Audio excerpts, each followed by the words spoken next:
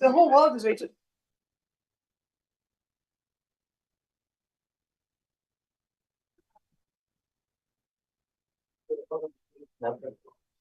Takes it's delayed. It is coming. But as long as we're having that. Yeah.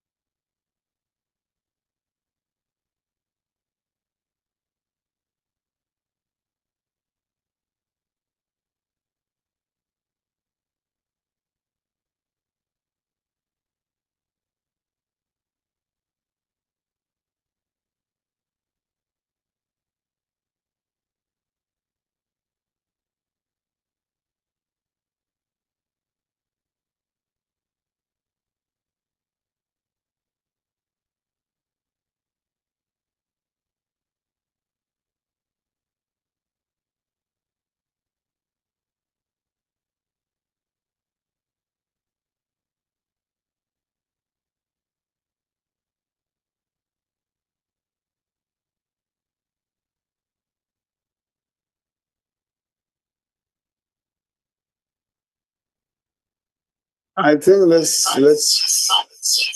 oh, There are people who might be next.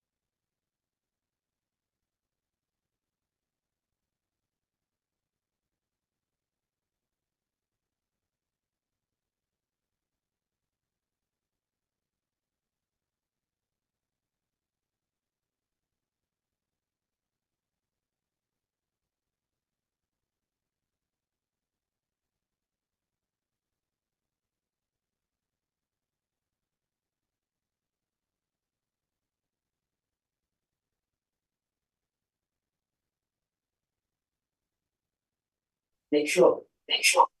wow. Let's not give it. Oh, Someone is like, well, money.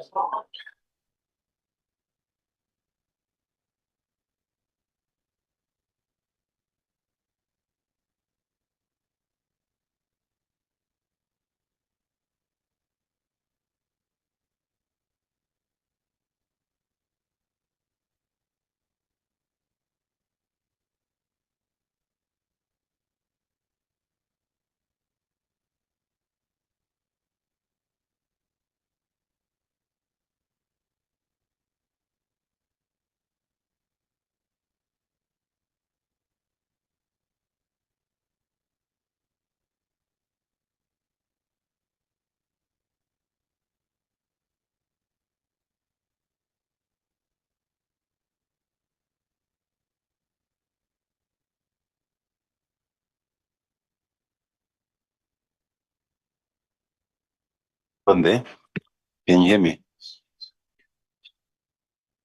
Is it echoing? No, I'm using the house mic.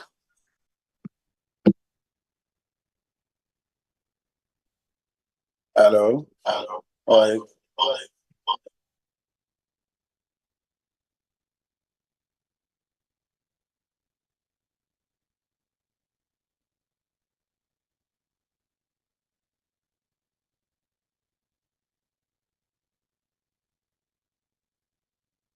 Say, hello.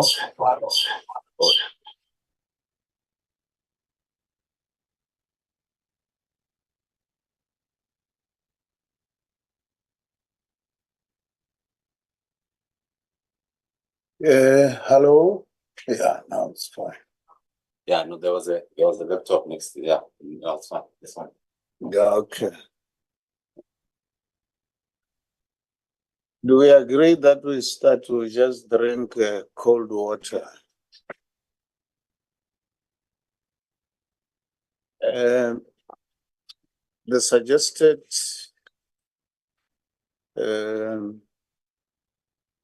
process is for us to go through the presentation by Nati, and where there's a bit of controversy, we get onto that one. But we will have to go through each one of them and see how we agree.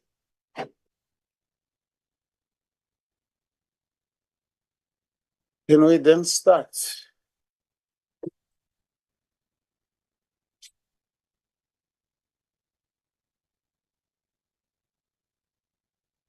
Recording in progress.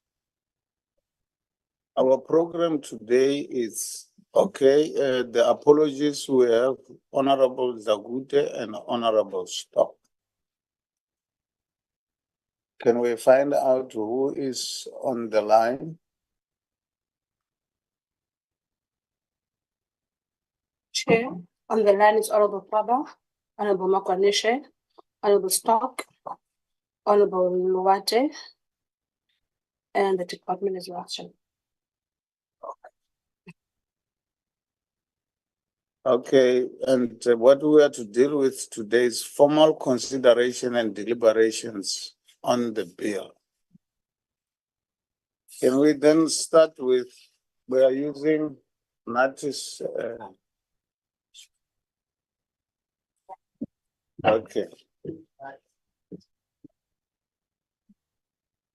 The Honorable Legal Advisor. Okay. The title. He seems to be happy about the time.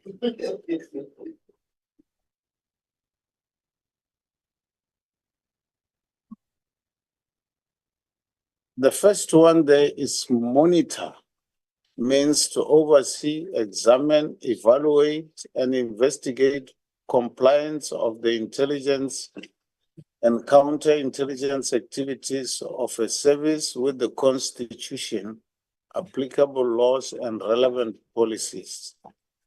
I think this is proposed amendment from the IGI. Am I right?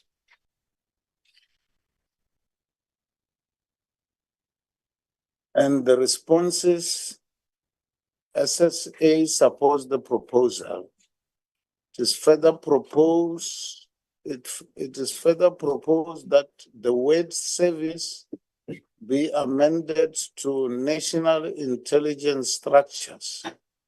If the word service is used, it will suggest that only the activities of the South African Intelligence Service would be monitored. And ours is to say noted. Meaning that is just a technical amendment. Can I just say, yeah, Honorable Hadebe? Thank you, Chair. We note and support the amendments.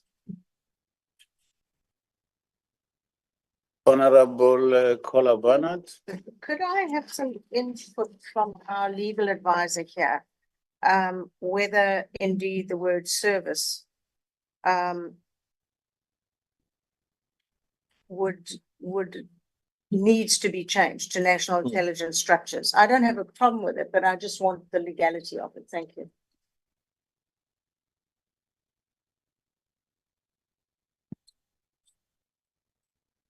Legal advisor?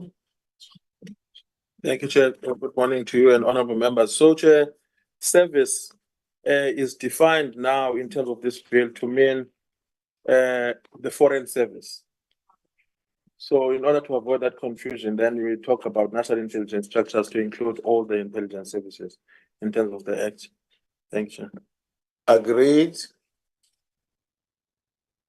Review means, number 2, review means to oversee, examine, evaluate, and assess the conduct of intelligence and counterintelligence activities of the national intelligence structures. That is how it is supposed to. And it's supported.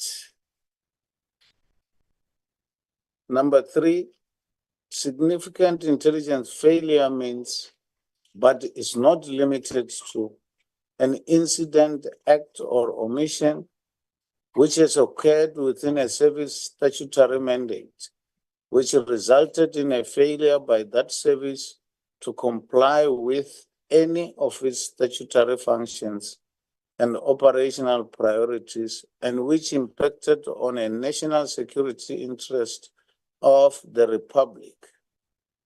Suggestion, SSA further suggests that the word comply be replaced with the word fulfill.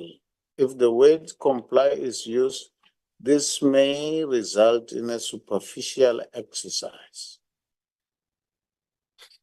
Honorable Kolabanat, Yeah, I'm not sure about the legality and the way in which these words are used, if we could have clarity as well. I don't have a problem with it, but is one softer than the other in terms of the legislation or not? the question For clarity from our legal advisor. Thank you. from Nati again. Yes, our honorable legal advisor. Okay. He would just say, is it legally relevant that is one of necessity stronger, more forceful than the other? Then that's the one I would like to go for, but I'm not sure legally speaking which one that would be. Thank you. Nati, comply and fulfill.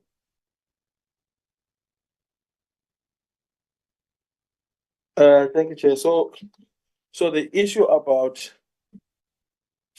the use of the word fulfill there, Chair, instead of comply. I think comply sounds to me a much more appropriate word in context. Yeah.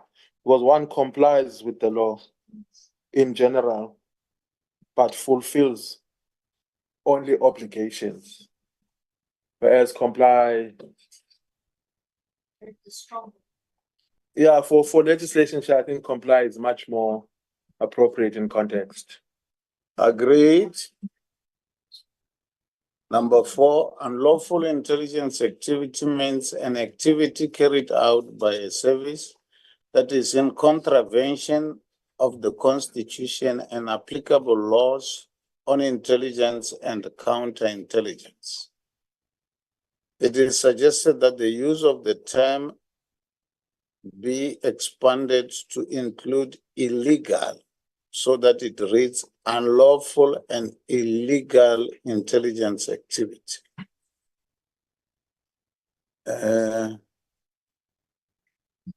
I see unlawful means illegal. Well, exactly. That mean the same thing. So it's irrelevant to put the second one in. What is the suggestion from the members? Yeah. We maintain, Maintain as is. agreed. Honorable Hadebe, are you dying?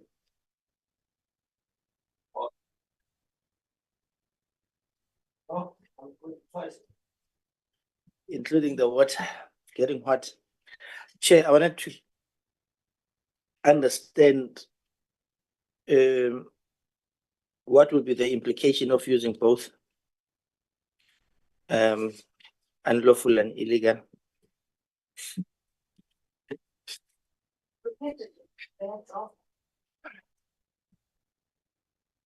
Yeah, I'm asking in relation to the responses of the state security and their request, what will be the implication? It's my question to the parliamentary legal team. Nati, Yes. I thought today you would be resting, but it doesn't look like it. Okay.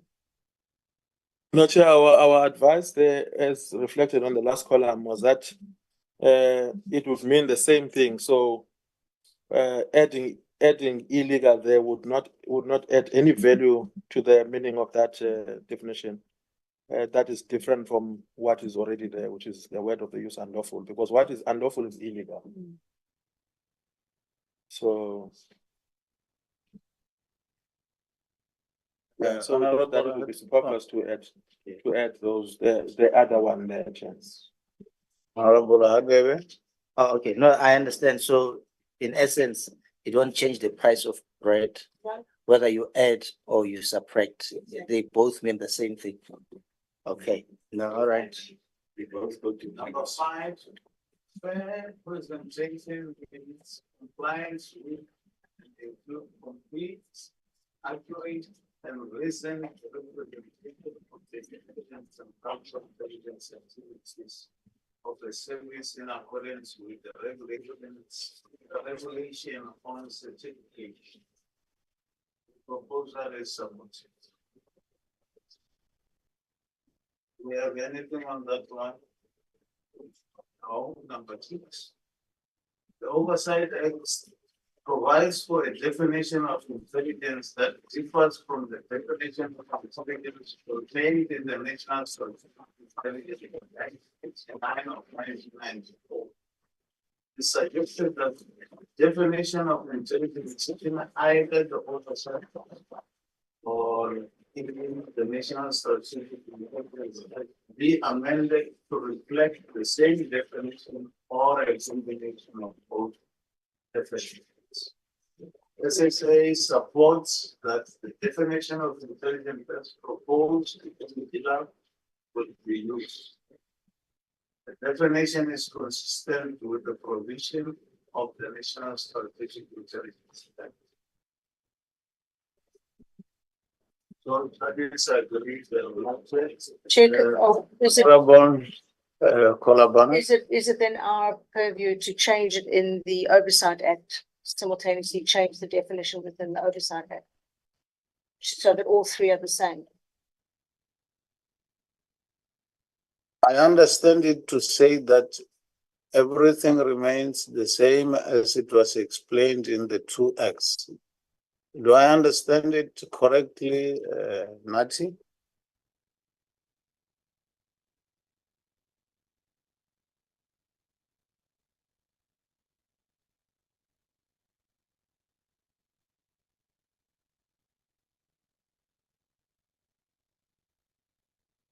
My question, Chair, is that if you look at number 6 at the bottom, it says there's one definition in the National Strategic Intelligence Act. There is a different definition in the Oversight Act. So should the definition not now be made the same throughout, which would mean it would be changed in the Oversight Act to comply with the other 2?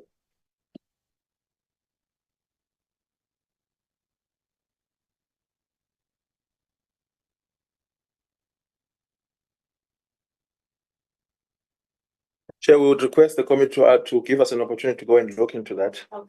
and proffer advice. Thank you.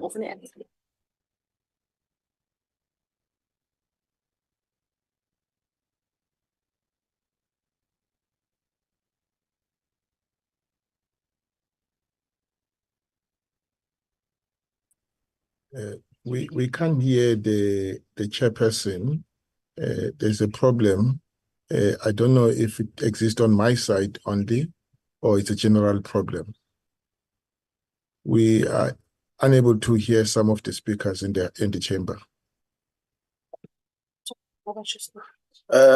Honorable Klaba, can we be helped? The sound on their side, the Honorable Klaba is saying that they are unable. I can hear you now. I can hear you now, Chair. Can you hear me now? Yes, I can hear you now. Maybe the problem is fixed. You may go ahead. And you are very soft even yourself from your side. Okay, can we continue then? Yes, you may continue because we can hear you. Thank you very much. We were on read that citation be removed. Point number 8, section 7 to be amended as follows. The functions of the Inspector General are in relation to the services and the intelligence services entities. The proposal is supported, however, it is proposed that the use of national intelligence structures should be used throughout the bill. No problem with that. Number 9, section 7(7)(a) should be amended to read, the reports of the IG contemplated in subsection F shall contain the findings and recommendations of the IG, which shall be binding. The proposal for binding recommendations of the Office of the IGI will expose the IGI process to legal challenge. It is proposed that where there is a disagreement, the minister intervenes, and if that fails, the matter be referred to the JSCI for final adjudication. I think this is the first one that we need to deliberate on. Like our minds. Hmm? Any suggestion? Or maybe I can suggest to myself, as I did, that what we have now, we can't have the IGI's recommendations binding, because the IGI reports to the Joint Standing Committee on Intelligence. If there's any problems with the recommendations, then that will be referred to the Joint Standing Committee on Intelligence, which, as the overseer of the executive, would make sure that those recommendations are never binding, or whatever is there is binding after we have applied, after the JSCI has applied its mind on those recommendations. So according to me, what we have now, it's good enough. Honorable Kolabana. I must say, I find this proposed amendment very elegant, where it says the services must show cause and provide reasons for as to why they have not complied with the findings and recommendations of the IGI. That's fair enough. Obviously, they would give those reasons to the JSCI, and then the latter could be time bound. So I think that's the other issue. You can wait a whole year and they still haven't done it, and then it fades away because the new certificate is out. So making it time bound, I think, is very important. So I quite like that concept as well. So we could change it to the reports of the IG contemplated in subsection F shall contain the findings and recommendations of the IG, and the services must show just cause and reason why they've not complied within, and then we have to make a decision on the time frame, X months, I presume, because it has to be done within a year when the next certificate comes out. That's my thought on it, Chair. Honorable Stebe. Thank you, Chair. Chair, the way I understand it is that if the IG comes with his certificate, that certificate goes to the minister, and the minister must concur, and if there's something they don't agree on, they must sort it out, and after that it comes to the committee. Now, when it comes to the committee, and there's something wrong, then we tell them they must go and fix it, or they need to adhere to what was said. We in concurrence with the IG's recommendation, what he said. So You are now wearing two hats. yeah, maybe, but what I want to say is that in the end, the committee must decide on the time frame. It can't go on to a next cycle. Must be in the same cycle, but as soon as possible. Not just leave it in next year is exactly the same thing.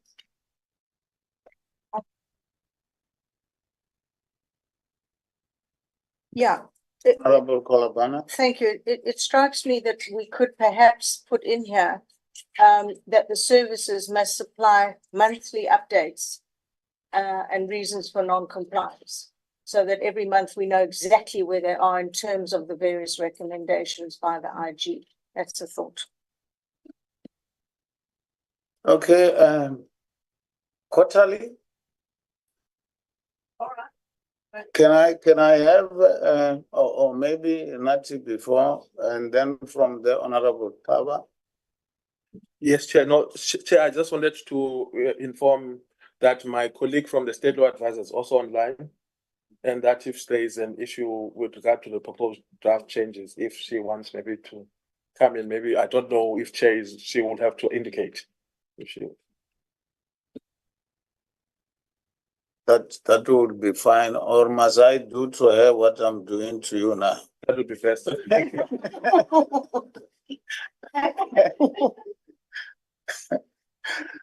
Okay, Honorable Taba. Chair, no, thank you very much. Because we are speaking to the proposed amendment from the proposed amendment, and where they suggest that the findings and the recommendations of the IG must have a binding effect, and it appears to me that none of the colleagues are accepting that this binding effect, and I therefore propose that we don't accept that the recommendations of the IG, the findings and recommendations of the IG must have a binding effect for the reasons you have advanced and the reasons that the SSA has actually advanced. Thank you so much. And I don't have a problem with the suggestions that are being raised by the honorable members. We can discuss them. But on this one, I'm putting forward a proposal that we don't accept it. Thank you very much. I think we agree on that one. Oh, Honorable Hadebe with an H. Thank you, Chair. Though I do not have fundamental objection to what seem to be the view and the proposal from members, all what I would like to have or see is that at least there are measures in place to cure the status quo. By that, I mean, Chair, what brings us together here, it's 3 reports, one from 2006, the task team recommendations, 2008 Matthews report, and the high-level review panel report. And all those 3 reports, if I were to read, firstly, what was contained in 2006, they made the following: that the findings of the Inspector General in any investigation or inspection should not be enforceable, but should serve as a recommendation. That was in 2006. However, in 2018, there was a concern raised by the high-level report. I'm not going to read everything. It says, but as far as the panel could ascertain, no action or consequence management took place in response to IGI's reports. This raises a question as to whether the services should be obliged to act on the findings and recommendation of the IGI, similar to the status of the recommendation of the public protector. Now, the panel went further to say this would need further thought, meaning we should apply our mind on this matter. And when I continue to read, the IGI noted that there were series of legacy issues from previous certificates that remain unaddressed. And then they list all of them. It's plethora of issues. And then at the end, what is concerning, it says, this long list of issues that remain unaddressed includes many of the issues identified by the panel and suggests that IGI was not being taken serious by the state security agents. So I thought I should bring that to the attention of the committee, that there's history to this part. And for us to be seen to have done justice, we must take those issues into cognizance. And if the committee feels that what is proposed is Because all these powers that we are now referring to that are vested within the committee to enforce the recommendation, those powers were there previously. But it could not stop us from not enforcing.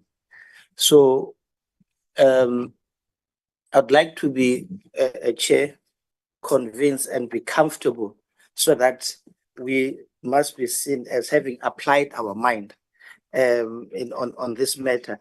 And I would like to get clarity that the time frame, is it the IGI who must set the time frame of when some of the recommendation can be implemented, or that power will only be vested with the committee? I would propose that even the IGI should be accorded that opportunity to set timeframes, and the committee can also ensure that those timeframes as set by the IGI are enforced.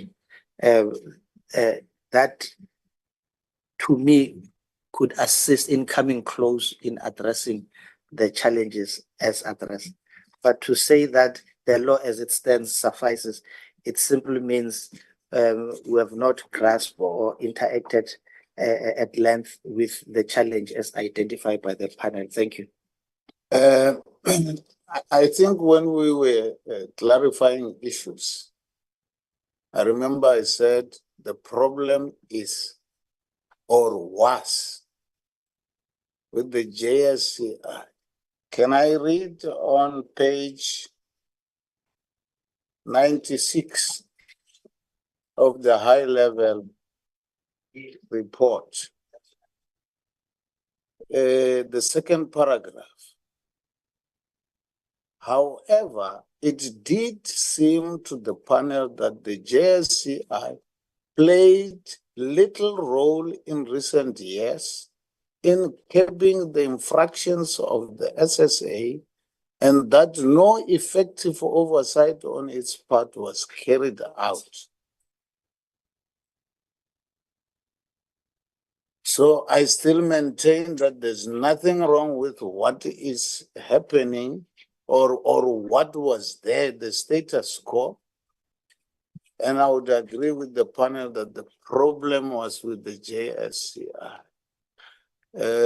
Honorable Stebe, followed by Honorable Kolabanat, and followed by Honorable Haden. Thank you, Chair. That section 7.8, that subsection F, shall contain in the findings. Now, the way I see it, and that is the findings of the certificates. If I'm wrong, then there's no argument. But what I heard, what was said is that it was what the high level review panel said here, or they said they were talking about investigation reports. Now, to me, there's a difference between an investigation report on a matter that was brought under the IGI's attention and the certificates. And help me if I'm wrong, but that's how I see it. And if it's only applicable to the certificates, then we are right there by saying that the JSCI would do it. That's how I see it. Can I?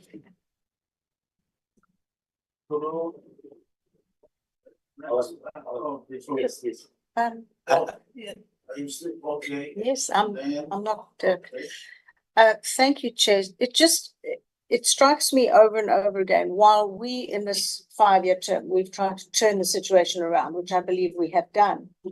In the end. Are we wearing 2 caps again? Okay. Aren't I lucky? That there are actually, there's no consequence management. We have no consequences. They can say, yes, we're going to do it. And if they don't do it, what do we do? Because there's nothing in here that says that we have any recourse apart from summoning them back and back and back. that doesn't necessarily force them to do what we're asking them to do, because we're asking. We don't have the sort of power to enforce anything in terms of these findings. We know what the findings are, and if they choose not to go along with them, and bearing in mind it is approved by the relevant minister, what is it we can do that's further? There's nothing in here that gives us the power to actually do anything substantial in forcing them to adhere to what has been recommended. That's where I see the main issue. I really do believe we've done the job, but we're stuck. Honorable Hadebe. No, thank you, Chair. I think what you have read further strengthen my argument to say at least we must cure the challenge, because it doesn't mean the next committee that will take over will do what the current committee is doing. I don't know what the current committee is doing, but if we should not, ours is to propose remedial actions that will be sustainable, irrespective of who is in charge at the time. Hence, I'm saying I agree with the recommendation, but it would be ideal if an IGI can also be afforded an opportunity to set time frame for the implementation of the recommended remedial action. If that's it's not going to clash with any legislative powers and authority given to any structure. Hence, I'm seeking advice from our learned friend. Okay, that is exactly what our learned friend is saying in the recommendations. Time, the latter could even be time bound to ensure that it is not open-ended. That is the suggestion. We said exactly, I even said quarterly, and maybe we can discuss we discussed this. The certificates are discussed with the JSCI, and I don't see why the IGI must put a time frame. We'll discuss with when we discuss the certificates. Would it be a problem if we exclude the IGI? He or she will advise. But in here, if we say quarterly, would that be too short, too long? Can I give to Nati and give Nati the leeway to refer things to his colleague if he feels like? Over to you. Thank you, Chair. Chairperson, so one of the limitations, if we start with maybe giving the authority to the IGI to set time to truncate the time within which to respond to recommendations for the executive. There is an issue there, a jurisdictional issue, first of all, because the IGI doesn't have jurisdiction over the minister, for instance. Because in terms of the Constitution, ministers report to Parliament for all their exercise of power and performance of functions. So in respect of the services, the ministers will come to the JSCI to come and report on their functions.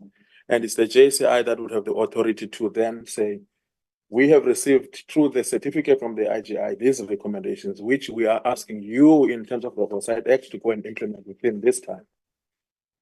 So that's the first recourse the committee has.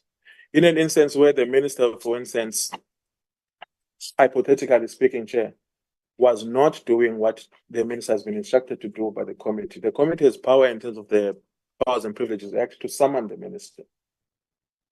And if the minister should not comply with the summons, there is a penal procedure within the Powers and Privileges Act where it would carry criminal consequences not to comply with the summons. So the stake for the committee to enforce the recommendations is there, Chair, in the law, and is possible. The only thing, as we are proposing in the amendments, is simply to just truncate it within the period that the committee deems reasonable to ensure that there is action on the recommendations of the IGR. Thank you.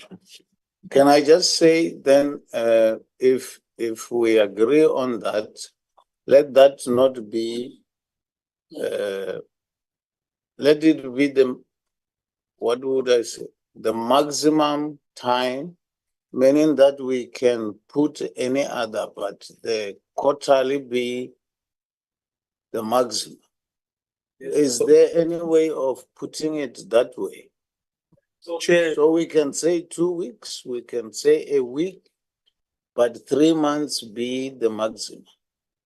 That's what I suggest in relation to that. Let's hear from Honorable Hadebe. No, thanks. Then I'm covered by the response. So I concur with the suggestion that says on a quarterly basis or as and when the need arises. Yeah, if again. I like it that way.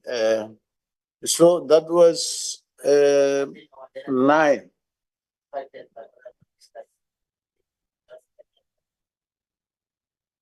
I think he captured it. So you agree, Honorable Stebe, that you were unruly? He was impeding the legal advisor from rendering the service to us. Okay, but then we agree on that one. So we pass So 9. Okay, Honorable Kolabana. Our legal advisor says there is a process whereby we could take it further and threaten criminal action against people who have not complied. Should that not be in the legislation? In terms of this would be the consequence. This could be the consequence of non-compliance.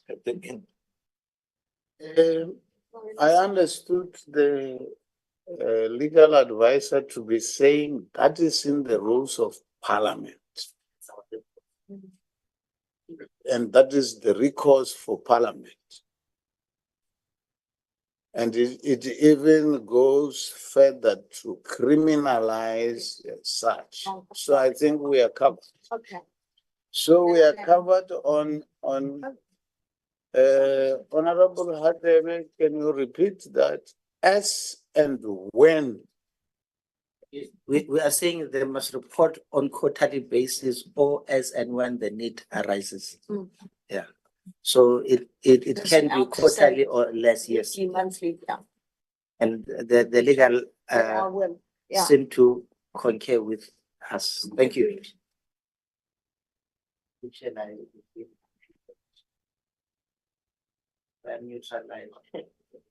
Okay, then I think we agree on that, but the wording and otherwise would be dealt with by the legal advisors. I haven't heard you calling on you, but it's up to you. Number 10. Section 7(7)(c) should be amended to include the JSCI. SSA will be guided by the JSCI on this proposal. 7(7)(c) says, I think it's something to do with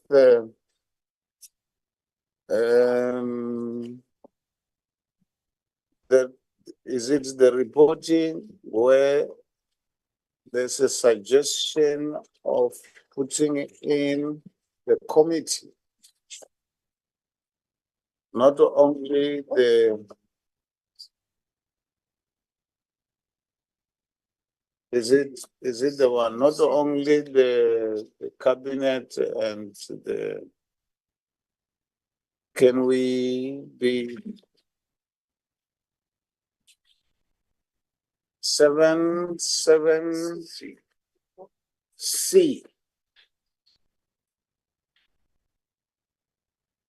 So, Chair, this is the proposal that deals with adding the JSCI as one of the entities that can instruct the IGI to go and develop an oversight report on a specific issue in between the certificate. That's what I thought it was, because it gave us a problem, Gave us a or huge it gave the JSCI a problem at some stage. So we agree on, I immediately took it off. There we go.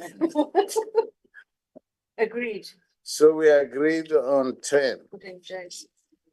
11, it is recommended that there should be a new provision inserted in the Oversight Act to replace Section 712.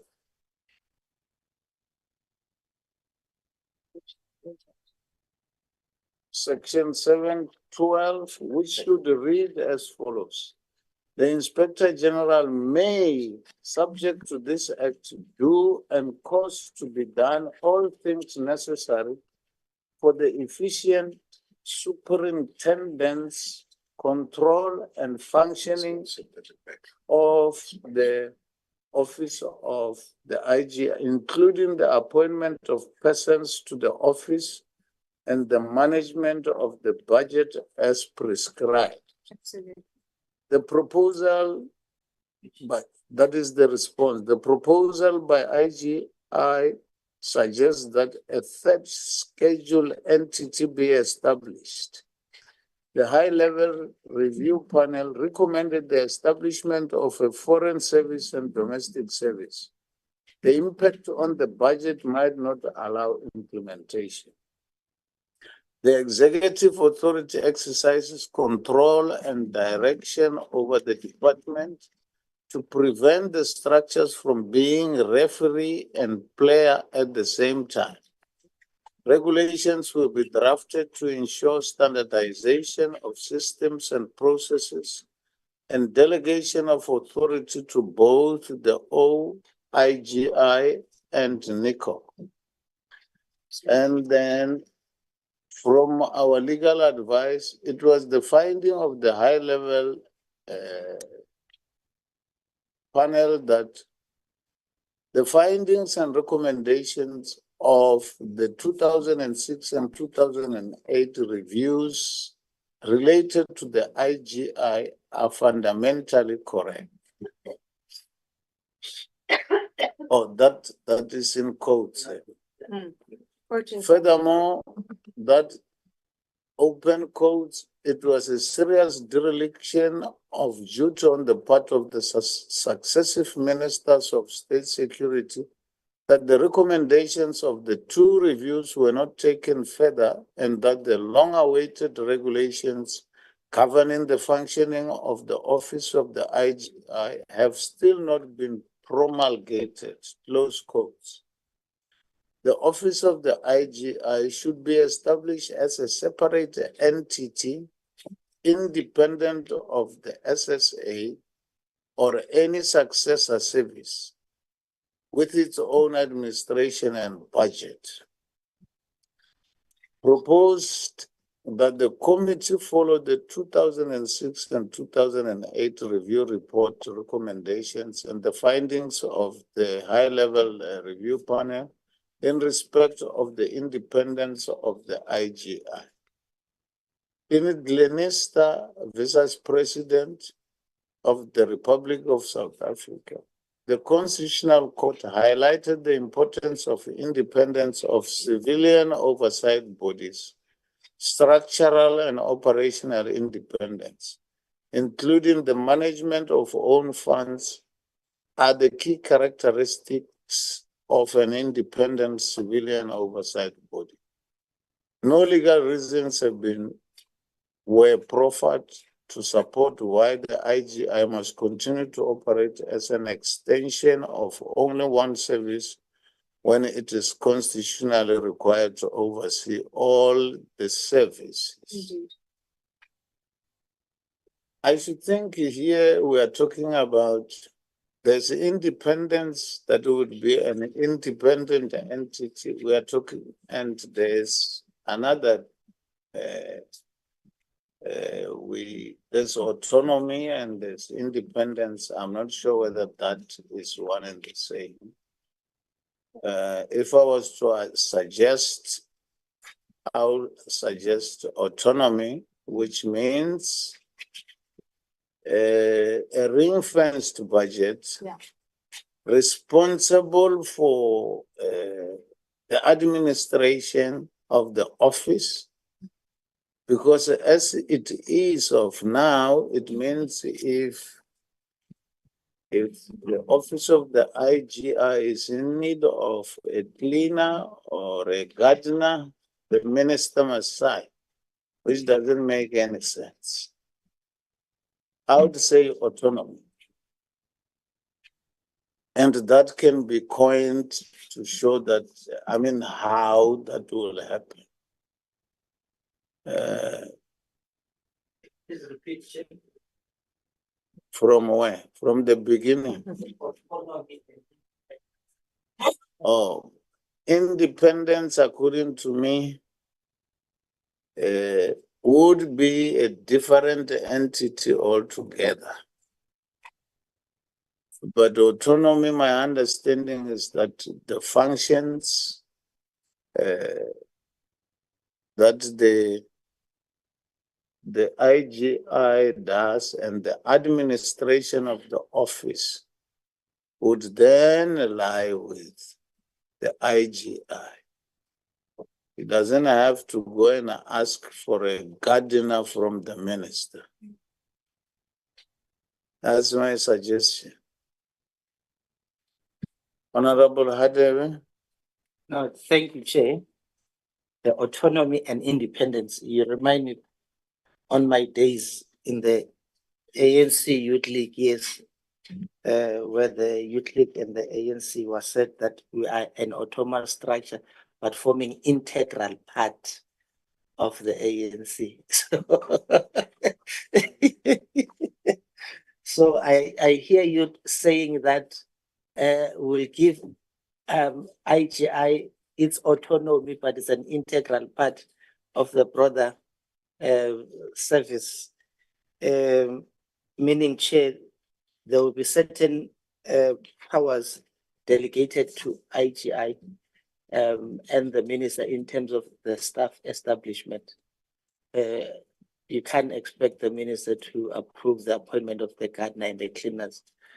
So if I hear you correctly, then I am tempted to concur and agree with your proposal and seek Why tempted? because I still seek clarity as to what will be delegated to the office of the IGI, whether or not that will reflect in the legislation or will be done through regulation. So the form for me, I would seek clarity on that aspect. But if I'm hearing your proposal correctly, I think it makes sense, and I would agree with your proposal, Chair, with those clarity-seeking questions in mind, and then I'll be at ease to fully support your proposal.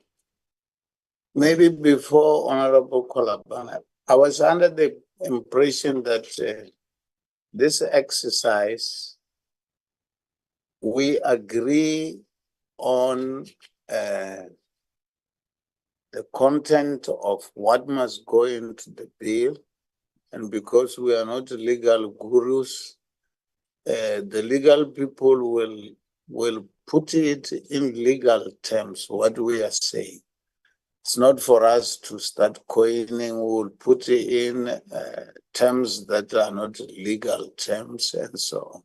So as long as we agree, then the legal people are going to coin it, that it makes sense to the legal fraternity, and surely it's still going to be brought back to us to check whether that is exactly what we are saying.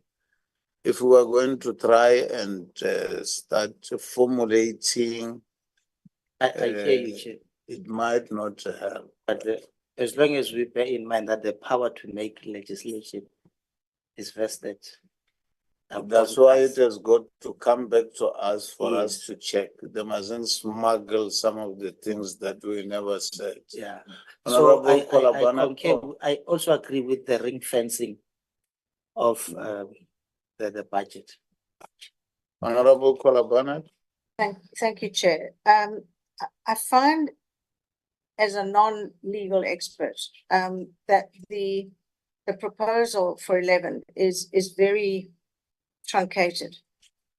Is that sufficient? What was that? You said the proposal is what? It is very small in relation to what we've been speaking about. Okay. However, I'm very chary of leaving everything for regulations, which are drawn up by the minister, who may well want to try and sneak certain things back in. I've seen it happen many times. So I think we have to be absolutely clear here. Does this mean management of the budget? Does that mean that the budget has to be ring fenced? That these we would all have to have from the legal advisor. But as I read it, I'm thinking, well, does that refer to this? Does it has to be crystal clear so that no regulation can undermine our aim? So I would need clarity from the legal advisor, please. Thank you. Legal advisor. Thank you, Chair. Chair, just to maybe give a bit of background. So we talk about which clause in the Oversight Act is being amended by this clause that we're discussing now. Yes. So it is clause 7, subsection 12. In the Act currently, Chair, before amendment, it reads as follows. The minister may, after consultation with the IG, appoint such member of persons to the office of the IG as may be necessary for the performance of the functions of that office on such conditions of employment as are applicable to members of the intelligence services. That's what currently pertains. The proposal is to change it as follows, Chair. So the proposal will replace what's there. It reads as follows. The minister must, after consultation with the IG, appoint such number of persons to the office of the IG as may be necessary for the performance of the functions of that office on such conditions of employment and security requirements as are applicable to members of the intelligence services, and may determine the organizational structure and grading of the posts of the function of the office of the IG in terms of the Intelligence Services Act. So this in essence, Chair, is saying that the minister will do all of this on behalf of the IG. So this is why we were advising that there needs to be some level of functional independence for a civilian oversight body. So the issues to deal with then, Chair, in respect of this would be to get an answer on who appoints between the minister and the IG in respect of this autonomy that we want to see. Does the minister still appoint for the IG, or does the IG appoint his own staff? So that's the first question we must answer. Number two, the issue of the organizational structure. Is the minister responsible for that, or is the IG responsible for that? And then lastly, Chair, the issue of the budget, which is what you were proposing, that it should either be ring-fenced, or the alternative would be for Parliament to appropriate on behalf of appropriate for the IG, where Parliament votes basically for that year budget, as is the case with the IPID. So those are the questions that we would ask for direction, Chair, in the deliberation, so that when we go and craft, that we craft with clarity in advancing the committee for the way forward. Thank you, Chair. We've got Advocate Naidu. Over to you.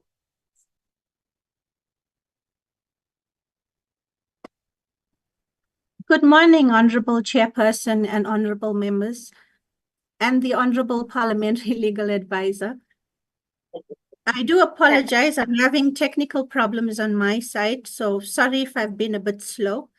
Just to come in with the independence. Chairperson, you are 100% correct. To create a Section 3A public entity, or in terms of the Public Service Act, a government component for the IG, is going to have complete independence. However, at this stage, it cannot be drafted into the legislation without preemptive steps being followed, because that involves quite a long, lengthy process of National Treasury coming into it and doing a feasibility study for the 3A public entity, and the minister initiating in terms of the Public Service Act for a government component of feasibility study.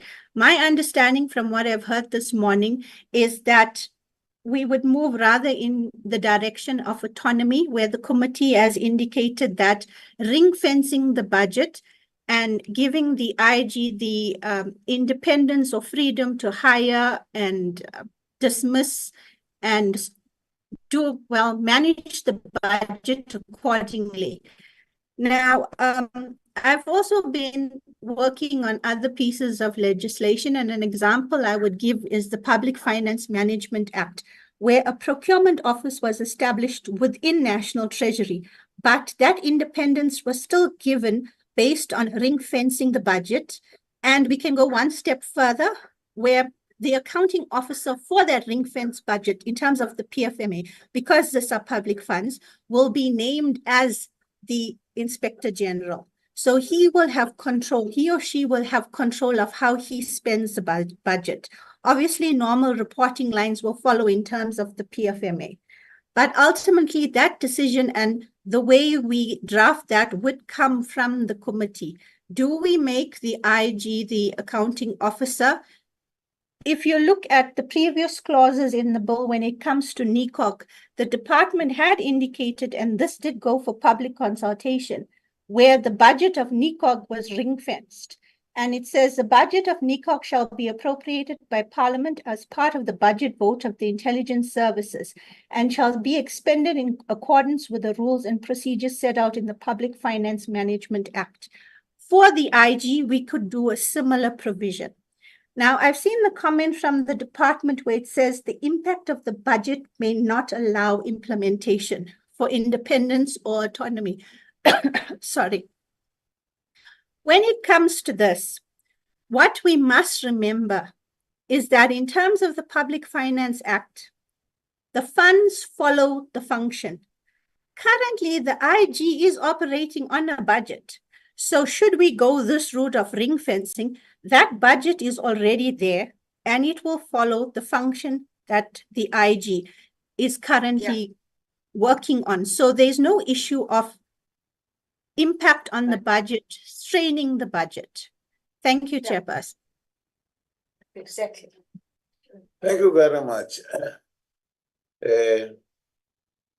I am tempted, that's the term you used.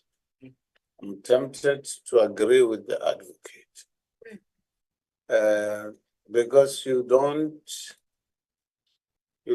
do laws because there's money or there's no money.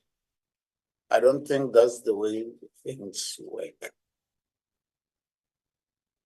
So I agree fully with that. So let's address this. Direction is needed from the members on, I'm not sure, but we agree in, can I then ask, or the question of having to, what can get into the regulations? Can the regulations say the minister will appoint up to this level? Or what can the regulations say? What needs to be in the act itself? Honorable Kola Barnett. Thank you, Chair. Sorry, I see the mic's already on. That's why it has to be airtight. It has to be 100% autonomous. That's the aim of every proposal, and that's, I think, what the committee agrees with. And as I said, we cannot allow for certain things to be entered into that go contrary to that. So our legal team must really draft it so that it's watertight. The autonomy is watertight, so it can't be undermined by the regulations. That's how I see it, Chair. We have to be very careful with this one because they think quite differently to the way this committee thinks. Thank you. Honorable Stebe. Yeah, I just think the rule is that the regulations can't overrule the act. That's that. Thank you. Chair, if I could just add, is it somewhere in there that the regulations must come through us? Yeah. So it is, I thought it was there. Can I, before you, Honorable Hadebe, Honorable Kaba? Chair, I'm covered by the colleagues that our legal section must must go away, craft proposals that will give sufficient safeguards that will ensure that the body is is autonomous in terms of its function within the department. Something that provides an arm's length type of relationship, as opposed to the body being completely independent of the department. I think the legal advice is also moving in that direction, autonomous versus independent. I think we now the devil will be in the detail. Let's give them sufficient time to go away, prepare the thing, and then come back. We'll then interact with it, of course, on the basis of the advice that you have just given. Thank you so much. Thank you. I think we agree on this one. And then we will wait for what the animal that they are going to bring to us after they have agreed. Are we passing this one? Okay, Honorable Hadebe. There were questions that were asked by the legal advice in terms of, unless we are saying we agree that the autonomy means appointment of the entire staff complement, if that's what I'm hearing. Yes. What I thought we had agreed on is the ring fencing of the budget, and regulations will still have to come before us, Chair. Yeah. And the regulation has to be in line with the spirit of the legislation that will be passed. So we still have a responsibility to ensure that whatever regulation comes, it's in line. If not, we are not going to approve. So we can't put everything in the act. Some of the issues will be better placed outlined in the regulations, as long as the law is clear and unambiguous on what we want to achieve. So hence I'm saying I support the issue of making allowance for regulations, and some of the powers can be delegated to both the minister and the IGI, but will be guided by the regulations on that aspect. Thank you. Honorable Stepper. Chair, I hear what Honorable Hadebe is saying, but he said regulations power to the IG and the minister. Certain functions can be delegated. Like, just like, give me an example of a function. Over to you, Honorable Hadebe. No, thanks, Chair. Hence, I asked the question in terms of appointment. Are we saying the entire staff complement, organogram, everything ought to be the function? We take away all those powers from the minister. That was the question I'm asking. There's nothing that will be delegated to the minister in terms of those critical questions, the organogram and the appointment of staff. Is that the spirit of the house? That's the question I wanted clarity on. But I'm still of the view that certain functions ought to be delegated to the minister as an executive authority. Are you throwing the spanner into the wheel? Maybe if you were to give an example, what delegation in relation to Minister and the IGI. Yeah, I'm not privy to all the levels of the hierarchy and the staff complement. Hence, if we can allow the legal team to iron out those issues and based on standard practice in other entities. Remember now, it's not a separate entity. It's still an integral part of the new services that will be established. So that also needs to be taken into cognizance when crafting the regulations. So we agree on that one. Yeah. I'm going to number 12. New provision that replaces the current one in GLAP to read: the Inspector General may determine the organizational structure and grading of posts for the functioning of the Office of the Inspector General.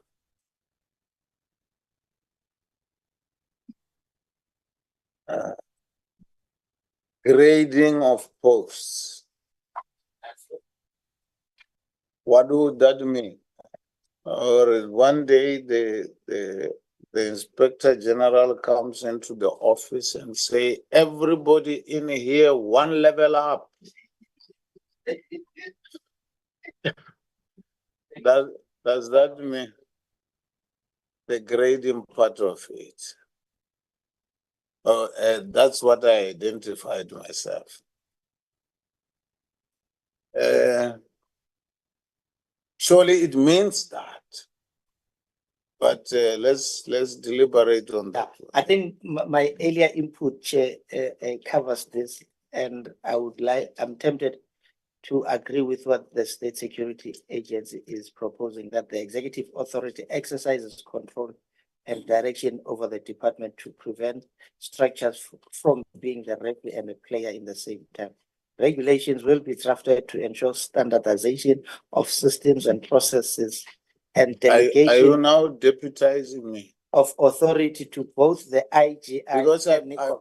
I wanted to clarify the grading before I continue reading all of these proposals, so that I understand the grading. Does it mean that? You can refer to the advocate from time. The advocate I will request advocate to also come in on this one. But I just want to offer this explanation that grading of posts talks about the levels of positions, Chair, and also could have implemented implications for the conditions of service. That you are this level at DDG and the conditions are this and this and this are set out in regulations. In fact, the Oversight Act says that in Section 8, Section 8H of the Oversight Act, it reads as follows: the minister acting in concurrence with the committee, which is being the JCI, may make regulations regarding, and then in H it says the conditions of employment applicable to the personnel appointed to the office of the IGI. So in terms of this, Chair, the minister is the one who makes regulations for conditions of service within the IGI. So that relates also to the grading of positions, the payment of performance levels, and so on. So the regulations currently would come from the minister. So when we go and look at this issue of autonomy, we would have to look at the consequential implications also for this clause to determine then that if you are going to give autonomy as the committee has directed, how do you do it in such a manner that the office is able to function in an autonomous manner that makes it possible for it to run its own affairs without being entirely dependent on one service, being the SSA. Because in the manner that things are crafted now, Chair, the IGI is entirely dependent on the SSA for everything. And I've heard the committee saying it wants to improve the situation and improve the level of autonomy to empower the IGI to do its work efficiently without being that much dependent or reliant on the SSA. So we would have to look at the work, and when we go in the craft, to look at that, look at all of these sections, Chair, even in consequence, including for the regulations, to see how that would work. To answer the question about the regulations versus the act where this have to apply. So the principle is that the principal act provides for the principle, gives the power. And then the regulations talk about how that power must be operationalized. So the detail of the exercise of that power. So the regulations are always subordinate to the legislation. So you can't go to the regulations to grant your the power that does not exist or that is not in the principal act. So we would have to first fix it in the act as proposed, and therefore consequence for what would apply in the regulations as well. Thank you, Chair. But I will also ask my colleague Lisa to come in and in this respect. Thank you, Chair. The advocate. Thank you, Chairperson. When it comes to grading of posts, if you're employed in terms of the Public Service Act, this is the function of the minister and the Department of Public Service and Administration. They have quite a lengthy process on how to grade posts. So this is beyond the capabilities of the IG. And even if it was to be shared, I haven't seen it in other legislation where a public entity grades their post. If you employ in terms of the Public Service Act, you will follow those rules and those grading of posts as already established. The other way of being employed would be in terms of the intelligence service and such conditions of employment and security requirements as are applicable to members of the intelligence service. Once again, these grading of posts have already been established. So for the IG to determine grading of posts wouldn't be correct in this clause. Chairperson, the other issue of regulations and functions of the functions being given to the IG in terms of which type of staff to hire and between the minister and the IG and placing them in regulations. Currently in the Act, Section 7 provides for the functions of the Inspector General. And it says the functions of the Inspector General are in relation to the services. A possible way of working on regulations, if this is what the committee agrees to, we can put that in there as prescribed. So in addition to what Nati was saying, the Principal Act must give authority for regulations to be made or regulate a certain subject. So we may insert it under Section 7 where it says the functions of the Inspector General are in relation to the services, and we can say as prescribed the organizational structure. Sorry, my thinking now, I'll word it better if the committee agrees that this must go into regulations, but we'll say who they can hire or what functions are shared between the minister. The minister may hire managerial staff, whereas the IG will operational staff. Something to that effect can be placed under Clause 7, and the Act will give authority so that regulations can be made, which is in line with how we do regulations currently. Thank you, Chairperson. Thank you very much. Maybe let's debate if that can be put in the legislation. Maybe I might agree with that the IGI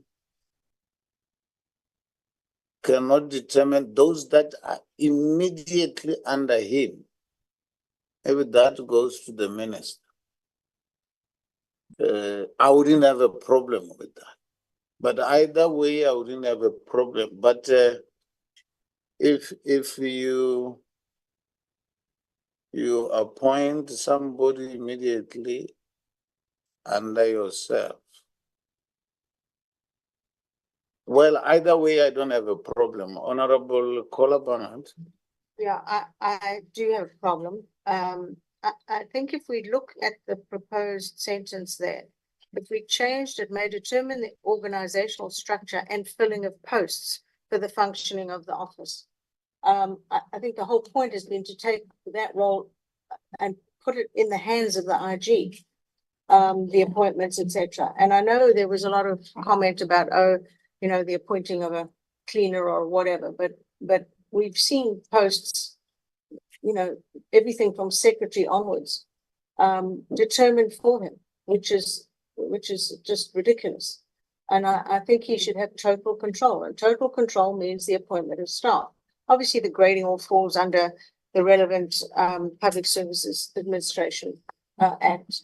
So the grading is already set, but it's up to him to get in people he knows he can trust and who will work with him according to the way that he needs that office to work. It's not for us to start saying, well, she can appoint this one and that. No, then it's not independent at all. And I thought that was the thrust of this entire discussion, was to make it an independent office. That's what every single person in every hearing we had to say, is make the office independent. Thank you. Honorable Stebe? Chair, I concur with the Inspector General may determine the organizational structure. However, I've got a problem and the grading. Yeah, take that. That must be something, or it must be taken out. It must be in accordance with other laws. Public Service Administration. But we shouldn't put it in here, otherwise he will say, but it's there. I can do the grading.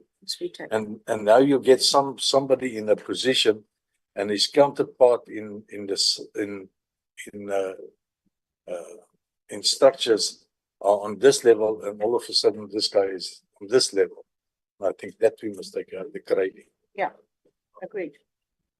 But I think the legal advisors are capturing. Can I get Honorable Luate followed by Honorable Kaba?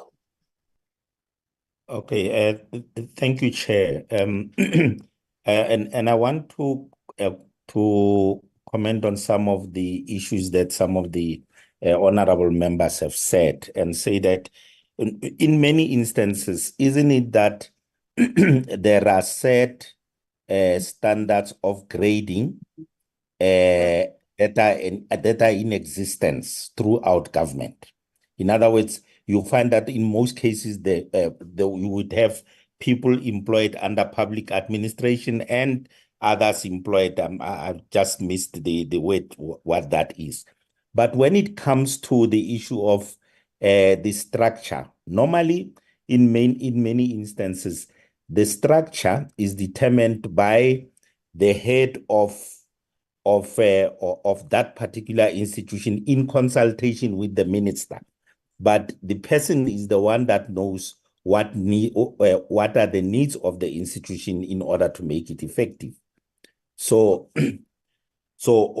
all in all, what I'm saying is that we need to be able to give the people who are hands-on an opportunity to determine, not necessarily be giving them a blank check to sign their own, because there are such regulations elsewhere as how you can grade the posts. And there's a system that is used in grading the posts themselves. There's a particular system. When you create a post, there's a system that you use to give that post a particular level. Thank you, Chair. Thank you very much. So it means grading is totally out. Honorable Kaba? Chair, no, thank you very much. And I think my point is overtaken by the discussion, because earlier on I had thought that what we're discussing forms part of the safeguards to ensure that the body was functionally autonomous. In other words, it links directly to the issue we had just concluded on, where we asked the legal section to go away, look at it, and then come back and with it. We seem now to be discussing them in piecemeal when we should be discussing them as a package. I don't know. I'm getting lost in the discussion, because the one we had concluded on and this one, mutually reinforcing, and in a way to guarantee that protection that we've been over concerned about, which is functional autonomy. Let me leave it at that. And I don't know how far we can go with it, but I'm fine. I will just leave it at it. Otherwise, I would have referred this to the team as well. Thank you so much. I think we by doing that we opened a can of worms and we retracted from what we said. You are actually saying we're out of order, and I agree with you. Can we leave it to our legal gurus? Then we will deliberate more after they've come up with the legal do's and don'ts on that one. We are jumping the gun now. But we agreed that grading Is out. it's out. Slinger post is in. Okay, we are going to 13. Section 711C should be amended to read, as soon as practicable, after receiving a copy of a report referred to in paragraph A, the Inspector General shall submit to the minister responsible for the service, that would be structure, in question, a certificate in which an opinion is expressed on the fair presentation of the report and whether anything done by that service in the course of its activities during the period to which the report relates in the opinion of the IGI. SSA support the inclusion of fair representation in section 711C. Don't seem to have a problem there. Can we have section 711C? What does it say? Just a question first, Jay. If I may, Chair. Oh, Honorable Bonat. That sentence is an open-ended sentence that hasn't been completed. So I think we would need to, as you say, see it in the full context because it's not a complete sentence. Thank you.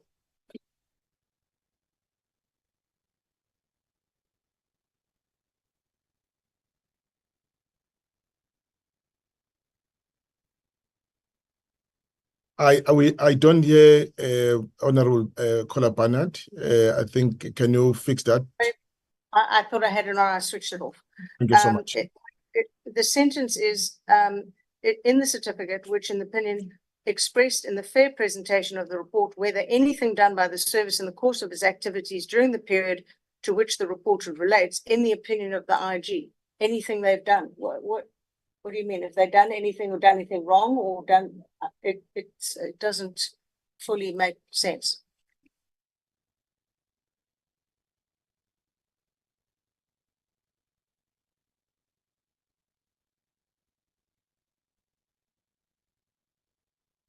Let me then read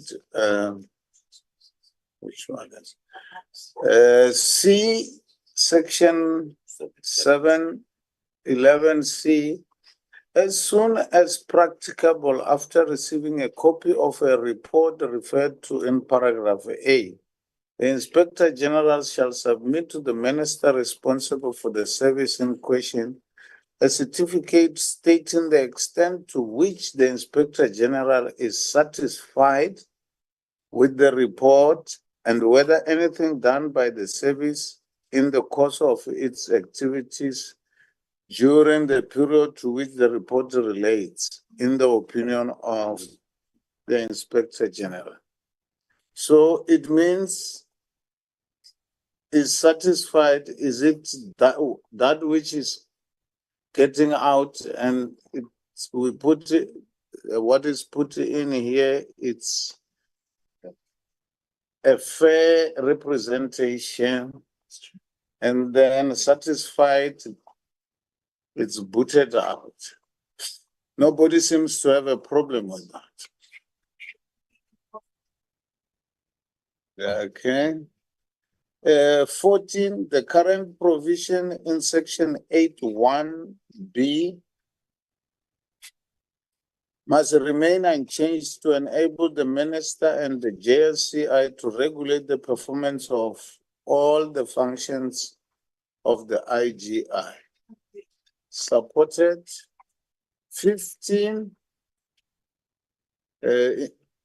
Suggested amendment: intelligence gathering means the acquisition and dissemination of relevant and reliable information for the development of intelligence products related to any domestic or foreign opportunity or potential opportunity or threat or potential threat to national security or threats to the advancement or protection of national security.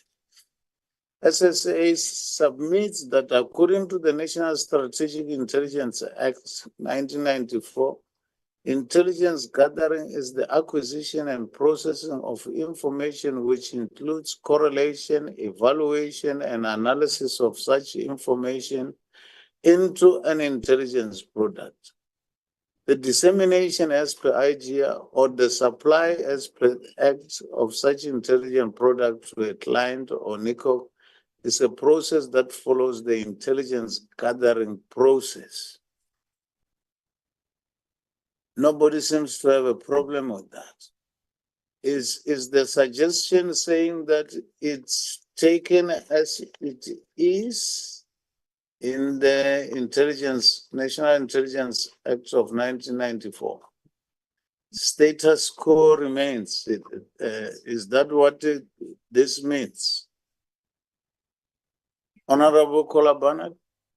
To explain, the suggested amendment is expanding the definition slightly from that in the National Strategic Intelligence Act, which I'm happy to go with, but the SSA says it need not be expanded. So I need the guidance of our legal expert on that one. Thank you. The guidance on what SSA is saying. What their objection seems to be to expanding the definition, because they don't want it expanded to what we've got on the left.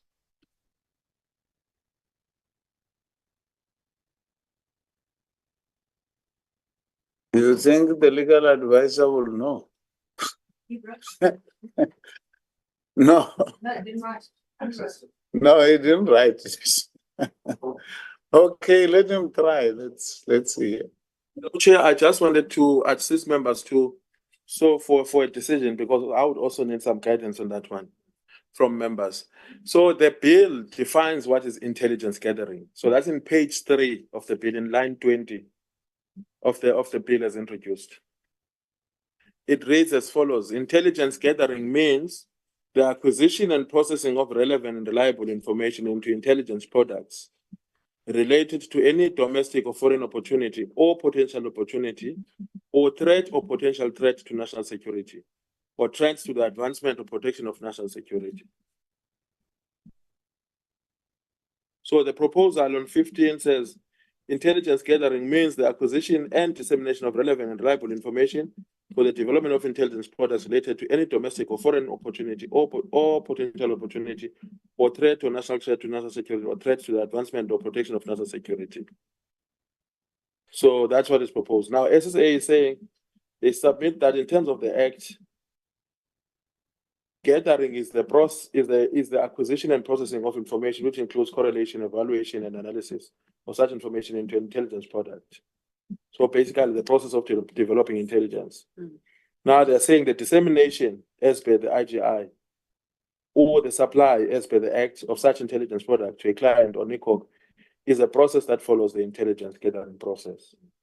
So we simply said that we noted that, Chair, because they don't seem to be proffering an alternative definition to what is there. They are merely explaining how the process of intelligence works. And in any case, the Chair, what is in the proposed bill now came from the department, came from the SSA. So it would have been a bit difficult if they were going against what they have already proposed and consulted on.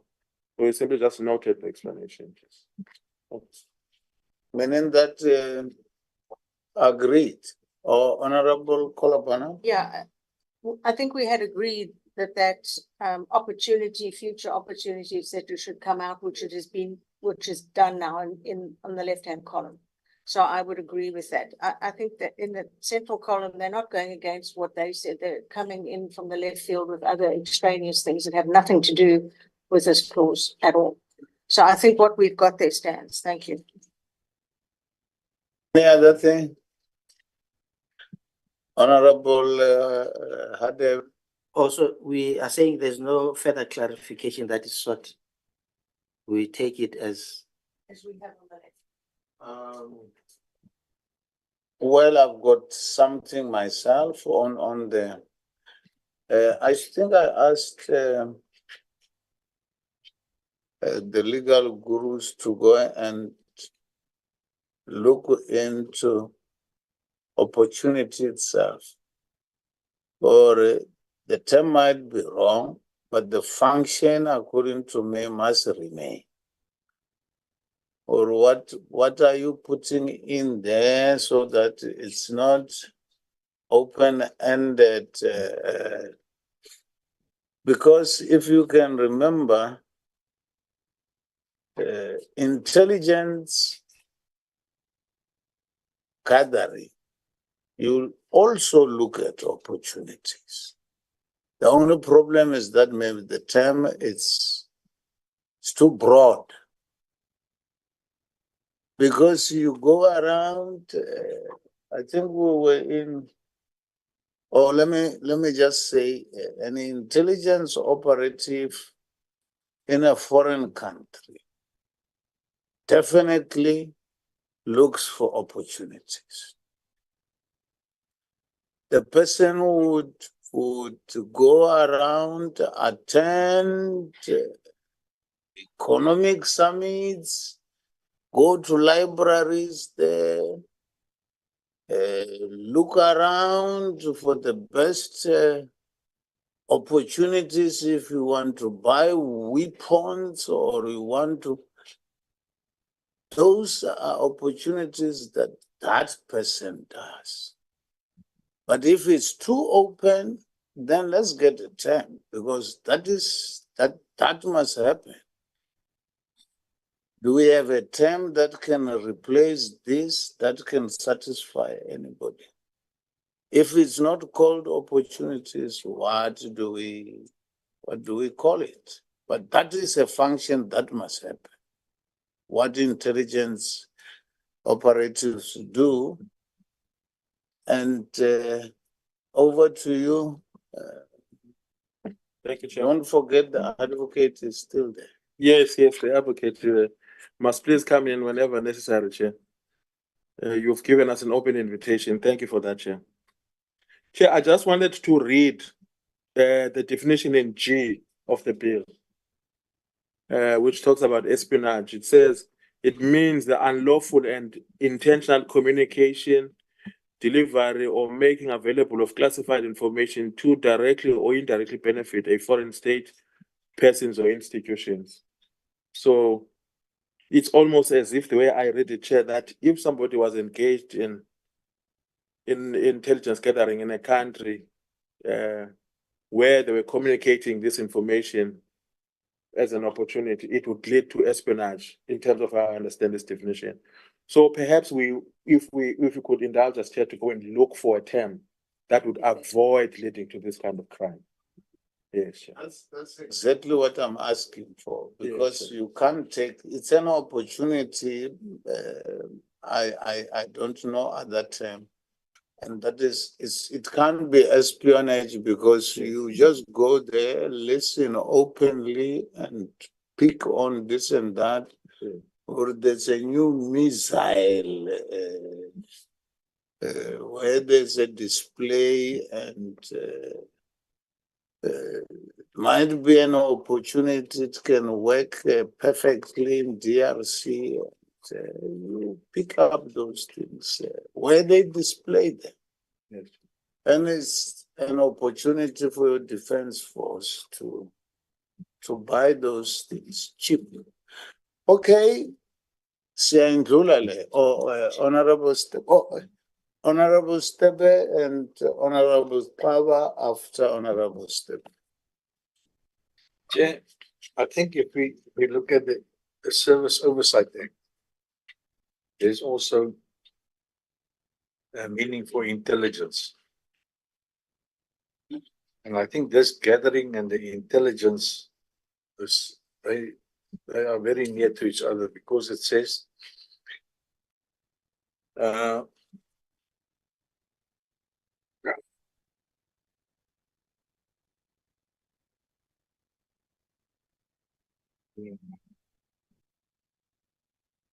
sorry, I missed my point earlier. But it also boils down to the gathering of information. Means the process of gathering, evaluate, correlate, and interpretation of security information, including activities related thereto, as performed by services. And that encompass the whole what they're doing. And I think maybe we must just, maybe this is, that one to me is also correct. And I think we must just simply take that one and put it in here. It solves our that's problem. how I feel about it. I would agree with that. That's Because how I it see has been there all. I would agree with that, and it solves our problem. Honorable Pava? Yes, thank you very much, Chair. I tend to agree with your explanation, because here we are looking at both the opportunities and threats to our national security. And if you remove opportunities, and it means that you remain with threats to our national security, you are not looking at products that advance national security or protection of national security. I take the two to be two sides of the same coin.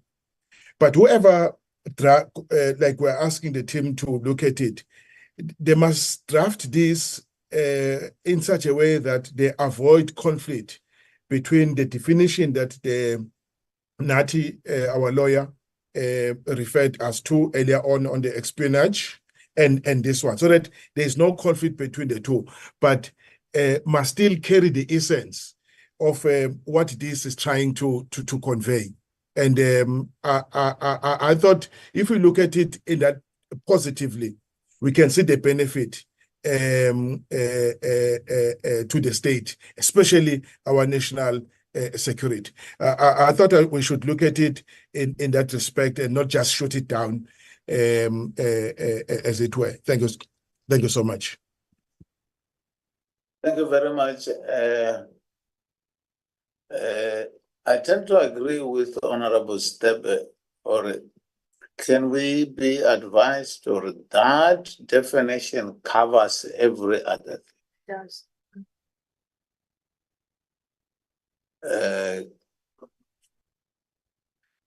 Honorable Stebe read a definition of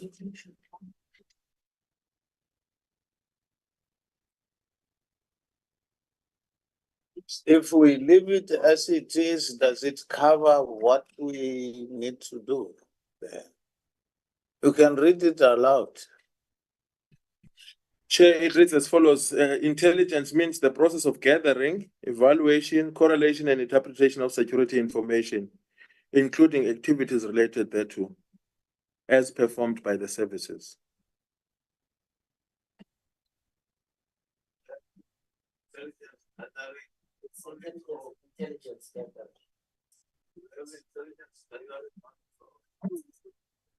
In a different,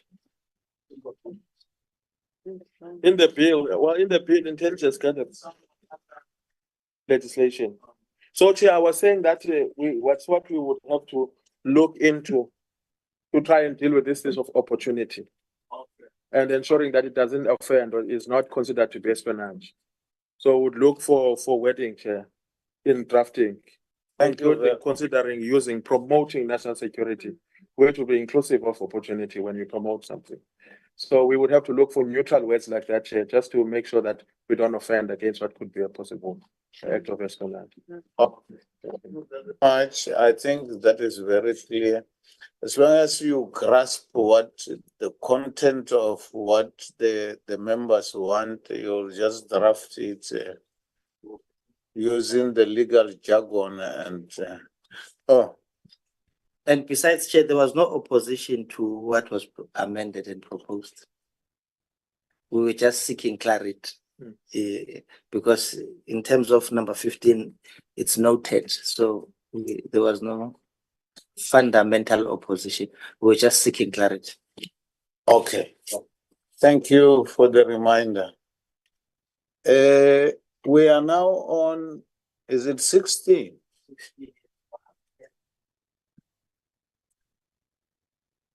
Apprehend, confess the powers of arrest. It is therefore unclear whether intelligent members have now been given the powers of arrest in the absence of an offences provision in the National Strategic Intelligence Act. It remains uncertain on how a contravention will take place. The word apprehend will be removed and replaced by impede or neutralize. Impede should be defined to include measures taken within the confines of the Constitution and the law to disrupt and prevent any threat to national security from manifesting in a prescribed manner. The open-ended words opportunity or potential opportunity in this proposed definition are ambiguous and might lead to confusion. This refers to, does it refer to the one I'm reading? The one above, yeah. Well, the comment relating to the removal of apprehend is noted. The proposed definition of impede and neutralize is noted. We have got this in the national, it's defined in the national impede and neutralize. So we simply pick it up. Chair, we had advised that the words are, it is said that these words are used in the act. So our instructions from the committee were that the context, yes, Chair. So we will still do that work in the alias, Chair. Thank you.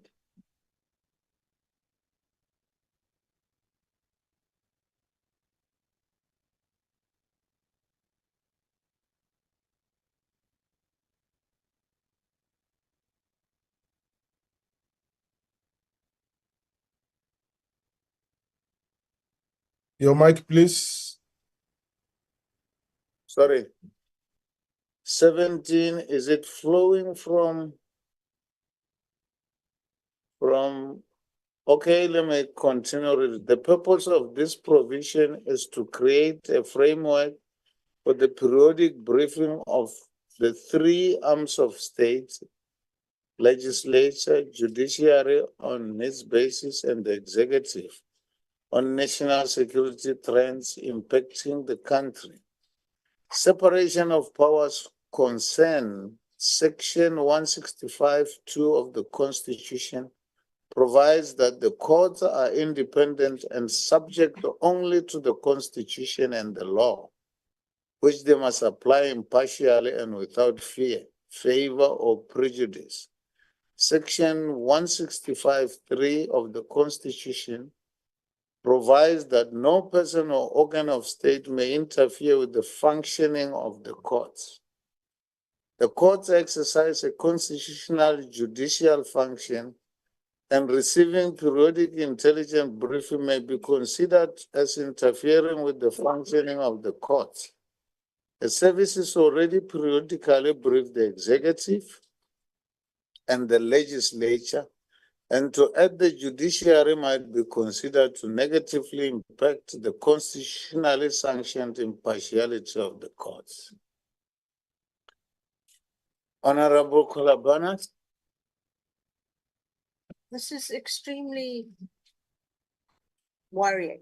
Number one, obviously the judiciary, it just cannot be that you lump them in. I mean, there's an absolute separation of powers, but to give periodic briefings to various people who don't necessarily have the clearance that we have, is it going to be truncated? Is it going to be open to the media? I don't really know what is proposed here. Certainly the high-level review panel report said that the committee needs to be more open and report more to the public. Is that what is envisaged here, or will these be closed meetings? In which case, what's to stop anything leaking out of those meetings? I don't understand the purpose of this at all. Perhaps you could explain, or the legal advisor could. I would agree that we take out judiciary altogether. Because if you are saying judiciary, then it's open-ended. It means you start from a magistrate up to the Chief Justice. I don't have a problem with the briefing of state or arms of state, because surely the intelligence services brief mayors, premiers, whatever, ministers and so on. I wouldn't have a problem with that, but not the judiciary. Honorable Hadebe. Chair, are we privy as to what is the current practice?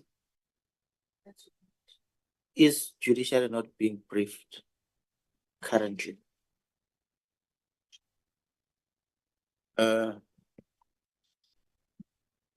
I wouldn't know. Can we then find out before we remove whether or not currently, as things stand, that's not the practice? Can I put it differently, Chair? Okay, Honorable Taba. Yeah, is the Chief Justice in particular not being briefed? I think I'm just adding to the request that Honorable Hadebe is making. What is the current practice, especially in respect to either the judiciary or the Chief Justice in particular? Thanks. Honorable Stebe. We did discuss this, and we said that it can be the Chief Justice, but not the whole judiciary, if you can recall. Wow. And I think we should stick with the Chief Justice, not the judiciary. Is that not against the Constitution? I think I remember we discussed it, but with the judiciary we said it must be out. Yeah, maybe the highest person can be briefed, and we said you must, but it was somewhere in the act. In some acts, there's the Chief Justice somewhere. If there's the Chief Justice, then we take it as such. But we agree that the judiciary is very broad and might give us a problem. I'm not very sure you are going to check the legality of briefing the Chief Justice, not the judge. I'm not very sure how we are going to get the information as to whether who is being briefed now. Oh, can we throw the lawyer under the bus, or in terms of the judiciary, because the agreement was that we take the judiciary out? The question is, what is the status quo now? Is the judiciary being briefed? I'm not sure whether that is a fair question. Because books never tell anybody what they do. Okay, Honorable, I mean, Differently put, if you remove, in hypothetically speaking, in instances where currently it's the practice, removing it, will it prohibit such from happening? are we not moving from the basis that it was nowhere? That That's the why I'm trying judiciary to was avoid. nowhere. I'm trying to avoid assumptions. No, but in the legislation that we have, there's nowhere where it talks about judiciary. I think I saw Chief Justice somewhere. So then if that's the case, meaning it will be easy to get clarity on my question if it's not happening. What do you suggest? Do we suggest that judiciary remains and they go and check on it? Because I think we agree that it must just you can't brief you brief a magistrate about a terrorist, and next time I'm arrested and I'm a terrorist, the person is already biased. That's what we're trying to say. I hear your point. I'm trying to understand the reasoning and the logic behind this provision. And we must not take the proposal as being absurd. That's what I'm trying to avoid, because I believe that those that have made this proposal, they've applied their mind. Now, yes, so we without facts and accurate information at our disposal, we must not render the proposal as being absurd. Okay, Honorable Luate, followed by Honorable Haba. Yes, Chair. Thank you. Chair, first maybe let's begin from this angle and say, when we defined the intelligence services in terms of their function, it's broad, although we it was sort of streamlined. Now, obviously, in that definition, we did not necessarily talk about everybody else, but we knew that specifically we are speaking to certain specific heads or certain specific decision makers that need to be briefed. And in this case, why would we not think of the Chief Justice as one of those senior people within the judiciary, that the Chief Justice could be briefed on any matter that has got relevance to the judiciary? That would be my question, because my view is that it's as if now we are saying the judiciary is that element or arm that doesn't need anybody to talk to, anybody that can speak to them. Thank you, Chair. Oh, Honorable Klaba? Yes. No, you see, there's one thing we must not lose sight of, that this is just an enabling provision, which does not necessarily mean that the Chief Justice cannot say, no, I don't need it. And so it's leaving it there doesn't cause any harm. And because it doesn't take away,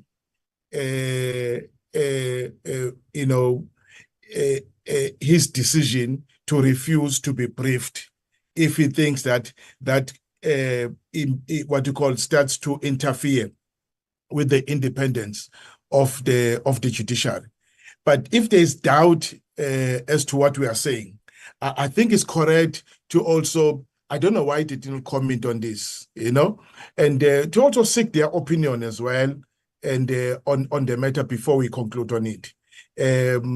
Is it because they also have a legal division and within that office that can actually also guide us as to whether, I think we need their input into it, so to speak, and so that we don't close them out when in actual fact they think they should be in. They are happy with the way the legislation, I mean the bill is phrased. I don't know, and I thought we should tread carefully on this one and still offer them some opportunity to just have a say on this. I know that time is closed, but it doesn't do any harm if we just consult with them before we close on it. And I would err on the side of leaving it in, because it doesn't take away their right to say, no, I don't want to be briefed. But if that mentioning it's a problem, it's better, and we seek their input as well, so that we don't create an unnecessary problem. Thank you so much. Thank you very much. According to what is in the bill, page 5, amendment, amendment of, that's page 5, amendment of section 2 of Act 39 of 1994, as amended by section 2 of Act 37 of 1998, section 2 of Act 67 of 2002, and section 2 of Act 11 of 2013. B,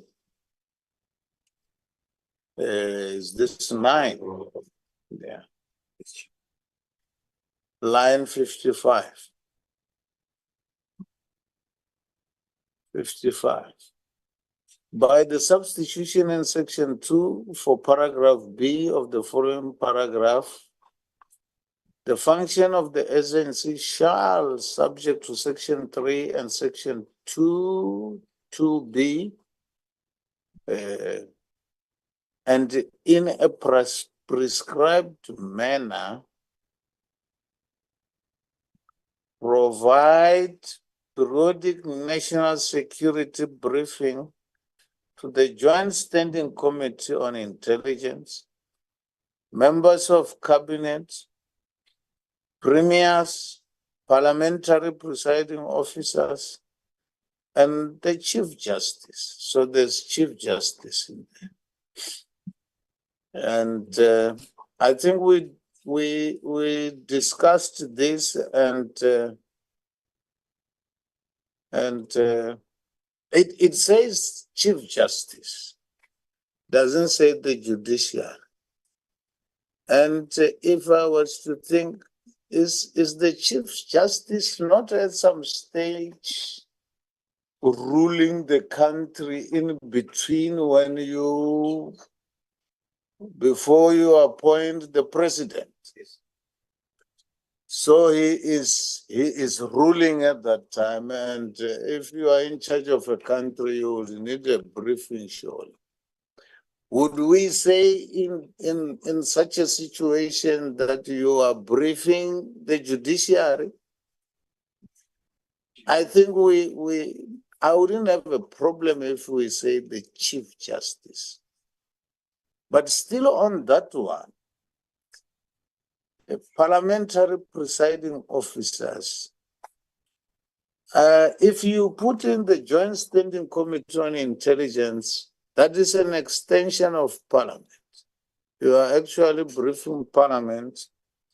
I'm not sure whether that would be, and if members of cabinet, I would prefer that we take out members of, and we simply say cabinet.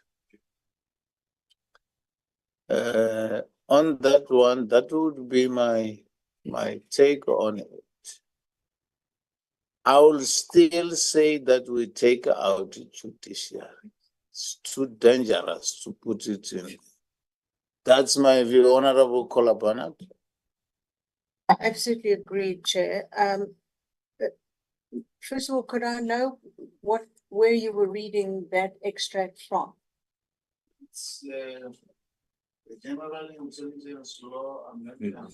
It's the old- Meaning that what is happening would be in the section page 5, section 2.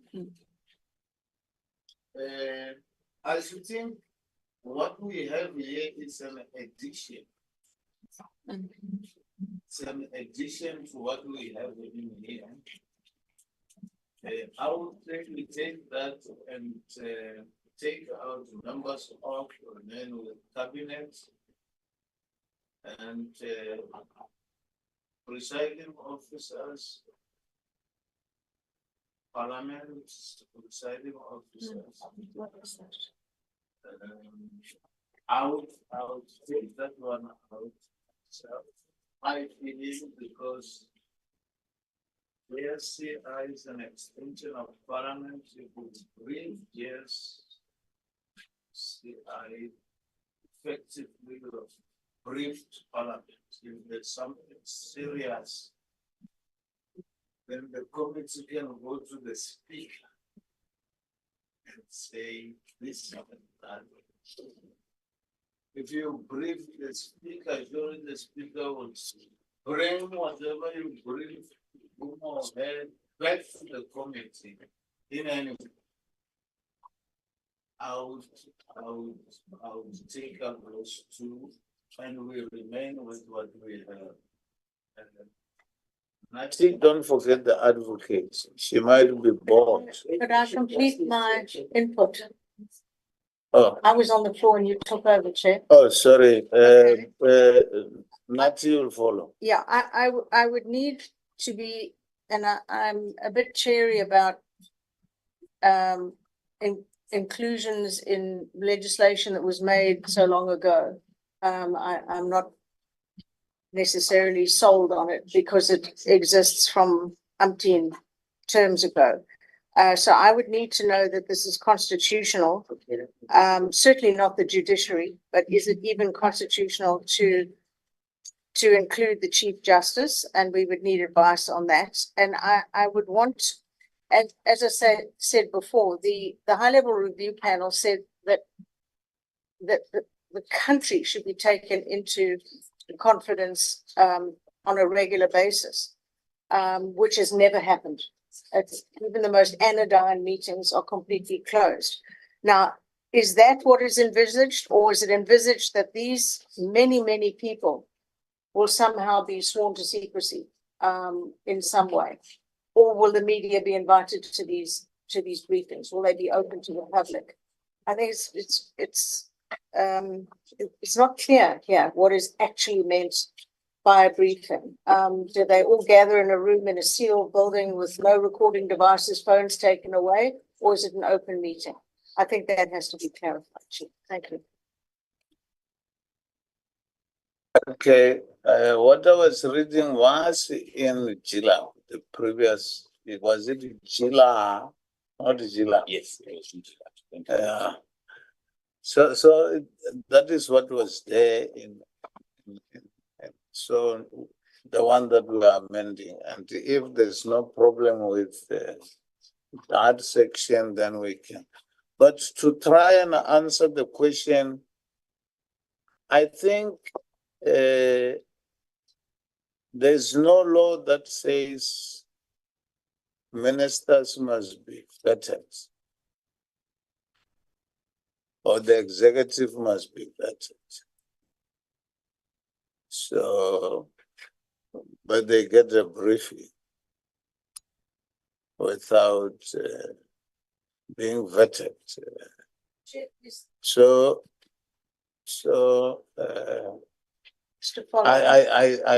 I think that is neither here nor there because they don't need to be vetted. No, that's Okay. fine. And I understand that. Is there anything that says that the briefing we as the JSCI get must be the same as that? Or could there be a totally different briefing that we never hear about? That's a concern, Chair.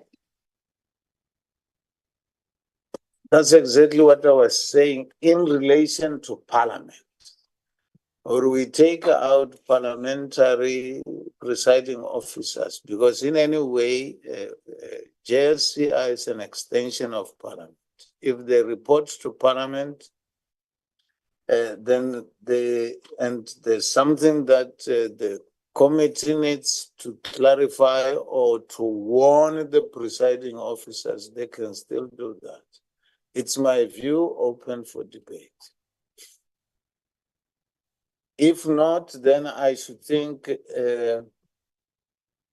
then we agree to take out the presiding officers, parliamentary presiding officers, and members of. We simply say cabinet. Let's see. Mhm. Members of cabinet. I'm suggesting that we take members off and we remain with Honorable. Chair, I just want to find out, do I understand it, that it says, the state being the executive, which is the cabinet, legislature and judiciary on a need to know basis. But we said that we would prefer the Chief Justice on a need to know basis. Members of cabinet, which whether you say members or just cabinet, it's the same thing, and premiers who are part of the executive. So I don't think we need to grapple with who exactly is these people. I can understand that if there's something that they need to tell the executive, which is cabinet, then they need to tell them. Now, whether they've got security clearance or not, they form the cabinet.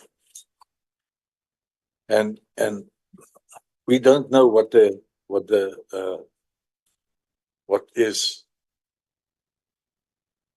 are told, whether it's the same that we that's got clearance get in the JCI, or is it a slight difference that we don't know. It's not, I don't know how we're gonna get behind it, but I don't think it is for us to say they must just get this and this and this. It's up to the service what they want to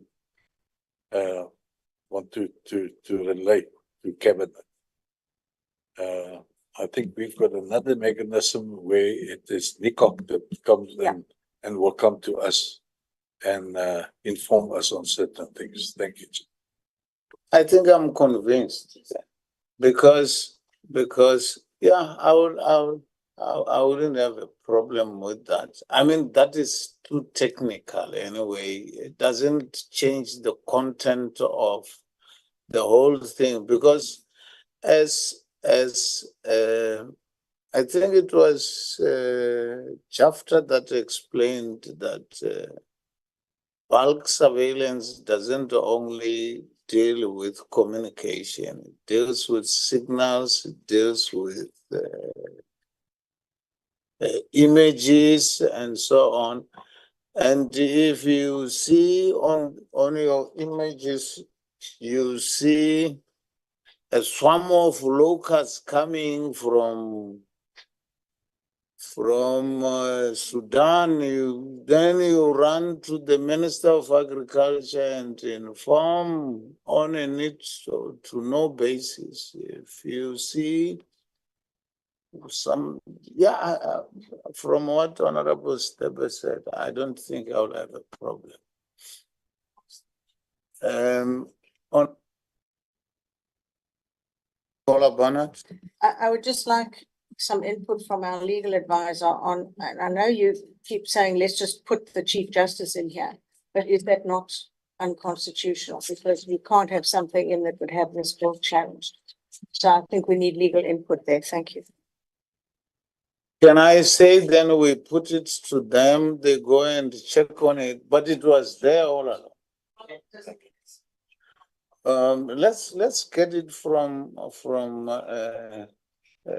our. Let's get it from the manager here. He has been quiet for a very long time on that specific issue. Thank you very much, Chairperson and honorable members. So this provision has already been there. It is contained in the National Strategic Intelligence Act of 1994, as amended by Section 2 of Act 37 of 98, and again by Act 67 of 2002, and the last July process that took place in 2013. So that provision is there. If you look on page 5 of the bill that is before you, and you look at number 9, there you'll see. So it starts somewhere in the middle under those acts that I read. Section 2 of the National Strategic Act 1994 is hereby amended. Number A by etc. etc. So if you go down to number 9 and read there, you will see provide periodic national security briefing to the Joint Standing Committee on Intelligence, members of cabinet. That is what is contained now in the Act. Premiers, parliamentary presiding officers, and the Chief Justice. So if you compare this to what is contained now, it seems they just broadened that. Instead of the Chief Justice, judiciary, etc., etc. So that is already contained. So I'm just raising this so that when you change that and you need to remove certain section, etc., just note that it was already there. Thank you, Chairperson. Then we should stick with what is in here. Then we don't need to change it. And it's 100%. As I was saying, it's according to me, it's technical things. I mean, it's not the real content of just a technical thing, and I wouldn't have a problem with that. But let's say go and check the judiciary, and if we put the Chief Justice, for me, the Chief Justice will make sense. Because at some stage, for that 5 minutes, is the president of the country. So, okay, then we get to 18. Civilian intelligence service not defined despite being referred to in JILA. Clause 13 will be amended to make provision for any other entity established in terms of the Act. It is saying noted. Clause 13, can we get something on that one? What's but it's noted. It means we don't have a problem with it. Okay. Can we get to 19? Suggested amendment. No member of the Civilian Intelligence Service may strike or induce or conspire with any other member or person to strike, nor may the employer cause the lockout of a member or person. SSA supports the proposal, and we definitely support the proposal even ourselves. Suggested amendment, the minister must, in the prescribed manner, make provision for internal rules to deal with complaints, grievances, alternate dispute resolution mechanism. Is it alternate or alternative? Alternate dispute resolution mechanisms. I think it needs to be that. And consultation on conditions of service and human resource within the Civilian Intelligence Service. The SSA has no objection to the proposal made in this regard. The existing regulations will be reviewed to enhance consultation and dispute resolution. Honorable Kolabana. Chair, could we put some time frame in here? Anywhere they refer to regulations, I think we need to have a time frame because ministers in this entity have a history of never doing any reviews or even creating regulations. So we need a time frame there. Just to go back for a moment, I didn't get a chance for 18. Clause 13 will be amended to make provision for any other entity established in terms of the Act. Are they proposing they're going to give us an amendment? From state security, are we awaiting some input from them? It will be amended. In what way will it be? Are we awaiting input from state security on that particular one? I wasn't sure.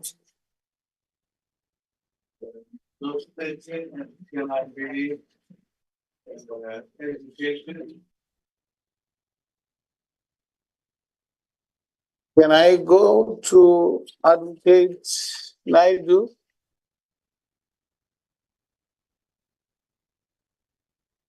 Thank you, Chairperson. With that clause 13, if you look on page 11, there is a definition for civilian intelligence structures. And when we read this comment from the department, we assume that the department wants to include civil intelligence service under the definition of civilian intelligence structures, which is C. Currently, it means the agency, service, and the academy, and the department's proposal is to include any other entity established in terms of this act, which would be to include the civilian intelligence service.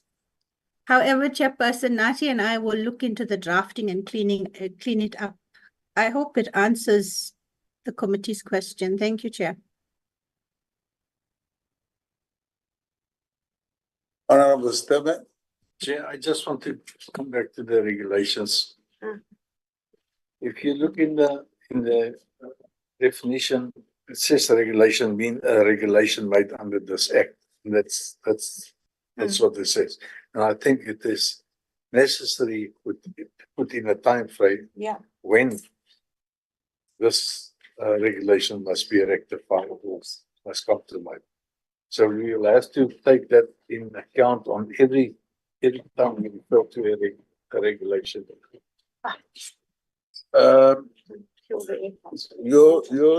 Your suggestion, Honorable Stebe, is we put in time frames. Let's agree. It's 12 months, 24 months. I think 12 months is 12 is fair. enough. No longer than. All agreed. Yes. All agreed. 12 months. 12 months, it's fine. Okay, we were on 21. 21. We are now on 21. NCOP proposes that the proposer. Okay, can we have a 5 minutes break? I've been drinking a lot of water. Too much information. Thank you. Whilst they are busy fixing something there, Can we get another one also? The only one. Be very loud. I think they're only afraid of the chairperson and not yourself. Sorry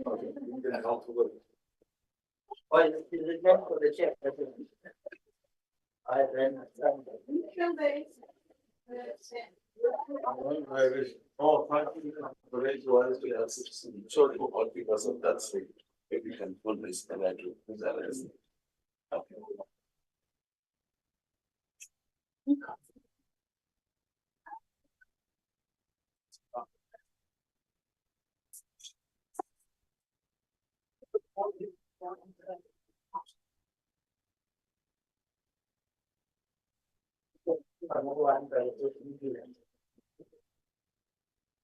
I think this open. I'm gonna lay out this.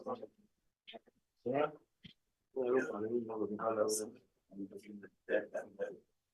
Yes.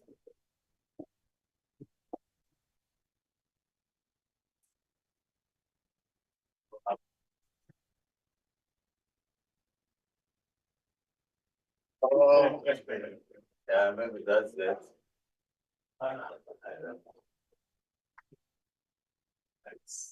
I can just assume that it can shut the same here, the same as but if it can pull it, then try it. Yeah, I think it can pull the air, then yeah, it shakes the air.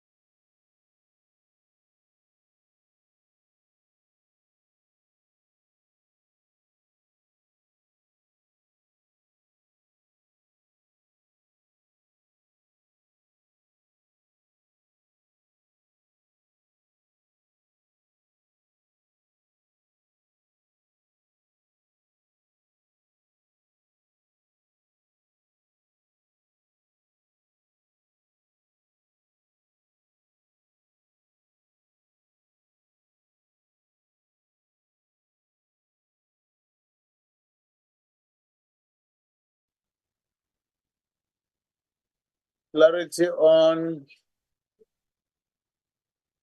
the question of the three arms of state, the judiciary part. And can I be reminded if there's any other point where we would need clarity from SSA? Except the judiciary one.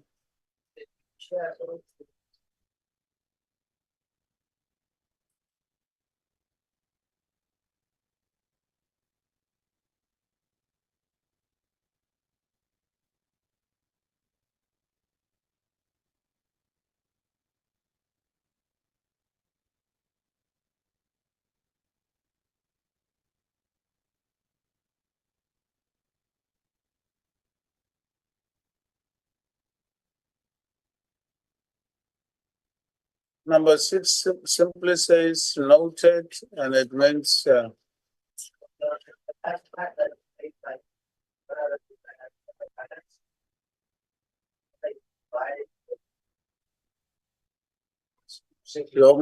mic, your mic.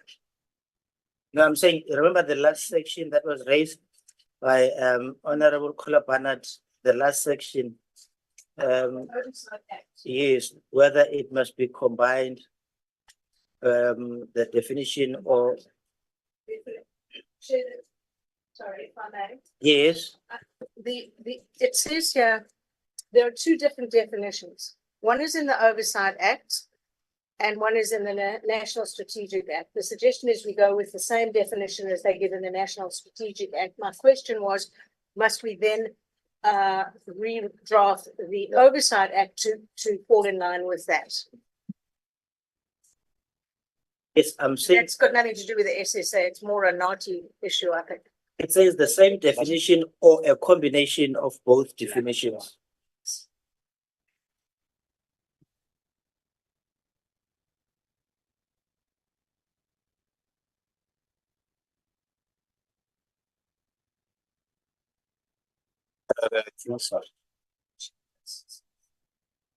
Can I then hand over to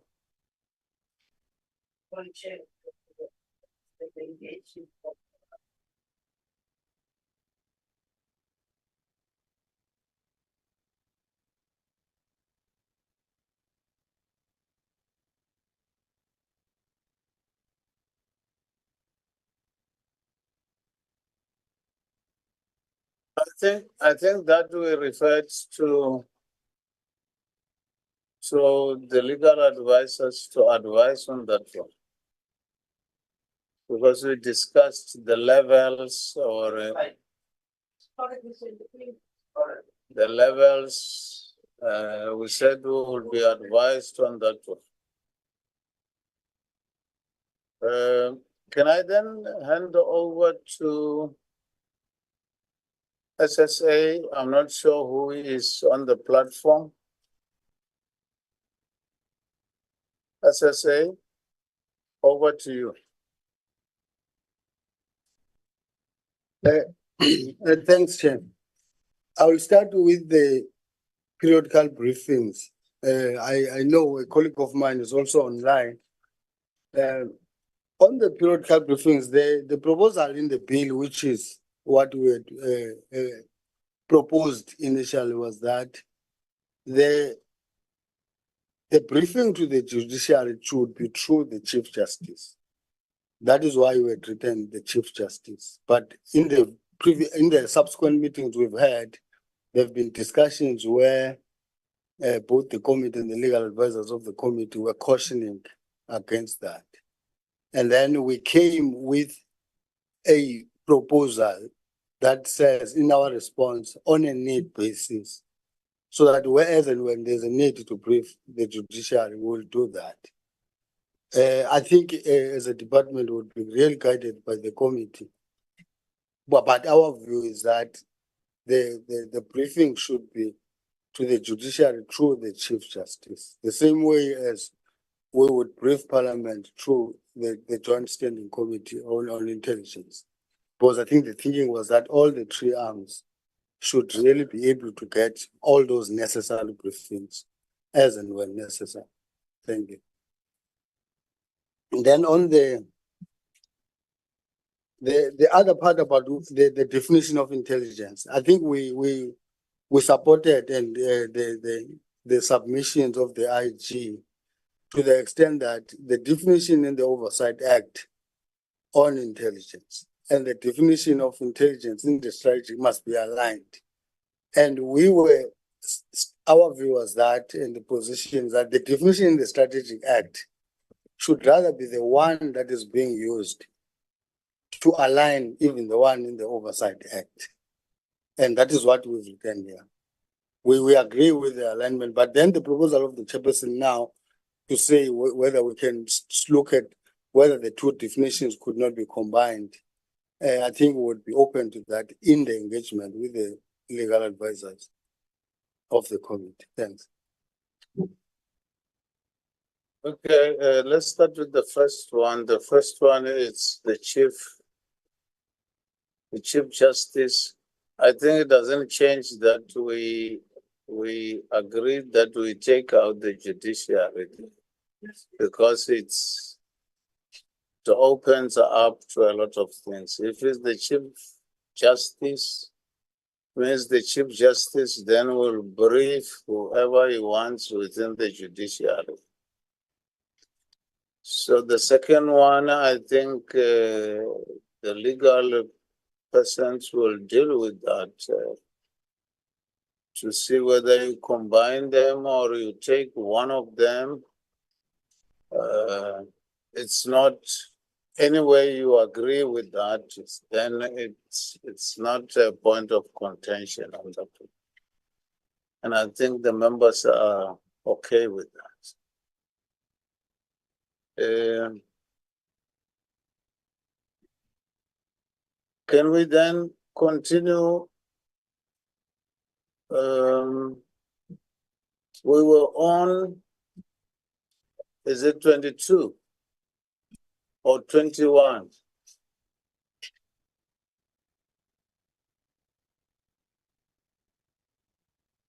Uh, 21, there's no problem with it. 22, the proposal is the deletion of members of cabinet in line with section 42A of the Act, which mandates NCOP to interact with cabinet. Cabinet decided that there is a need for the domestic service to provide periodic national security briefings on counterintelligence and domestic intelligence to the three arms of the state, being the executive, the legislature, and the judiciary, on a need basis.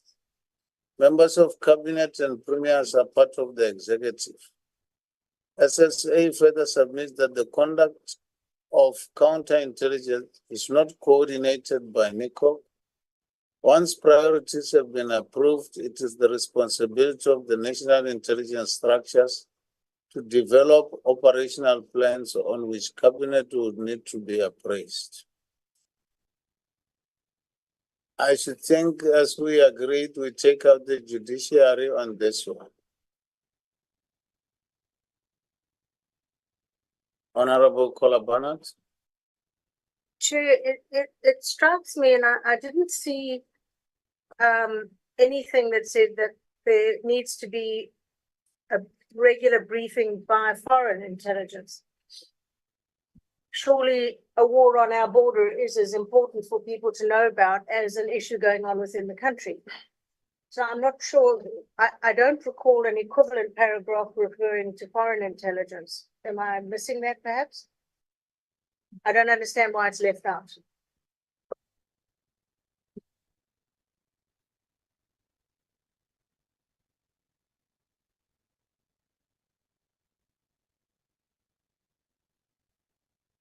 Any other?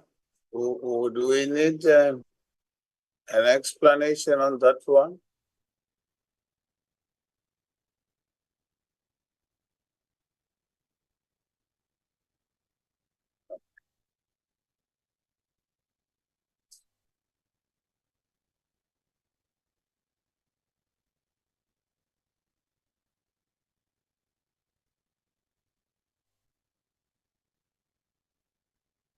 why your foreign is not included here.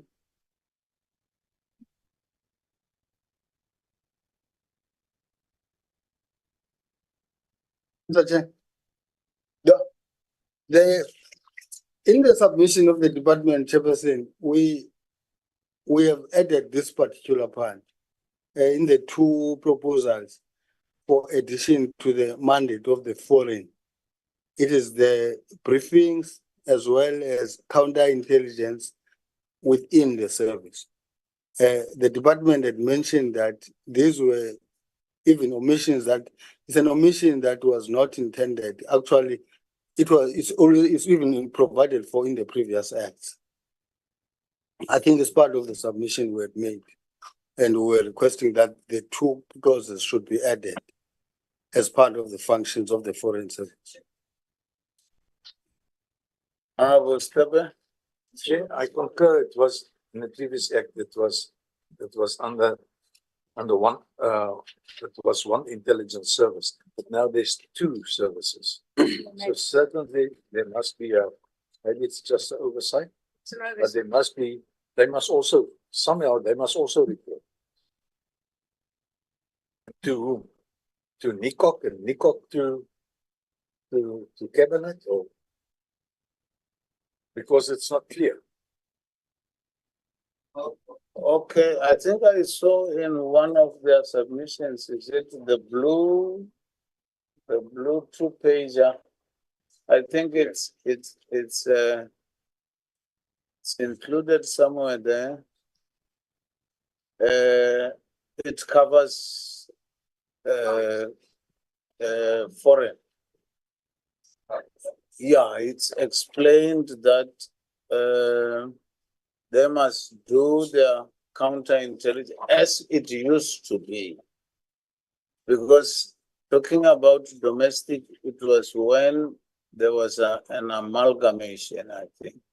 Now that they separate this, there's somewhere where I saw it in their suggestions that it must do its own counter surveillance and brief state departments. I should think that is what they say.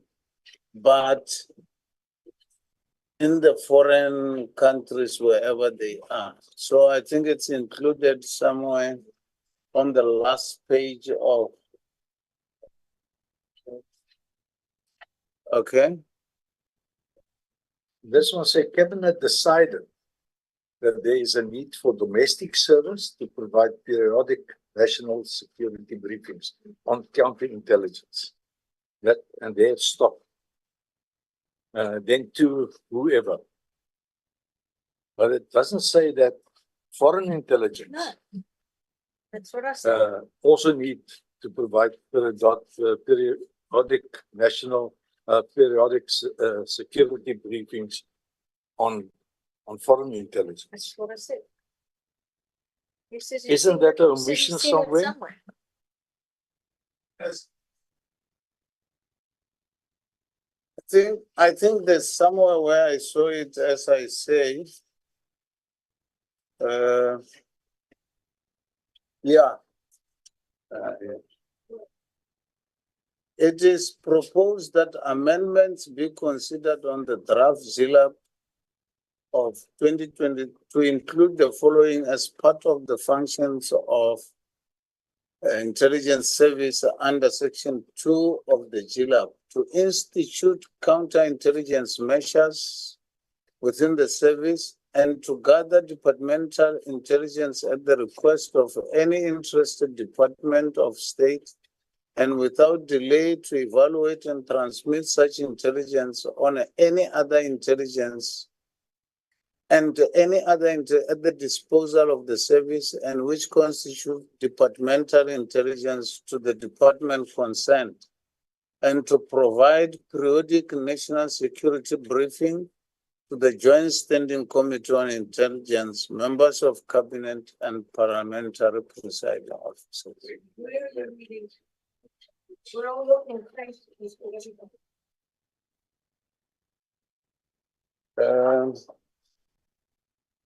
This one. What's the number? This, the very last page. The very last page.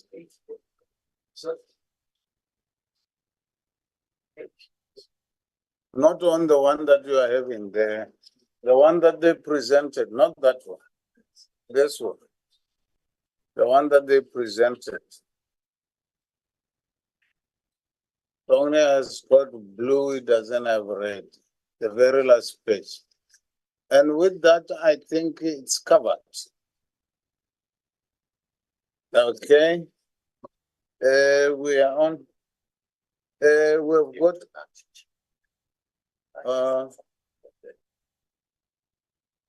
Yeah. Okay, it was just to say what the matter that you just covered now, that we offered advice on it based on it's on the constitutional judgments, constitutional court judgments on the issue of later submission. So that when members are considering this matter for deliberation, they also consider it in the context of that advice. Chair. We just wanted to raise that issue. Okay.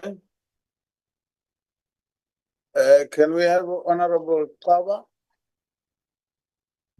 Chair, is a technical point. I'm raising it because it keeps coming up. And I think it's for the third time now it's coming up. And I don't want us to take a decision on the wrong Please unmute. Or I've unmuted. You can hear me. You can't hear me. Then there's a problem. Can you unmute? Yes, I've unmuted. Oh yeah, yeah. Yeah. Well, thank you. Yeah. Sure. No. I was actually saying, Chair, is a technical point, and I'm raising it because the matter keeps coming up. I think it's the third time now it comes up, and I don't want us to take a decision on the wrong, moving from a wrong premise, where we say the briefing is to the cabinet, executive. I mean, saying to the cabinet this, that, and then say and premiers as part of the executive. Premiers are not part of the executive. I think we should not think that they are part of the executive. The executive is the president, deputy president, cabinet ministers, and deputy ministers. That's the executive. Then you'll get a provincial executive that will include the premier and the MECs. But it doesn't affect the decision we have taken. But I'm saying it should not be as if we're taking it simply because we think the premiers, we're including them amongst the institutions or person to be briefed simply because they are part of the executive. They are not part of the executive. I thought I should just make that point. Thanks. Okay. Thank you very much. Can I just say that before the amalgamation, the Act covered some of these things. Can we just say that the legal gurus go and check what it said before the amalgamation? And if that is correct, then we simply take it from there, because maybe foreign was not included because it was now SSA. But if it goes, if there's a separation that goes back through, surely there must have been something in the Act that covers what I had just read. Can we say they go and check what it said before? Because now they are going to do their own counterintelligence and so on and so on. So we get what was the situation at that time, and then we bring it back. Honorable Adebe. Thank you, Chair. I wanted to say on what you have just read, on the last page, Chair, if you look at the National Strategic Intelligence Act, section 2C. It's there what is contained here in section 2C.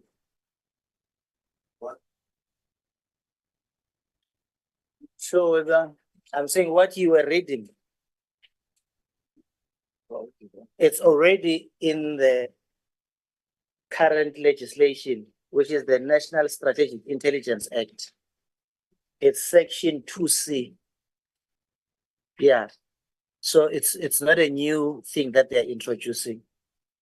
Yes, it's already there to gather departmental intelligence at the request of any interested department. It's there, including it's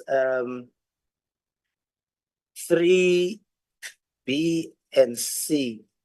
It says to institute counterintelligence measures within the South African Police Service, to institute intelligence services within the national defense. Here, the difference that to institute counterintelligence services within the service. So I'm saying it's contained. I'm not too sure about D. I tried to look for D. I have not seen it, but some of what is proposed here, it's what is contained in the National Strategic Intelligence Act. can we then Section 2 and Section 3. can we then say that we refer to that Nati? No, Chair, as instructed by members, will go and investigate this matter to look at what the law provides for now.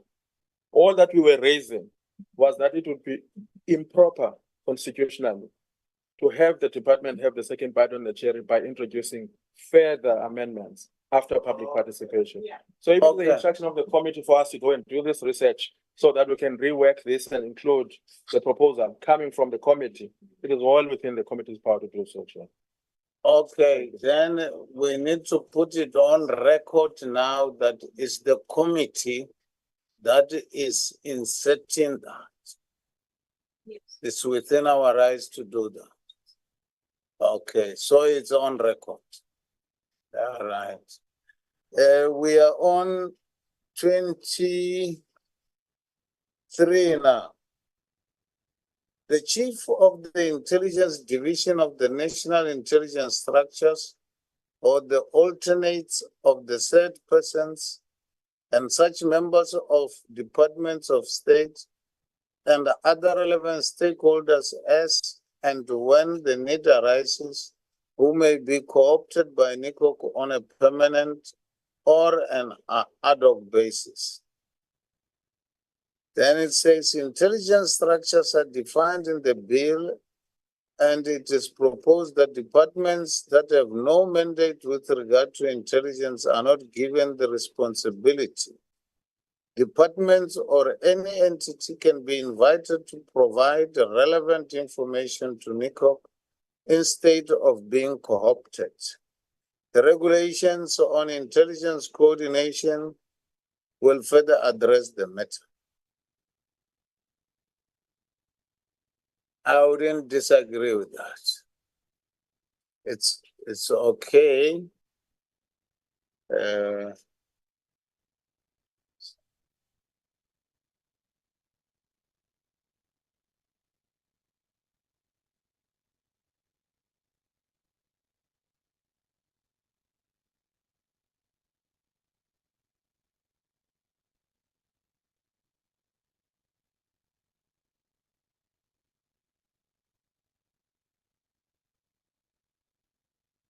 Thank you very much, Honorable Mute.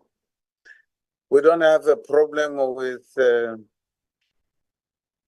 23, and I should think somebody tried to explain that the three departments are, what term did he or she use? The principal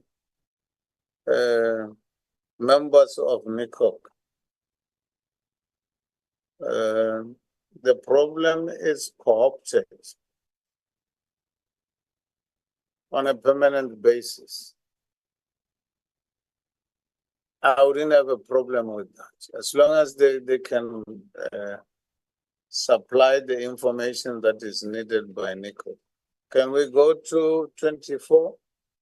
NCOP proposes that it must be the coordinator with the approval of the minister must appoint members of NCOP or the support staff referred to above. The responses provided on Office of the IGI is also applicable to NCOP. The high-level review panel recommended that NCOP should be relocated to the presidency to give it the necessary authority to ensure compliance by the services with the prescripts of intelligence coordination. The response by the department does not give effect to this recommendation.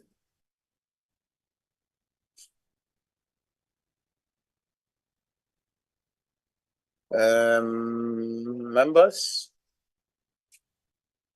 Honorable Kolabanat? I think it's very similar. As you recall,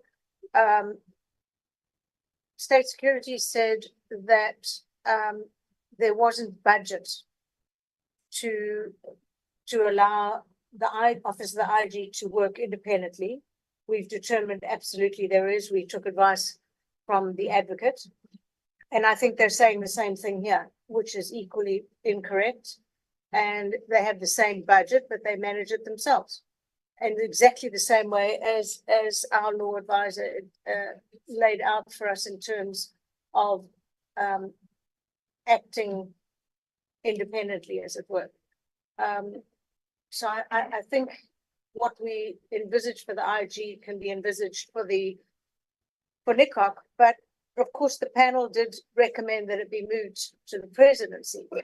Now I'm a bit fearful that it might then be moved under the minister in the presidency, the SSA minister, which would put it back at square one. So I'm not sure what your thoughts are on that. Any other suggestions on that one? What was your suggestion, Honorable Kolabanat, that they get their autonomy but remain where they are? I think they would have to remain where they are. To suggest, and I mean, it's a fine idea, but there's no way they're going to be given a specific separate division. And I fear what will happen is they will simply slide it under the self-same minister that would taking it away from. So I think if they're given their autonomy where they currently are, it will achieve the same purpose that we're aiming for.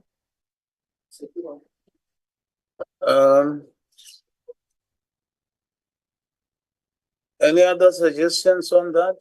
If no other suggestion, then it's taken.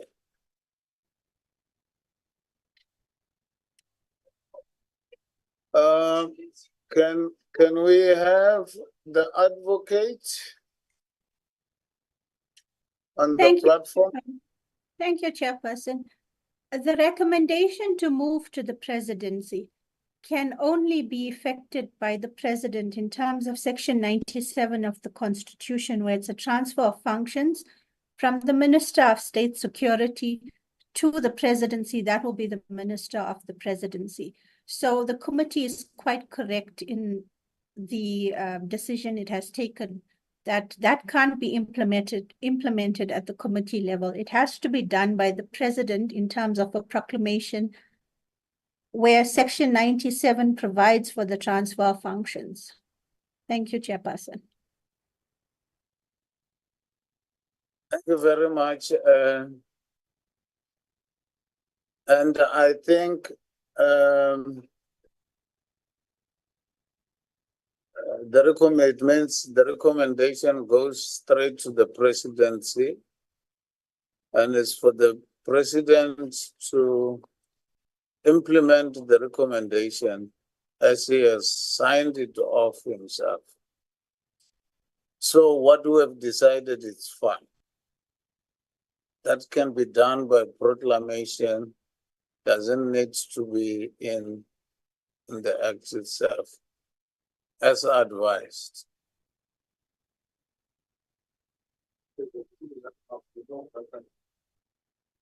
The presidency. My apologies, Chair. I'm just trying to get clear instructions on how we're going to amend the bill now. So in light of the advice that the committee is taking, that the shift of function must be done by proclamation, versus what is in the bill now about what NCOP should look like, is more the clear instructions one would need when we go and make the necessary amendment. My understanding was that from the advice we have just got now, is that this responsibility is on the president himself to relocate. Unless if I didn't understand the advocate correctly. So I was thinking that the relocation to the presidency, we take it out from here because it can be done by proclamation. Did I understand it correctly? Honorable Kolab, you are still on the floor. Yes, Chair. No, thank you. Just to clarify, so we're on number 24 now on the responses. So the proposal is that NCOP is proposing that it must be the coordinator who, with the approval of the minister, who appoints members of NCOP. The response from the department is that the same as the OIGI, it should be the minister who does that. So that's the contention, Chair. So our advice was that in respect of NCOP, the HLPR is saying that it should be moved to the presidency. So relating to the issue of autonomy, but does not address this issue, which is currently at issue here, whether who should be the one who appoints members to NCOP. So when we have to take instructions about what we are going to do with this amendment, it would have to direct us in respect of who should be the one who appoints members to NCOP to then support staff in terms of that proposed section. Honorable Kolab. Chair, any proclamation by the president, I think, is a separate process which we can't deal with now. What we're dealing with now is what NCOP had to tell us, and they're calling for a very the same system that the IG has, where the coordinator of NCOP will be responsible for the appointment of their own staff, and they will handle their own budget.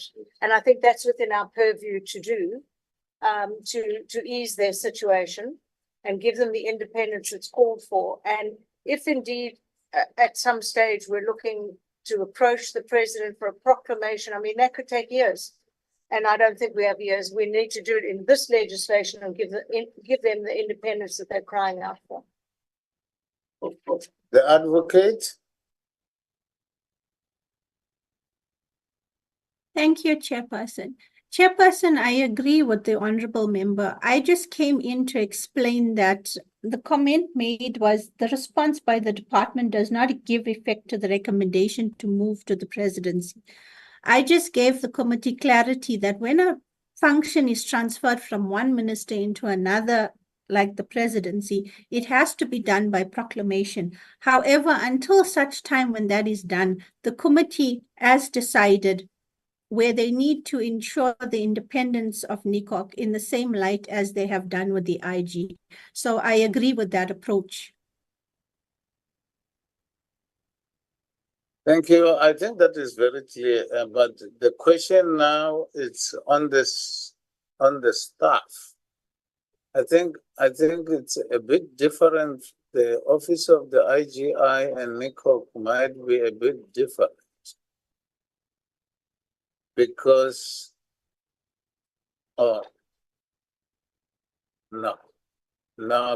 but we had said you must go and look into who should appoint who, and maybe look into, maybe from my side, look into how public service or any other institution do their things. Would you do they appoint the people immediately under them. Look into that. Because as I said earlier, maybe we would need to look at the levels there. I'm thinking of a situation whereby if a DG appoints a DDG, then I should think in that meeting, the DDG wouldn't have the independence of saying something wrong against the person who have appointed him or her. My personal view would be those that are immediately below shouldn't be appointed by the IGR because they're going to be neutralized in some way. It will be very difficult to sit in a meeting, but only those that are immediately under him or her. That's my view, and maybe go and look at that because you are going to get a whole people sitting there, and the IG might be a dictator. Yeah, must watch out. I picked you up and so. But go and look at it, whether it how it works, whether. Okay, you are on the floor. Chair, please, and with your indulgence, I just want to make sure that we get clear instructions so that when we go and redraft these clauses, we know exactly what the committee expects of us. So when we go and look at this issue of hiring of staff, is that the committee's view that we want to grant more autonomy to NCOP? Yes. If that's the principle, then that's fine. We can go and do an amendment. Sure. If that's what the committee wants to. And if the committee could also assist us in respect of the issue of budget in respect of NCOP, so that we come with a comprehensive response to it. Ring fenced.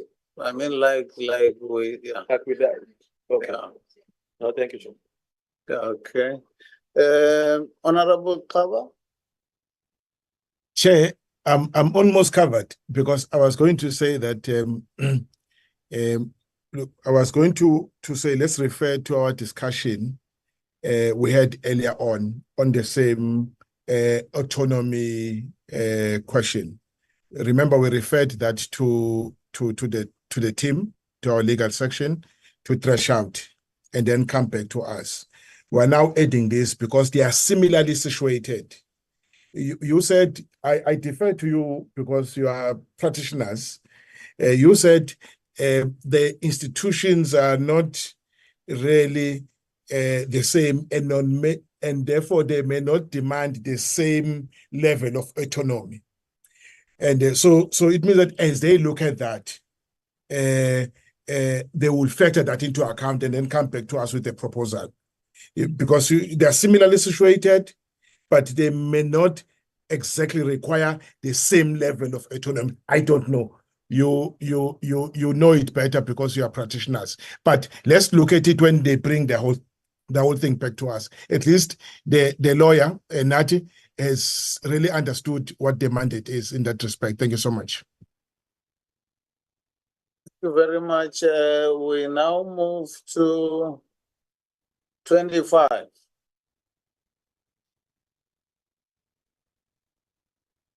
The proposal is the amended provision as follows. The coordinator may determine the organizational structure and grading. The grading is out of the posts in the office of the coordinator for the functioning of NCOP with the approval of the Minister, Intelligence Services Act of 2002. There is no legal justification proffered by the department as to why the organizational structure of NCOP must be determined by the minister of one of the national intelligence structures. Members? Chair,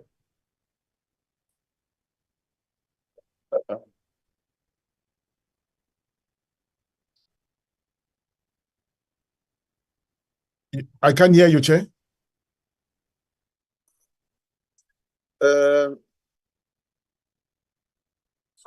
On point number 25.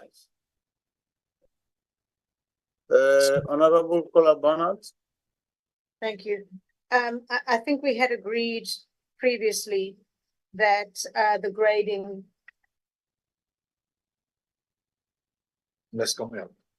I think we did, sorry, I didn't want to interrupt. That the grading must come out, I think is fair enough. I don't like this word approval of the minister. That gives the minister way too much power. If you must refer to the minister, it should be in concurrence. But why must the minister sign off on it in the first place? I'm not sure about that. I wouldn't have a problem with that. Members? With concurrence. We change approval and we say with concurrence. Am I correct that for the IG, there is no approval of the minister of the staff? So why are we giving approval of the minister of the staff of NCOP? I'm not quite understanding.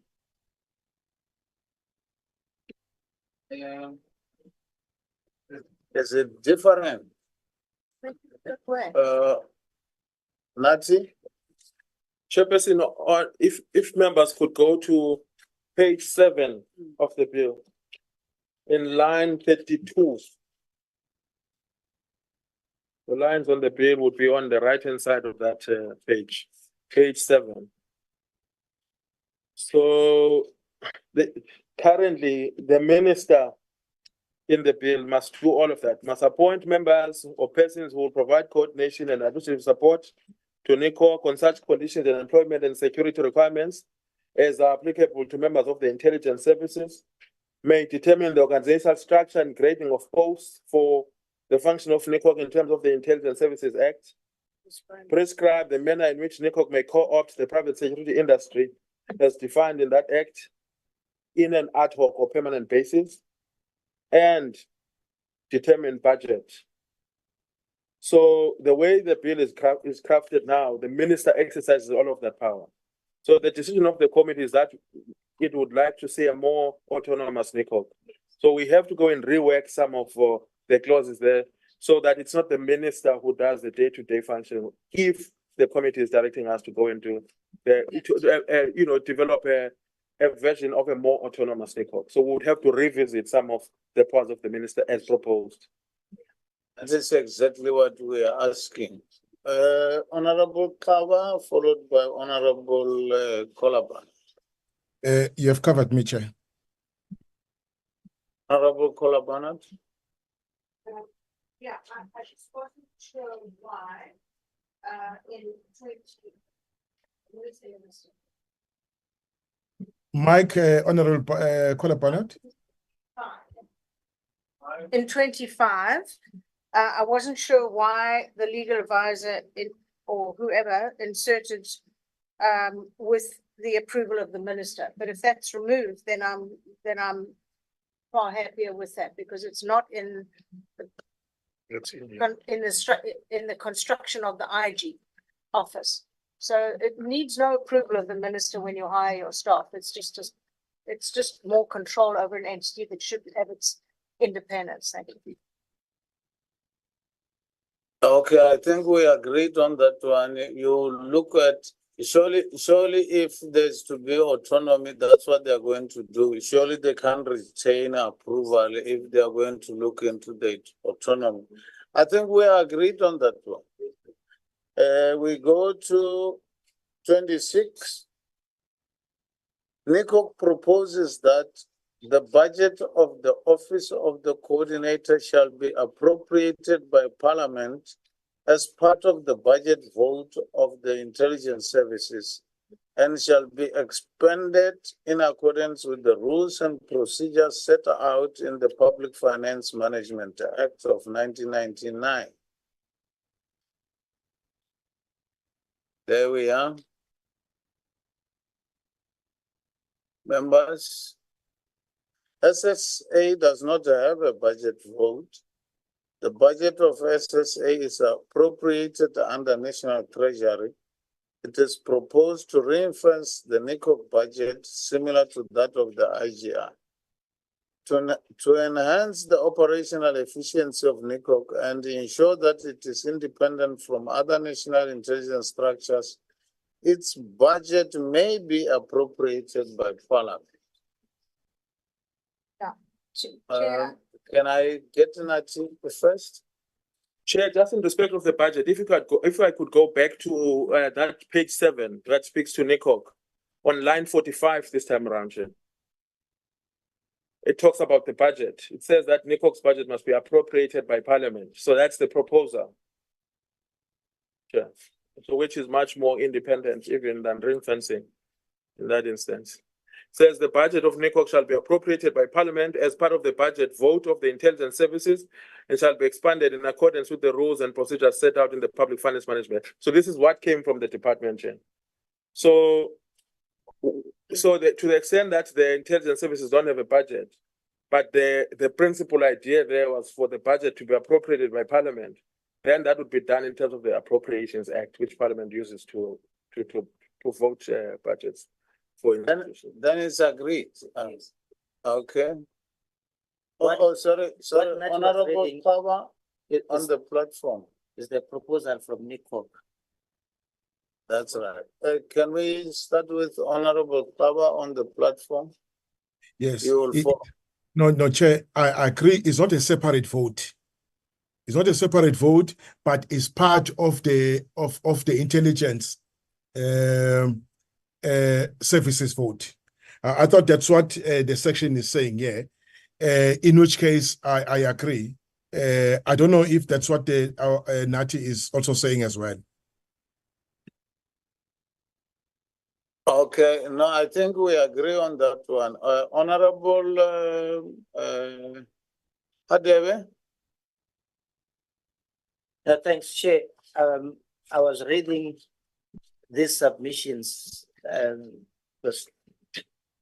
from the reading, it suggests that this proposal comes from NCOP. But the legal advisor has directed me to the bill. Given what the response from the SSA is stating. So it means they don't differ. We maintain what is in there because they differ. Can we maintain what is in the bill? Is that what we said? What is in the bill is fine. They're all talking about appropriation by Parliament. Do we take what is in the bill itself? No, I'm saying State Security Agency is proposing that the budget should be ring-fenced. And it appears as if what is in the bill, as per this, it was the proposal of NCOP. I'm not too sure, Chief. But I'm saying the response from the State Security Agents, they are proposing that the budget should be ring-fenced. Similarly to the IGI. Honorable Hadebe, my understanding is that the bill that we have here comes from State Security. It comes from State Security. So we are saying we agree with what... yes, Chair, but I'm saying they changed their mind. There are two contradictions. Yeah, from the same service. Okay, didn't we decide that we take what is in here? I mean, both of them are from them anyway. So we take what is in the bill. But there's a latest. Must not discard that, but it's fine. I'm just saying this is the latest. After having taken into cognizance all other inputs. Honorable Nati, you have been Thank you, Honorable Chair. Chair, just to also further clarify this issue for the purposes of compliance with the Constitution as the committee is working on these amendments, Chair. So it is, in terms of the judgments, as I read them yesterday, Chair, the department cannot have another opportunity of withdrawing and putting on new things after the public consultation. This is why the committee is mainly focused on what is in the bill and coming up with suggestions itself about how to change some of the things that are in the bill, and not taking what is now being brought as a further amendments, Chair, because that would not have been consulted on. So on this issue that the committee is discussing, Chair, the bill is proposing that there should be a budget vote that shall be appropriated by Parliament on the part of the budget vote of the intelligence services, which is essentially, Chair, an issue of ring fencing. That's the money that goes to the services through the National Treasury. There must be money that will be appropriated for NCOP from that budget. Okay, there we are. Requiring.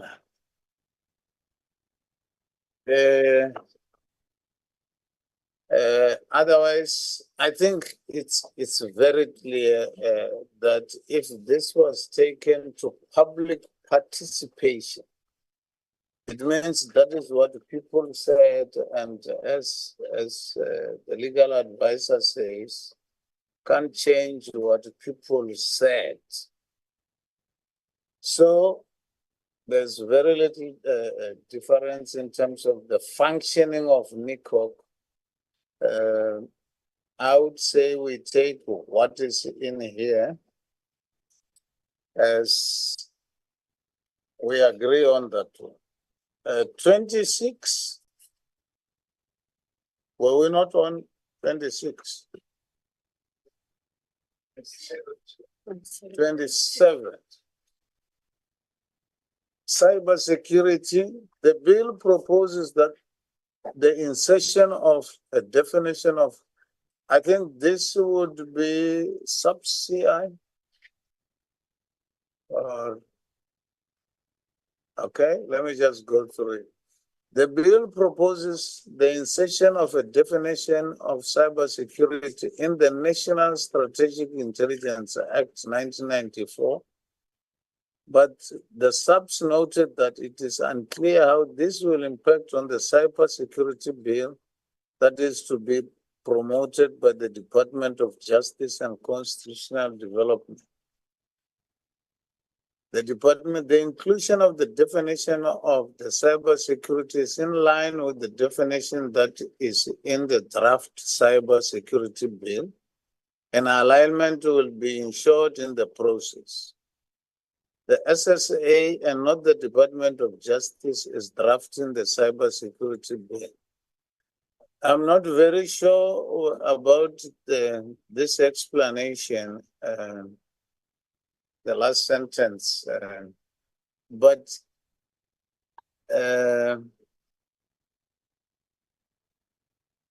maybe let me be educated. How do you align something with a bill to a bill? Is it not supposed to, you are supposed to align a bill to an act maybe?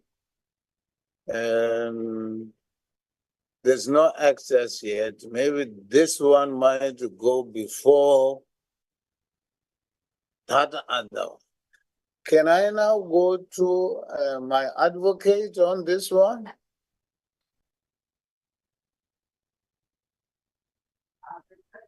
Thank you, Chairperson. You're quite correct. Even though the cybersecurity bill might even be before the committees, in the same way that the committee is making changes now, that definition will be subject to changes. So the definition we provide for now must be subject to an act. However, I see the point that the department is raising. They imported and tried to use the same definition for conformity. A possible way forward would be to leave out the definition, and it would take its ordinary meaning. Otherwise, we would have to go back, Nati and I, and look at a more apt way of dealing with this definition where it's aligned to current legislation. Thank you, Chairperson. Honorable Kolabana. Chair, when this issue first came up, I checked with Honorable Breitenbach on the Justice Committee. And she said they had dealt with the cyber security section and it was split from the cybercrime bill. So the saying that it fell under justice is not quite accurate. In this document, it is incorrect. The cyber security portion has never yet come back to their committee. So some of it is still in flux, but there are divisions of the cyber issues that have been handed to different committees. Can I go back to Nati? No, thank you, Chair. So as my colleague has said, we're going to look at it, Chair, and see how we align it. I just wanted to explain, Chair, that the issue of cybersecurity is already a function that's being exercised by one of the entities within the SSA. It's a counterintelligence function. And in terms of the bill, in page 6 of the bill, in line 35, it says that the National Communications Center, amongst its functions, will be to coordinate cybersecurity activities in order to identify and impede any cyber-enabled threats. So to define it, Chair, is simply just to make sure that the use of that term with legislation itself is clear. Yeah. So, but my colleague and I will work it in and maybe also offer advice as we do so, Chair. But we certainly cannot make it subject to a bill that is also being processed in a different committee. Agreed. Thank you. Okay, that would even mean the we are referring to the definition. Okay. 28. Definitional syntax. The syntax of the first two definitions below differ slightly. Domestic intelligence means intelligence on any internal threat or opportunity or potential opportunity or threat or potential threats to national security. Foreign intelligence means intelligence on any external threat or potential threat or opportunity or potential opportunity to national security. The definitions of domestic and foreign intelligence will be amended in line with the 1994 National Strategic Intelligence Act. The suggestion is that we retain the definitions in the principal acts. Yes. Yeah. Agreed? Agreed. 29, security competent test. Is it competent or competency test? Competencies. Security competency assessment will be applied throughout the bill. There was a suggestion somewhere where we to change testing to assessment. And it's just a technical, doesn't make any difference according to me. Honorable Stebe, your mic. So on that one, tests, assessment, you will advise, but the content is the same anyway. Honorable Kolabonat. Two words differ quite markedly, Chair. A test is one thing, an assessment is quite different. You know, test is literally written proof, whatever, but assessing a situation is quite a different thing and is less aggressive, I would say. So I would rather go with assessment when it is, you know, mostly we took the security competency tests out unless absolutely needed for specific areas. And I think an assessment in that case fits in perfectly with that proposal. Agreed. 30, national security. Open quotes, the protection of the Republic's interests, citizens, institutions, and sovereignty from internal and external threats as governed by the principles set out in section 198 of the Constitution. Proposal supported. Yeah. Retain in the definition in the principle. Agreed. Yeah. Agreed. 31, the inclusion of opportunity or potential opportunity makes the definition of national security unconstitutional and open to abuse, which is arbitrary and contrary to the rule of law and could result in the unreasonable and unjustifiable limitation of various fundamental rights. Delete the definition of opportunity or potential opportunity from the bill. SSA supports the definition in the bill and proposes the deletion of the words potential opportunity and potential threat with the understanding that intelligence should forewarn and anticipate threats. It's the work. Proposed deletion of opportunity or potential opportunity. Agreed. Agreed. Okay. 32, any person or institution suspected of espionage. The agency supports the proposal to narrow the definition by excluding the part dealing with section 198 of the Constitution and retaining the part dealing with threats to national security. Noted means agreed. Agreed. Noted mean agreed. Yeah. Okay. The bill does not define threat. Insert definition and define as impending danger of serious harm to the Republic as one sovereign democratic state founded on the values set out in section 1 of the Constitution. The agency submits that the word threat is used in the context of threats to national security, which is defined in this bill.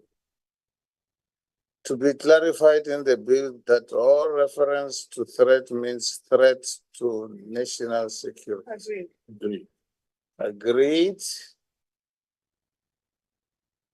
Administering a vetting investigation to determine the security competence of a person, to determine whether such person is suitable to access classified information or critical infrastructure of the state. Such vetting investigation should consider whether the person is a security compromise because they are seen as vulnerable to blackmail, undue influence, or manipulation. SSA support this proposal. The bill should make reference to security competence assessment. Are Honorable Kola they suggesting that the word vetting be taken out? In other words, administering a security competence assessment investigation to determine, is that what the proposal is? I wasn't too sure.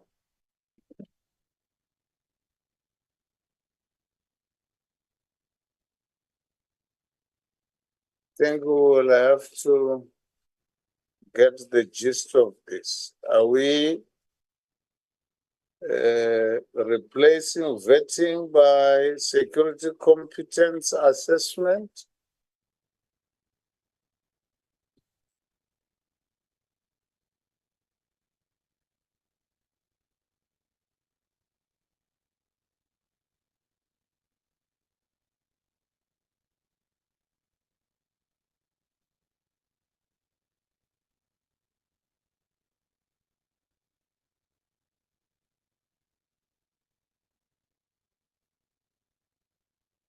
What do you on that one?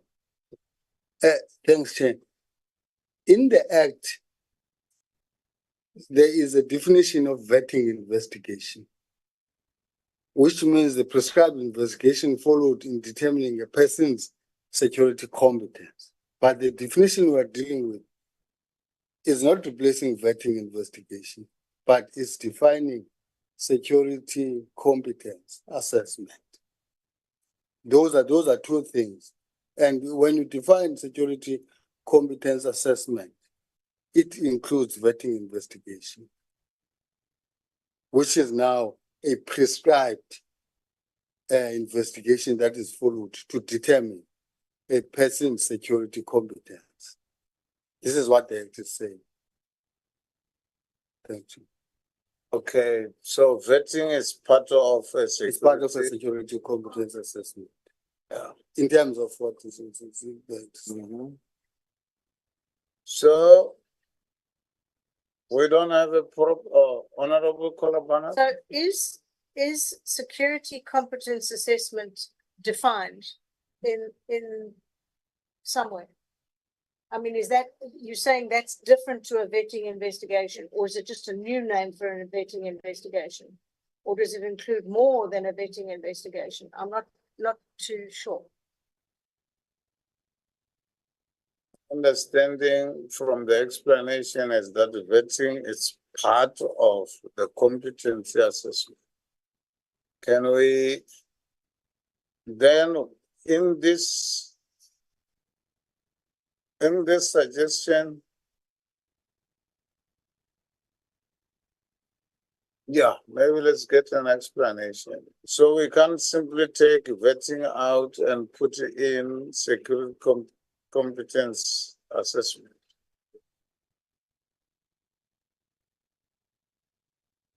I read that again. This definition is 34 is the definition of security competence assessment. Is that what the definition is all about on 34? I wanted to read the definition of security competence assessment in the bill.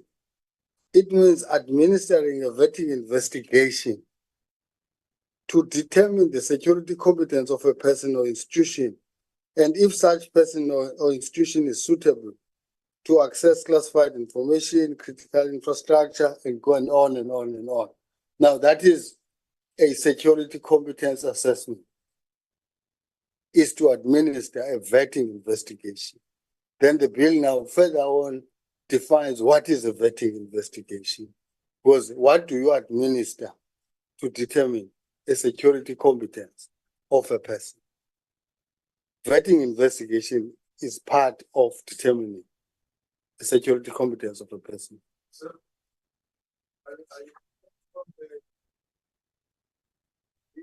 I'm looking for the bill, yes. It's page 4, under 20. But then it was still using the word test, which we had proposed that the word test must be substituted with assessment. Yes. This is what is also quoted here in the submission that was made. So what are the suggestions? That remain as Yes. Yes. Perhaps here, my colleague can assist the committee also in respect of this, because once again, in the bill as consulted, it says security competence test. Now they're saying there's a proposal for it to change to competence, to assessment. So perhaps the committee could be taken into confidence here about what the difference is and why it is so significant that it must change the legislation as already consulted on. Thank you. You are under the bus. The proposal come to move from test to assessment is from sub-CI. We just indicated ourselves that we are not opposed to the proposal that it must change from test to assessment. It's not us who came to the committee and said we are now changing from test, but it's just that the committee also supported the changing from test to assessment, and which we said we don't have, as a department, don't have a problem with. I think as a committee we have already agreed, as suggested by Honorable Kolabanat, that assessment is fine. We were on 30. We are going to 35 now. 35, intelligence on any internal threat to national security. SSA proposes to use the definition in the 1994 National Strategic Intelligence Act, which reads, open quote, domestic intelligence means intelligence on any internal threat or potential threat or opportunity to national security. Foreign intelligence means intelligence on any external threat or potential threat to the national interest of the Republic and its people, and intelligence regarding opportunities relevant to the protection and promotion of such national interests, irrespective of whether or not it can be used in the formulation of foreign policy of the Republic.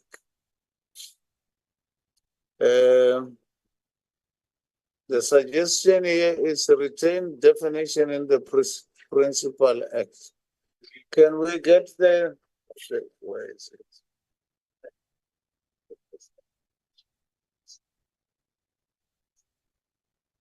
The Principal Act says domestic intelligence means intelligence on any internal threat or potential threat to national security. Full stop. We say we retain this.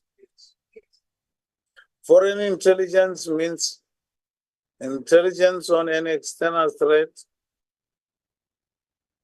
or potential threat to the national interests of the Republic and its people, and intelligence regarding opportunities relevant to the protection and promotion of such national interest, irrespective of whether. Okay, on the opportunities in here, we said if it's possible to narrow it down, because that must be done as it was explained. So meaning that we don't.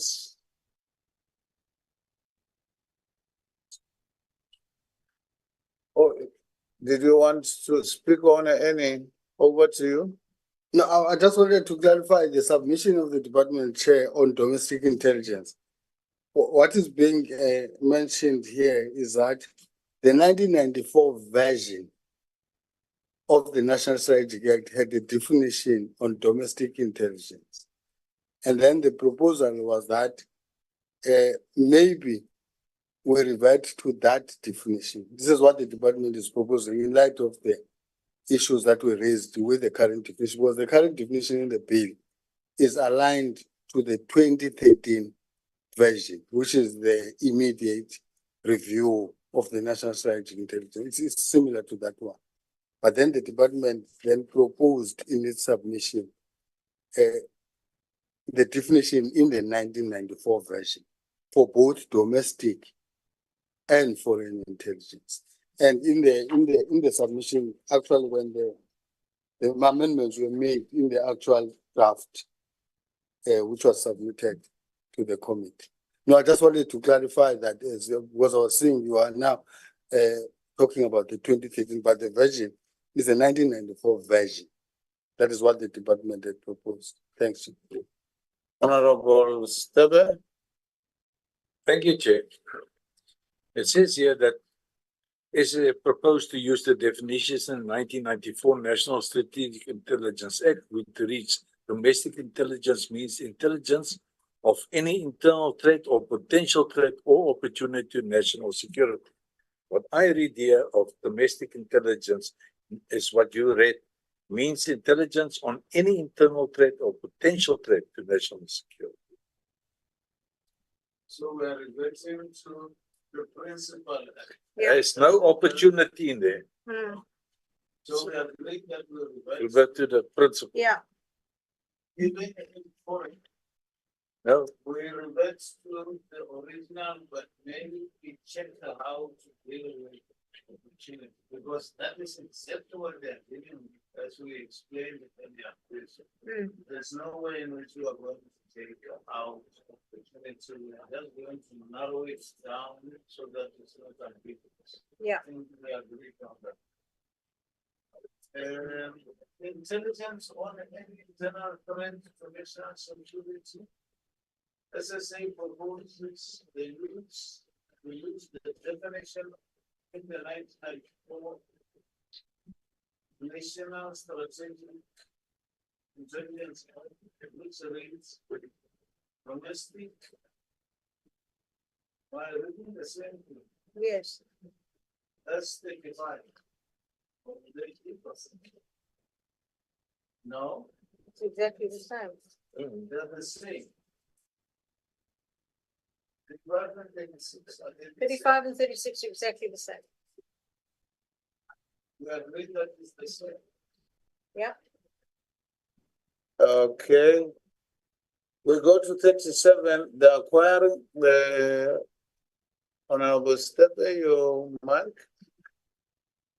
The acquiring and processing of relevant and reliable information into intelligent products related to any domestic or foreign threats to national security. The agency supports the definition in the bill.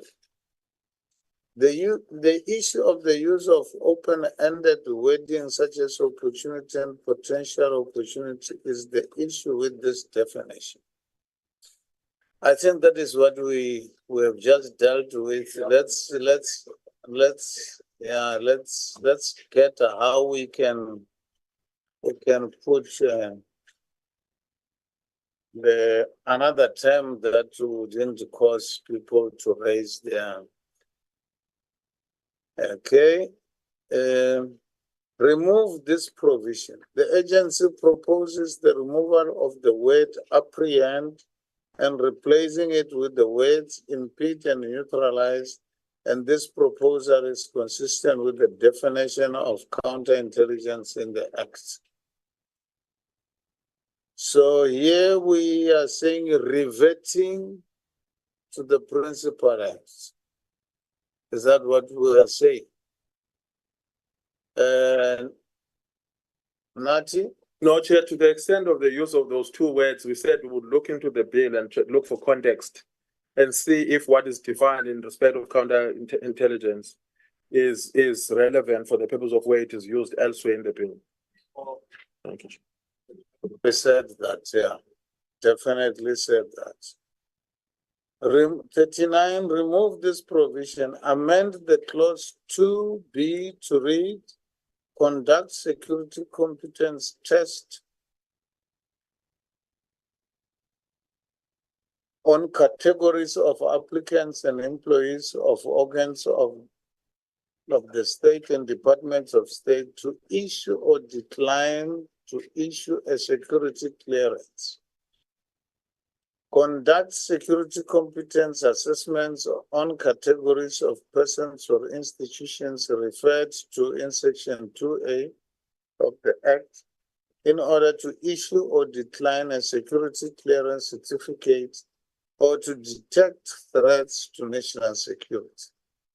Noted, and needs to be clarified in the bill that the vetting investigations will only apply to persons who are in the employ or applicants to an organ of state or institutions which render services to an organ of state as contemplated in section 2A of the Act.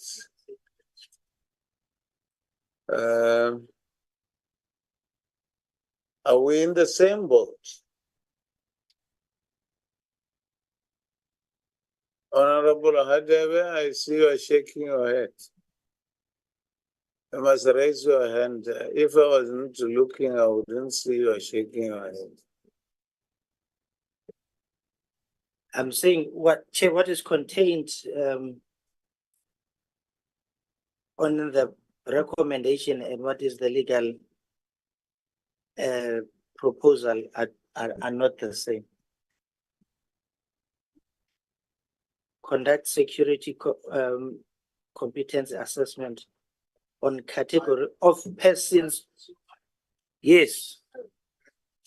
It's on, Chair, unless you want me to.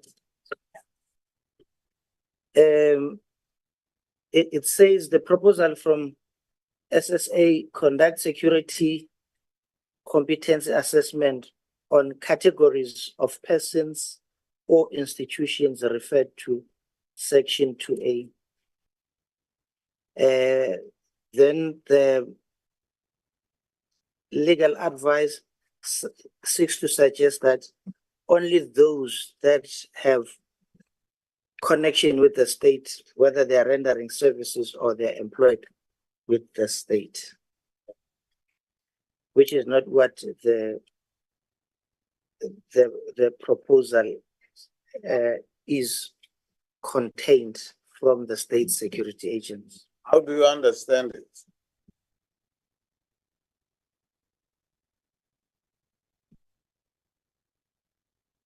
As it is written, it does not limit to people that are doing business with, I mean, people who are employed or applicants to the organ of state.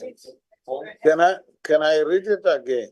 Or institution. Conduct security competence assessments on categories of persons or institutions referred to in section 2A of the Act in order to issue or decline a security clearance certificate or to detect threats to national security. Can we get the section 2A of the Act? Yeah. Chair, the 2A1, the relevant members of the national intelligence structure may conduct a vetting investigation in the prescribed manner to determine the security competence of a person, such if such a person A is employed by or is an applicant to the organ of state, or B is rendering a service or has given notice of intention to render a service to an organ of state, which service may 1. Give him or her access to classified information and intelligence in the possession of the organ of state. That's not anybody who works there, classified information. 2.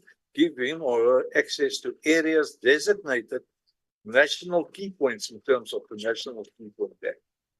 That is when that must be vetted. That is that.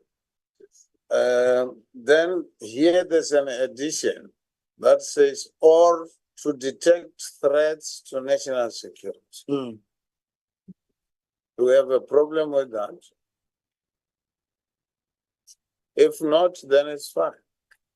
Honorable Kolabana? Yeah, I think this is the clause that many of those from the churches and the NGOs said, well, it was the specific threat to us was removed, but it was snuck back in, I think, in this clause. But I don't, if it indeed refers only to persons who are going to be handling classified information or in any way have access to that, then it makes sense. But it certainly can't be any broader than that, and it can't be left to the vagaries of subjectivity. So if it's as it was in the original act, it makes sense. But I don't think it can be any wider than that. But then I think we need legal advice. I just find out if the original, does it cover Nati? Yes, Chair. So the issue we're talking to is in page 6 of the bill, on line 3. So 2 lines above that. So this is 11. Roman letter 11. It reads conduct security competence test on categories of persons or institutions referred to in section 2A of the Act in order to issue or decline to issue a security clearance certificate. So the qualifier there, or the categories of people and institutions spoken about in that proposed clause is in 2A of the Principal Act. So if you go to 2A of the Principal Act, I'll just read it out. It reads vetting investigations the relevant members of the national intelligence structures may conduct a vetting investigation in the prescribed manner to determine the security competence of a person if such a person, A, is employed by or in applicant to an organ of state, B, is rendering a service or has given notice of intention to render a service to an organ of state, which service may give him or her access to classified information and intelligence in the possession of the organ of state. 2, give him or her access to areas designated in the National Key Points Act. So we would have to update that to refer to the relevant act now, which is the Critical Infrastructure Act, which is just a consequential amendment issue, Chair. So our response, which says this should only apply, so we are supporting that, Chair, because of that qualifier, which is 2A. Yeah.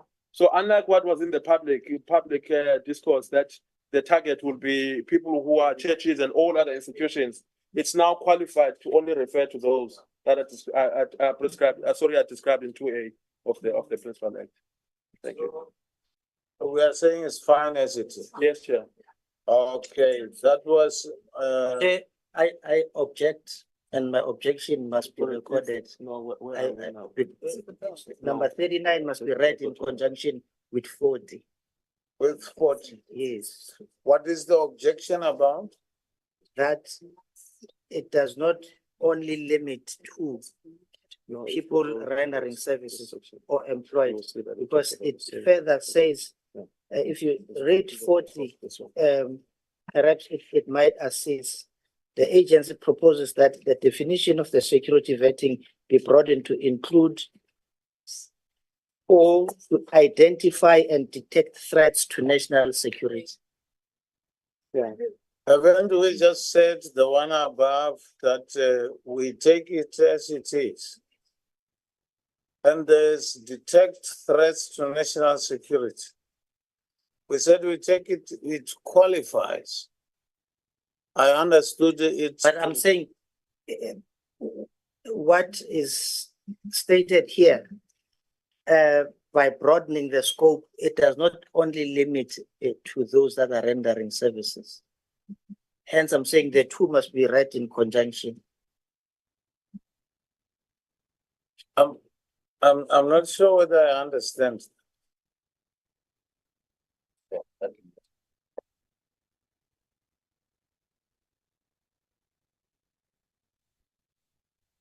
But are we saying we said we agree with the addition? Or detect threats to national security, which qualifies exactly who this is talking about. That was my understanding. Can I get the advocate on this one? Thank you, Chairperson. I understand what the honorable member is raising. If you see on page 6 of the bill, line 58, 57. So it's clause 3, line 57. It also includes if a person or institution of national security interest in terms of section 42AI of the Act. So, and I stand to be corrected, honorable member, but that is actually extending what is in the current Act. In the current Act, we have in terms of section, this clause, we have in order to be employed or render a particular service, in order to have access to classified information, in order to have access to areas designated as critical infrastructures.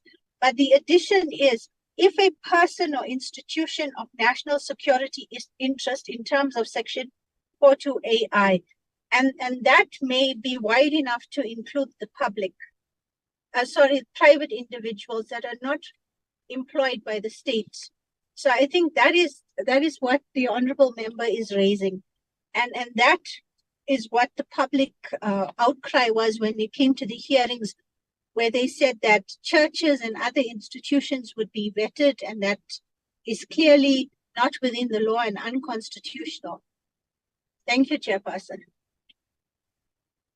Okay, so are we saying that the addition or to detect threats to national security, it's not qualifying, it's too vague. And we take the principal acts as it was. Is that what I understood you to be saying? Can we get Nati? Yeah, I'm still applying myself to the issue. If you could please indulge me. Okay. Honorable Kola Barnett. Thank you, Chair. I think the advocate hit the nail on the head. This is exactly the clause that is so open-ended that it had NGOs and churches and so many other entities had them in a complete state, because it does give carte blanche to anyone, and this vague a person of national security interest. That could be anybody, frankly. And to have it open-ended like that is just giving carte blanche, which we agreed was the wrong thing to do, and which virtually 90% of the inputs on the public hearings agreed with. So that has got to go out. It cannot be included. Can I, Nati? So Chair, I just want to clear my own understanding of what the committee's predicament is, so that we can advise properly. So we were on 39 now, and that relates to what we said was on top of page 6, which is Roman letter 11.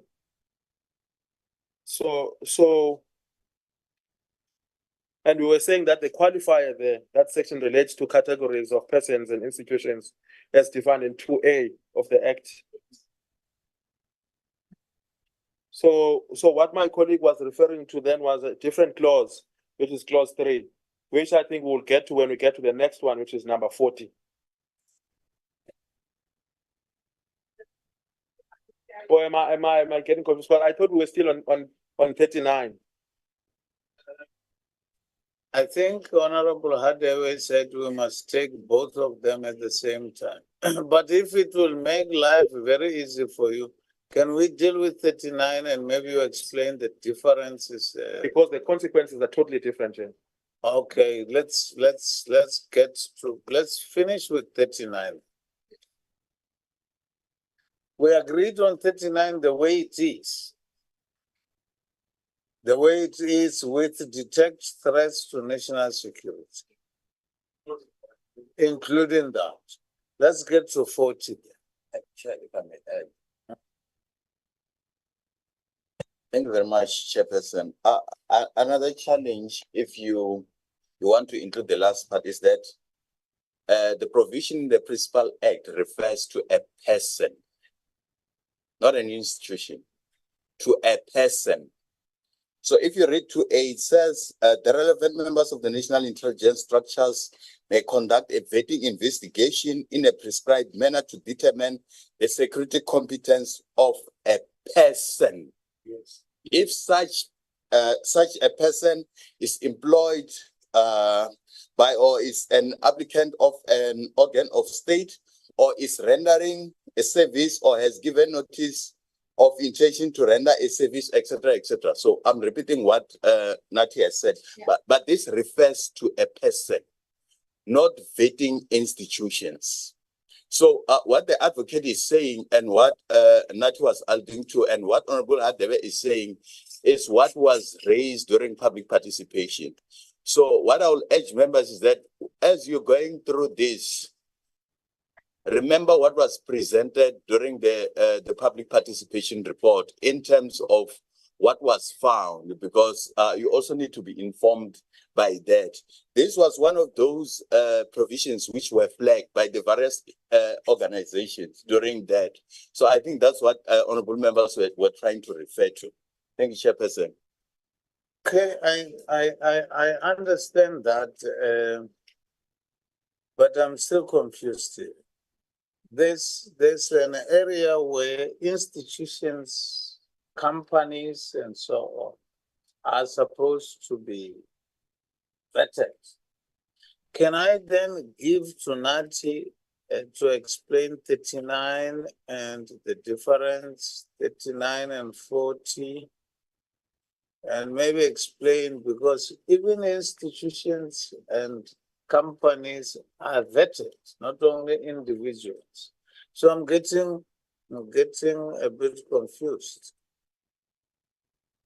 Over to you, Nati, and make it a bit clear so that I can. I thought the threats to detect threats to national security was a qualification. But over to you, make a. So, Chair, that clause I was referring members to, which is in page 6, line 3, which is Roman letter 11. So that's clause 2B, Roman letter 11, powers of the agency. So that's in 39. So the department is saying that, so firstly, the proposal from the public is that amend 2B to read, conduct security competence test on categories of applicants and employees of organs of state and the departments of state to issue or decline to issue a security clearance certificate. The department answers and says, conduct security competence assessments on categories of persons or institutions referred to in section 2A of the Act in order to issue or decline a security clearance certificate or detect threats to national security. So that's the department's response, Chair. So then, because of what Kelvin was saying, Chair, that this thing was a contentious issue in the public participation, the issue of vetting institutions. So, Chair, I was then saying that in terms of the Act in 2A, the only categories of persons that can be vetted, there are those who are offering a service to the state or employed by the state or are applicants with the intention of being of service to the state. Now there, Chair, in terms of jurisdiction, we have the authority of those people, over those people, to conduct vetting on them, because if they should refuse not to be vetted, then they can't participate, whether as service providers or as just employees of the state. The other issue I want to clarify, Chair, is that in law, person could also carry the legal persona to refer to an institution. So we were saying that in order to qualify it so that it's not all institutions, including churches and other organs of state, and other non-governmental organizations, as was suggested in the public consultation, it's important to qualify. And I was saying then, Chair, in clause 2B, Roman letter 11, which is in page 6, it is nicely qualified the way it says. It refers to only those categories that are in section 2A of the Principal Act. So that's only in relation to number 39 of the responses, Chair. And then number 40 is what my colleague Listener was talking about, which is in section 42A, Roman letter 1 of the Act. It says, Chair, I will read it again. Amend clause 3B. A reference to section 42A1 to read B is seen as a threat or potential threat to national security. And the agency is responding by saying, we propose that the definition of security vetting be broadened to include or to identify and detect threats to national security. So this now is a broadening of this issue here. When the public input was that it must be narrowed so that it's not a catch-all phrase where you could even catch people who are not in the employ of the state. So to the response is different from the response to 40 is different to 39. I think I agree with yes, you. And that issue of adding the words or threat or detect threats to national security is a new addition. And the committee has already taken a position legally on the issue of new additions. So the committee sticks to what is in the legislation, what is consulted on in the proposed legislation. Still, but we agree on 39. Yes, Chair. 39 says something totally different. What the from, next one from says. 40. Because it actually says, in order to issue or decline a security clearance certificate or to detect threats to national. That's totally different from 40 then. Yes. So the new Honorable additions Hadebe. there being, the new additions there, Chair, sorry, with your indulgence, the new additions there being those words, or detect, or to detect threat to national security. Because on the bill as proposed, it ends with to issue a security clearance certificate, full stop. Thank you, Chair. And I don't see anything wrong with that. Yes, Because they are doing that vetting to do exactly that, to exactly. detect threats to, that's correct. Then we can talk about 40 then. Honorable Hadebe? I still maintain and I stand my ground that 40 and 39 must be read in conjunction, because even in 39, there is a reference to institutions. By amending 40, that cater for 39, where there's a reference to institutions, as stands in this bill, which was published for public comments, which is 2A Roman figure 4. If a person or institution of national security interest in terms of section 4, subsection 2A Roman figure 1, I still stand, Chair, that it does not only limit it to people that are doing business with the state or are employed by the state, as per this proposed amendment. Unless you do not agree with the proposal as contained in number 3, Roman figure 4. Hence, I'm saying my objection must be recorded, Chair, and then we move in that aspect.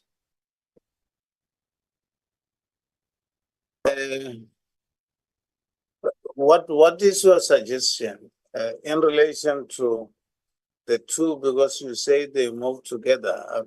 What? Chair, currently you are saying we must remove institutions, and I'm saying institution does not mean they're going to be on the witch hunt for everyone. It's only for the purposes to detect threats to national security. Why would people have a problem with such? Because it does not say by including institution, then the agents will be on the witch hunt and just target institutions willy-nilly.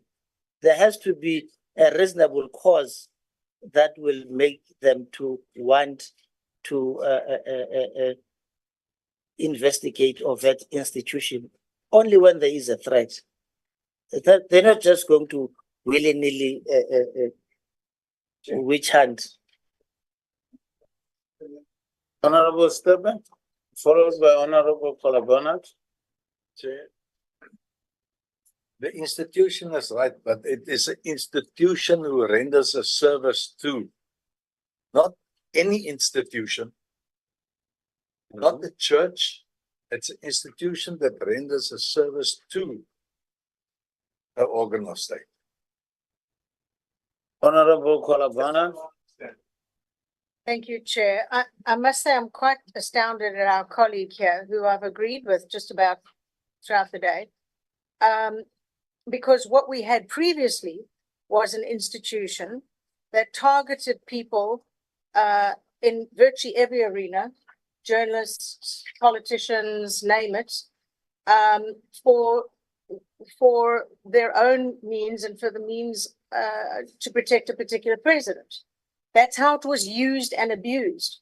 We're tightening it up now, and we don't, absolutely not, can we accept a clause that would allow the opening up and arbitrary pointing out. And our colleague says, oh, they would never do that. They have already done that in our not too far away history, more recent than anything.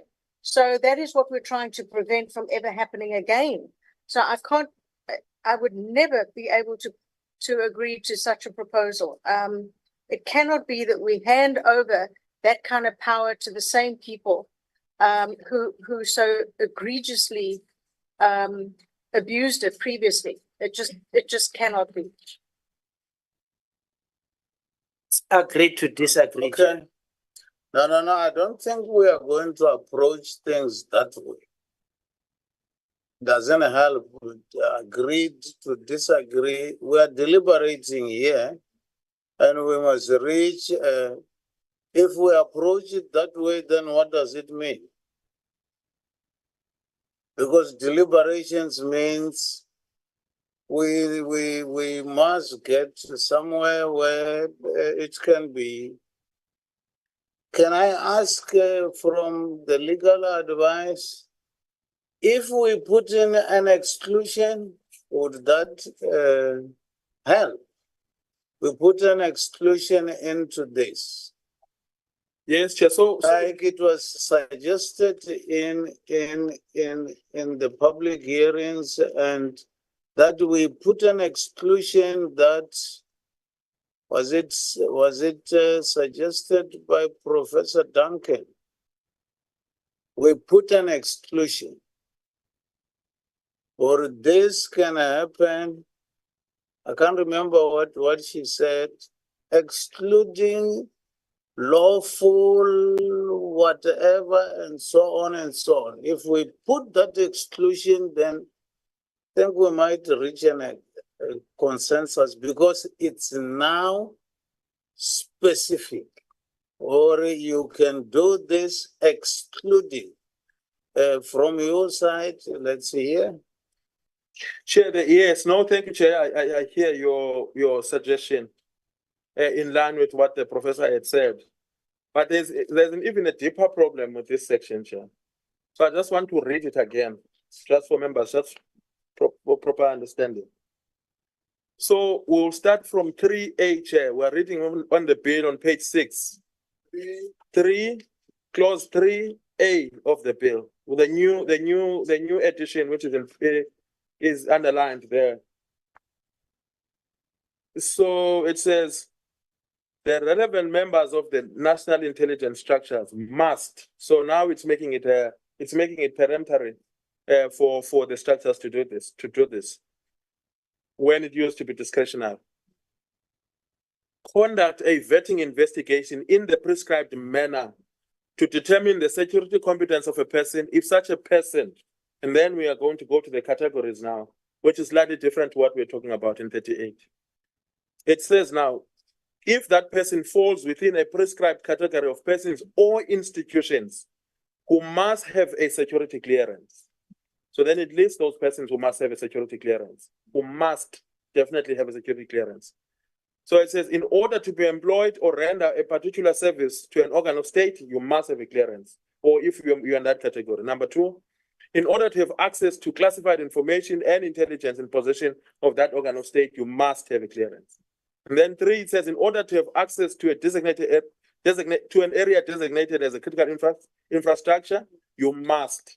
And then it comes to 4, which now is a bit difficult, Chair. It says, you must have a clearance if you are a person or institution of national security interest in terms of section 42A1 of the Act. So it almost suggests that in order for you to be a person of national security interest, you must be such a person as per that section. So if you go to that section in the Principal Act, Chair, that section speaks about the functions of NCOP. It doesn't speak about declaration of people as persons of national security interest. That's where the confusion is. So I'll read the section, Chair. This 42A that is now supposedly a basis for declaring persons a person of national security interest. It says, Section 42 of the Act reads as follows. The functions of NCOP shall be, A, to coordinate the intelligence supplied by members of the national intelligence structures to NCOP and interpret such intelligence for use by the state and the cabinet for purposes of 1, detection and identification of any threat or potential threat to national security of the Republic. So this is the section that is supposedly going to be the basis on which institutions and persons must definitely have a security clearance. So organizations out there, Chair, were saying you need to qualify that so that you identify these organizations that you are interested in. So because currently the way it is phrased, Chair, as my colleague Lisanati was saying, it can on the basis of you being declared by whoever must declare this, which is also not clear, that you are a threat to or potential threat to national security, then you must have the security vetting. So you must have a security clearance. This is what makes now, this is what the public was saying, it makes security vetting compulsory. And that is a problem. And that the consequences of it are unclear. So that's where the contention is, Chair. So the answer now that we're being given there in 40 doesn't address the issue of compulsory vetting, because the law in which it is phrased now as proposed, it's making compulsory vetting to extend beyond just those persons who are applying, employed by the state, or are rendering services to the state. That's the issue, Chair. Thank you. Okay,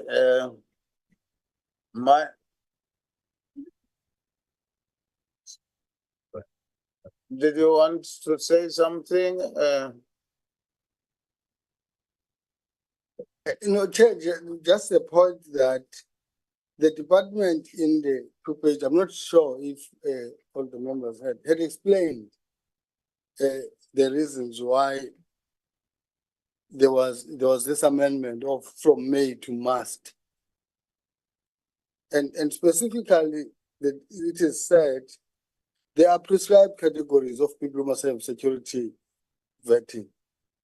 And the experience out there is that people occupy positions without, even though within those categories, without a security vetting. Okay, I'm sorry, Tsanano. I understand that. The problem is Roman letter 4. Otherwise, these other ones, I agree with you. Must, if you want to deal with government, you can't say you can't give this or that information. You must give that information. If you want that tender, if you want this and that, if you want this employment, you must. I wouldn't have a problem with that, but Roman letter 4, that is where the contention is. Again, if you go, Chair, to the definition in the current Act of counterintelligence, you will see that to identify threat to national security, vetting investigation is an integral part of that. But to understand it, you need to read the definition of counterintelligence, because you will see in how counterintelligence is defined, vetting investigation is an integral part of that. And that is why, to me, I don't see it as a new addition, because you conduct vetting investigation, and the ultimate goal is to identify threats. Because if you are a threat to national security, you will not be given a clearance. Now, I do not understand that the two are sort of different. Maybe I must read the definition of counterintelligence so that it then becomes clear. The current Act says counterintelligence whose measures, activities conducted, instituted or taken to impede and to neutralize the effectiveness of foreign or hostile intelligence, or to protect intelligence in any classified information, to conduct vetting investigations. Now, I don't see it, as I say, that by adding to identify any threat when you are conducting vetting investigation, it is different. And in addition, the department had also submitted an explanation as to why it was necessary to make reference to identify threats to national security. And in that document that was submitted, there's a reference to evolving threats, which have necessitated the need to ensure that this part is added. And this is part of the submission that has been made to the committee. Thanks, you. Nati, you didn't answer my question, or is there a possibility of inserting an exclusion? Would that sort out the problem that we have here? Chair, it is one of the solutions that we could use. And we have a consequential amendment would have to make if we were doing that, Chair, as an option. Because the person or institution of national security interest is defined in the bill. So I just wanted to read it, which further exacerbates the problem for us. Because then it says, I mean, for the purpose of the bill, because it says here, Chair, it means any person or institution identified by the agency in the form and manner prescribed, meaning there'll be regulations to make this identification, that conducts himself or herself or itself or engages in activities that are inconsistent with the principles set out in 198 of the Constitution, including any person or institution that engages in activities that are defined as a threat to national security in terms of this act. So the definition itself is not very helpful. No. Let's say it's a catch-all phrase, Chair, and it's a discretion that's given on the agency on the promises of future regulations. So it does just as so when we put this qualifier, Chair, where we talk about organizations that are included in legitimate political activity as one of the exclusions, we would have to also come to the definitions and maybe define it in a more narrow sense, so that it's not a catch-all phrase that the agency can at a whim declare institutions as institutions that are a threat to national security. So the criteria on that declaration, because I mean it is the function of the agency to promote national security, Chair. So if the agency thinks that it needs to have that authority to do so, there needs to be objective criteria about how it will arrive at that decision, so that it doesn't appear to be an open and unfettered discussion on how to arrive at it. Thank you, Chair. How can this be remedied?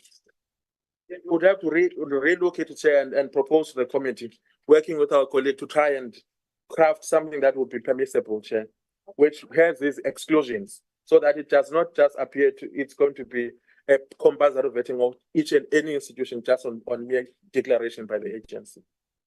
And the problem on section 3, it's a Roman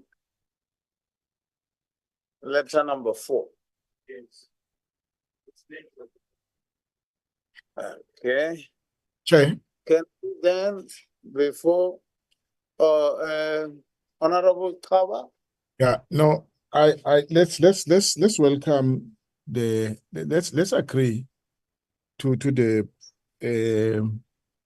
suggestion that the team, our legal team, will go away, look at that, and then come back, and now with something that considers some exclusions, because I really form would be exclusions, because we don't want a situation where people, it's fine if you are a persons, we can proceed against you if you are a persons, but if you are an institution, we can't, you are protected. There is a veil covering you. Because what it simply suggests is that people with intentions that this act seeks to protect South Africa against may if they know that as a person, it's easy to be proceeded against, but if I come as an institution, I'm protected, there is a cover. Then what we are doing here, in my view, it's not going to what you call achieve the intentions that this section seeks to achieve, because it means that people can easily go away or get underground or get under the cover of an institution. So as we look at the protection, as we look at the exclusion, we must also consider the protection of the state at the same time. No, it's fine. Let's welcome that opportunity. Thank you so much. Thank you very much. I think that makes sense. Honorable Stebe, followed by Honorable Kolabana. Chair, I'm just of the opinion that you can't have a blanket approach and beforehand decide who you're gonna do, who must adhere to this. That's my stance on it. Not a blanket approach. It must be, and it's spelled out here. Very specific. What is an institution? We don't say no institution, but the institution dealing with the secrets of the state. That's the institution. Thank you. Chair, Honorable Kolabana. thank you. You seemed quite keen to go along, and with all due respect to Dr. Jane Duncan, if one, as I see it legally, puts in an exclusion or two, you may not look at journalists, you may not look at politicians, etc. What you're doing is saying that everybody else is open game, and that then takes us back to churches, NGOs, and literally everybody else in society by just excluding those two. So I think what is in here is very elegant and covers exactly the people who need to be vetted. If state security and if their operatives come across an entity that they believe is committing some crime, they need to do their job and do what they do and find proof. And then, but to sit them down and say you must do security vetting to a drug lord or to a person smuggling children across the border, they're going to laugh at them. So I really think what is in here and what we've got is perfectly adequate for the purposes of this particular provision. Thank you. Well, can I just say let's give it to the legal people. I think an exclusion clause maybe doesn't work legally maybe doesn't work the way you say it, Honorable Kolabanat. Maybe it might not simply say a doctor, or it might be legal in such a way that, say, I'm not a legal person, excluding maybe something that is legally acceptable. They will know how to craft that, not to mention individuals that these individuals are, but in such a way that they are people who are excluded, except if they are doing something wrong. I think the legal people can manage to do that, to put an exclusion in there and even go back to the definition and work it out in such a way that it's acceptable. But it doesn't say any person can do whatever or any institution. It covers that, but excludes in order to put in to narrow it down to specific people or institutions that are doing wrong. Can we then say we give them a chance to do that? Put in an exclusion as Professor Duncan suggested in one of her submissions there, which I definitely agreed to. I think the legal people are saying that can be done. And if it can be done, then why don't we do it so that we all agree? Chair. We were on 40. Is the advocate, does the advocate want to throw in one or two things? I see Nati is getting a bit tired. We have battered him enough. Advocate? Thank you, Chairperson. I agree with Nati. We can go back and see how best to redraft. But the issue that was raised in the consultations must be noted, that the vetting of categories of persons where you do business with the state or you are part of the state, like in my instance, because I work for the Department of Justice, by virtue of my contract, I needed to be vetted. We must be mindful of the fact that when it comes to the private sector, there is other legislation that we have to consider, like the Protection of Personal Information Act, and just generally access to information. So we don't infringe on the rights of the private sector, private persons. So like Nati indicated, we can draft to where someone gives consent, that legalizes any issues. Like I'm saying with a state or Department of Justice, my example, because I'm employed there, I know that I needed to be vetted to be employed. So I just ask that the committee also considers the public consultations and those issues of the security vetting of private entities and individuals. But like Nati has said, Chairperson, we will go back and look at the comments from the professor and how best to incorporate in exclusions in this clause specifically. Thank you, Chairperson. Thank you very much. I think 41 might be the last one. I see all the other ones, even if we are still to deal with them. Can I say a 10 minutes break?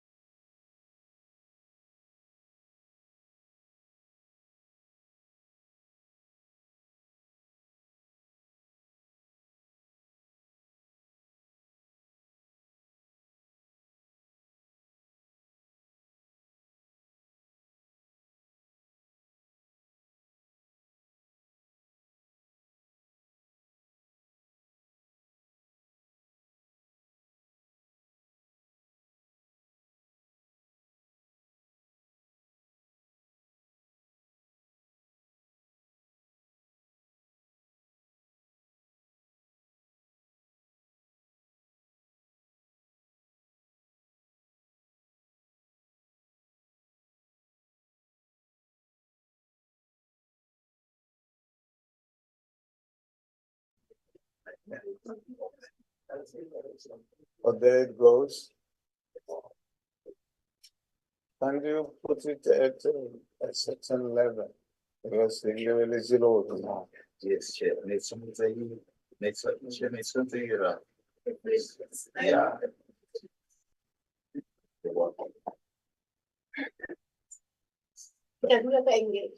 No, Gadula, if it doesn't do those steps, then it's not healthy. Okay, can we start? We were on 41.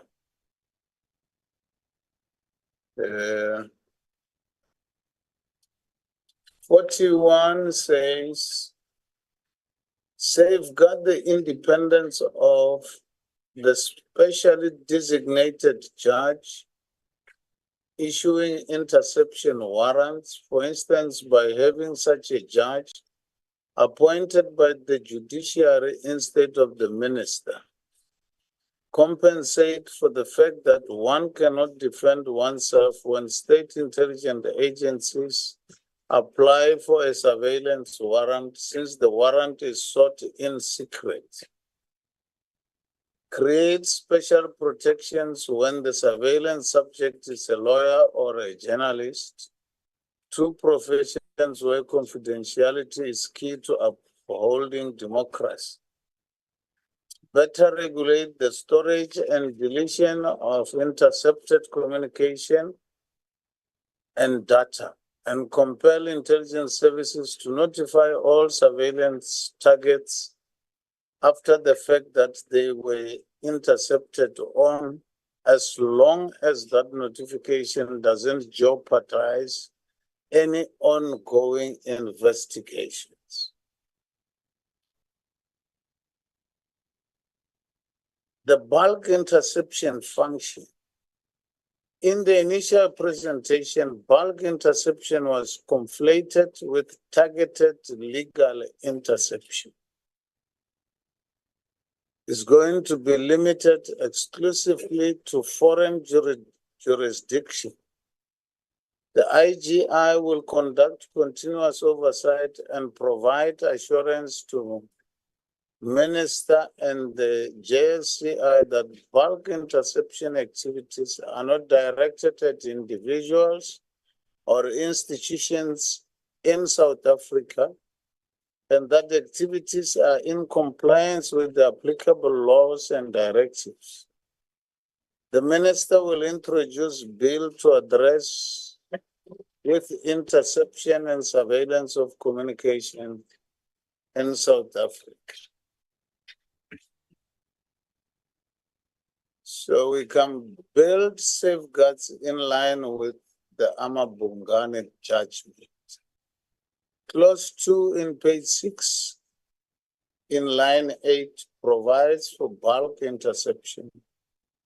In line 9 it states that the NCC will intercept, among others, communication subject to the submission of an application for authorization by a retired judge who will consider applications with 2 advisory interception experts. The NCC will then supply the relevant intelligence from bulk interception to the relevant service. The above-mentioned application for authorization is intended to be a checks and balances mechanism to avoid abuse of power and possibly infringing on the right to privacy of persons in terms of Section 14D of the Constitution. It is contended that the detail of what the application will entail should be detailed in the bill instead of regulations as proposed in the order, to ensure that the process is transparent and there are sufficient safeguards against abuse. The safeguards would include the provision for procedural constitutional rights, for those persons whose rights may have been adversely affected by the conduct of bulk surveillance. In Dawood versus Minister of Home Affairs, Johnson van Rensburg versus Minister of Trade and Industry, and CC noted that constitutional code that legislature should provide the executive with clear guidelines for the exercise of discretion. Depending on the power to be exercised, such guidelines may have to set out the circumstances or conditions that must exist before the discretion may be exercised, or the manner in which it is to be exercised. That is 41.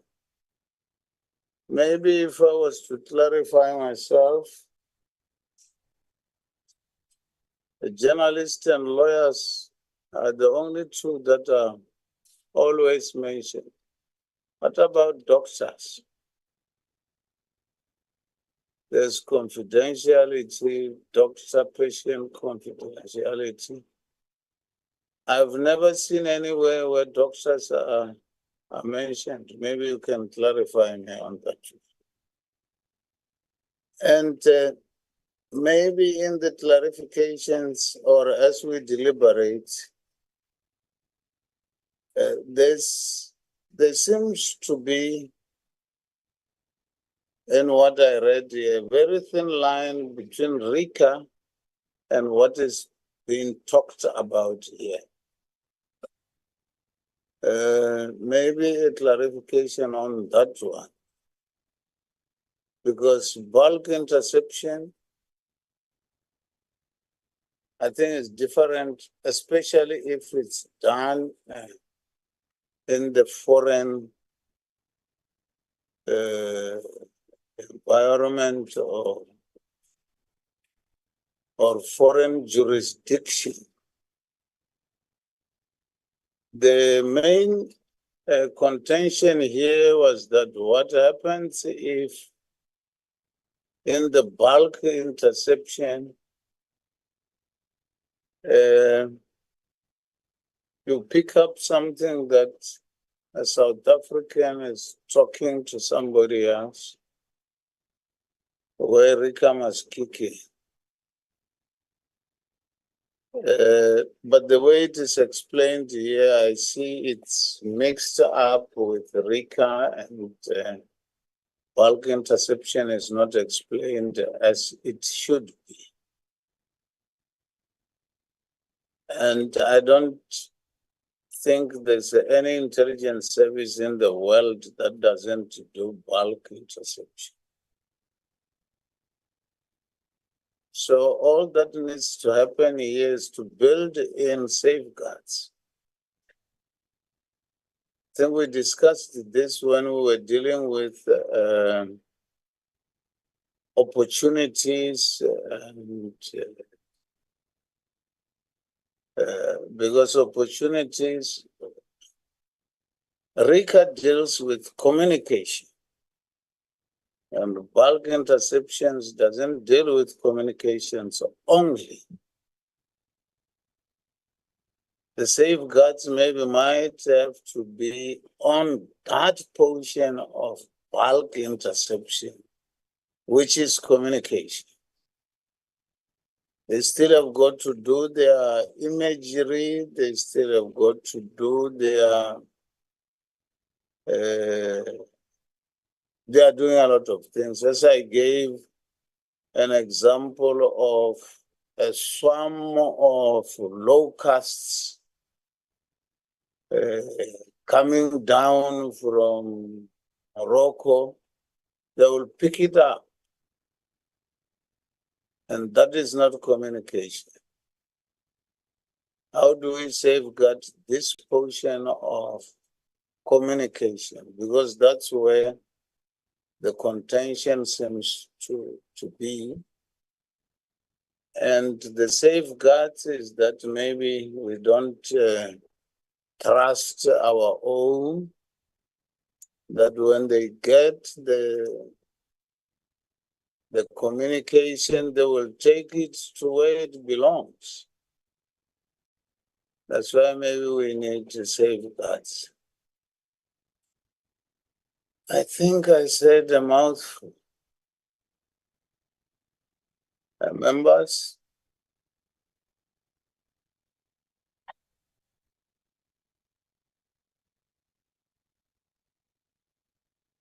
We say they must go and put the safeguards because we are definitely not going to come up with something that stops the intelligence services from doing their job. The only thing we can do is to put in safeguards, but they must do their job. Otherwise, the swarm of locusts is going to arrive here. Honorable Hadebe, followed by Honorable Kolabanat. No, thank you, Chair. Most definitely, there is no way that we can stop the agency from exercising bulk interception. Even the judge, when made the ruling, it was suspended for a certain period of time because the judge understood that there is no way that they can stop. So I agree with the fact that safeguards ought to be looked into and considered to ensure that we have done a thorough job in this regard. But also to mention that we are dealing with bulk interception, which is not a targeted interception. As you have correctly alluded, it's not only dealing with communication signal. I don't want to repeat the presentation from the state security agents, where they indicated that there are images that are generated from optical satellites that are considered when doing bulk interception, electronic signals, weapon systems, all that are forming part. I'm yet to be informed of any country in the world in considering safeguards that uses charge for bulk interception. And if there is such, I would love to be alerted to. So in considering the safeguards, we must look at best practices and benchmark with other countries so that we are in line. But I fully concur that the safeguards ought to be watertight. But we must not, in doing so, confuse the targeted interception or the interception and surveillance of communication within the country with that of bulk interception and seek to think that it's one size fits all when it comes to safeguards. Thank you, Chair. Honorable Kolabanat. Thanks, Chair. I would like to know if in the definition of bulk interception, it makes it very clear that this is interception outside of our borders. Just to finally put to rest the general belief that bulk interception covers the whole of South Africa, whereas it doesn't at all. It's a misconception that's repeated over and over and was repeated over and over during the hearings, the public hearings. But it was also stated, I want to say by state security, but during the hearings, that occasionally a local number is included in the bulk interception. There needs to be something that covers that, and that the permission must then immediately, it must go before a judge to say why this was intercepted, what for what reason, was it in error, etc., and then the system must kick in. But it can't just be ignored. I don't know why it would happen, but it was admitted to us that it does on occasion happen. So that needs to be ironclad, that they can't just say, oh, we just made a mistake that we bugged the president's line or your phone. It was a slip of the technology. Hard to swallow that. So I would like to see that included in the safeguards, which, as you know, because of the judgment, have to be ironclad and hopefully relate in some way to what's being done under the RICA bill. Thank you. Yeah, as I said, our duty or our job in here is not to try and impede our intelligence services from doing their job.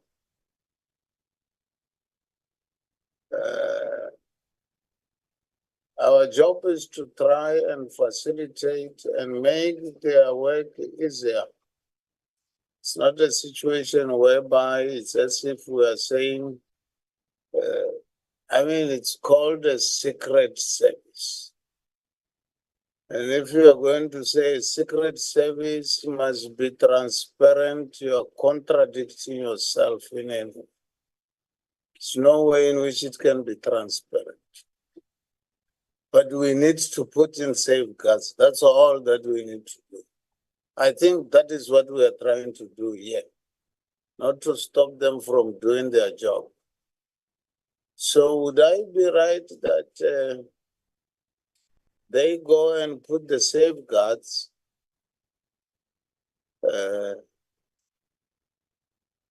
because maybe once bitten, twice shy, that's why we need the safeguards. But all we need to do is to put in the safeguards in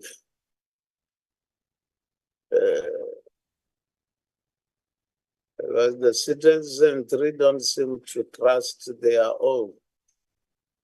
They will pick on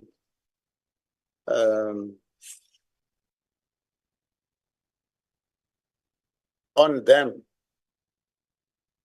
Can I find out? Surely that is possible from Nati. If it's a very difficult question, you can throw it to the advocate. Oh, before he answers. Okay. Can I just read this one section? Perhaps it might answer the question from Honorable Kola Panat. The bill therefore proposes an enabling legislative instrument that permits for bulk interception that should happen only and exclusively outside the territory of South Africa, duly attended by safeguards that should be premised in the Constitution and applicable law. So I think we are on the same page, and now the confusion might be clarified that here we're dealing with bulk interception outside the country. Can you read and the following? Yes. It makes yes. Operational regulation can, as an example, be approved by the legislature, and compliance therewith would be ensured through continual supervision and oversight by the IGI. Now, RICA is an instrument that governs interception of communication within the Republic and in support of law enforcement agents. This is targeted interception. Honorable Stebe. Chair, what I would like to see is that the initial request goes to the judge. Yeah. But what I want there also is after a period. Or maybe this But after a period, say of 6 months or 8 months, they must reapply at the judge. And not the open-ended thing for 20 years. So bulk interception must go on, but they must reapply for the bulk interception. If something came forward, That's fine. If nothing came forward, why carry on? Okay, maybe just to clarify that, do I understand you to be saying that, say at the beginning of the year, the agency goes to a judge and say, we are going to do bulk interception. Surely my understanding is that it's going to be a very general request. There's no way in which it can be specific because we are just scanning the environment. Say this is what we are going to do in the whole world. We are going to be scanning for this and that and that and that. Or are you saying that the scanning continues and when they pick up something and they are now targeting, is then that, I'm just thinking aloud, or is, how practical is that?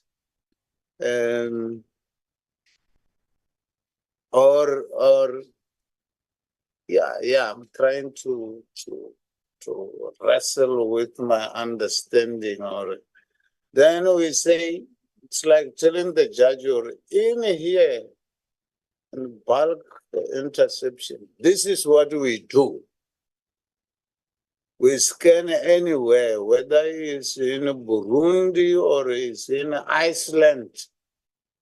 This is what we do in here.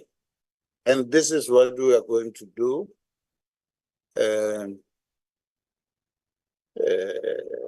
I don't know how they will qualify what they do to the judge. And then annually we will come back to you and talk to you about that.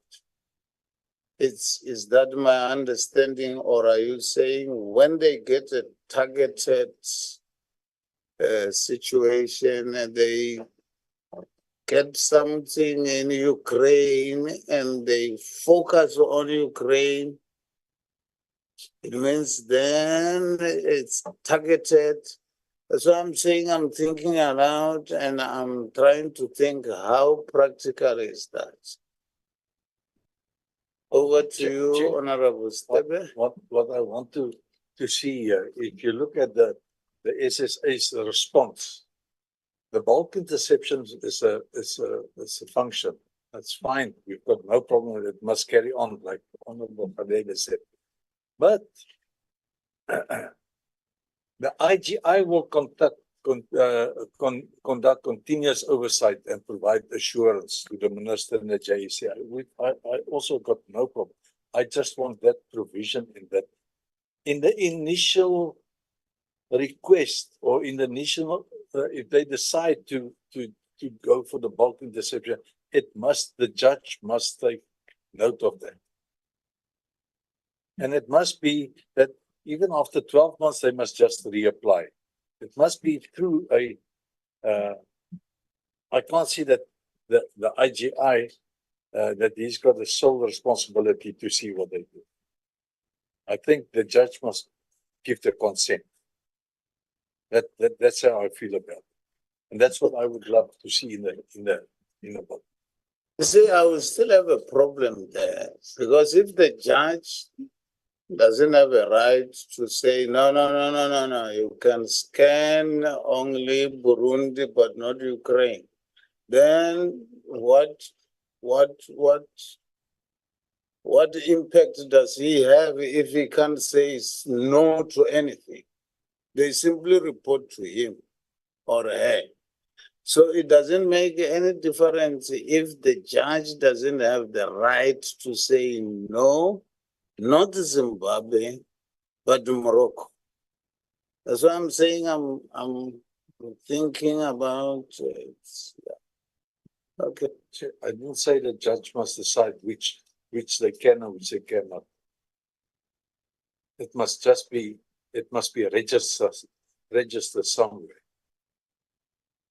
That's all. There must be a mechanism where you can condone it.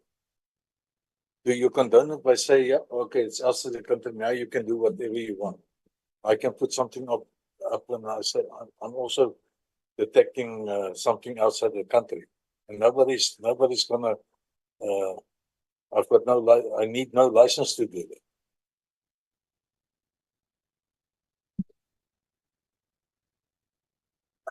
Still, I don't think it answers my question because the IGI is already doing that.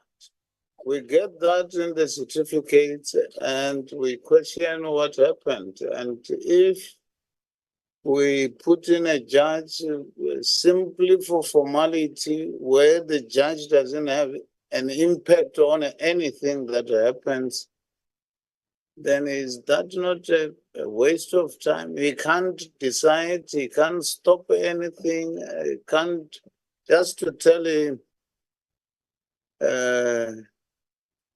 or maybe let me agree with Honorable Hadev, or let's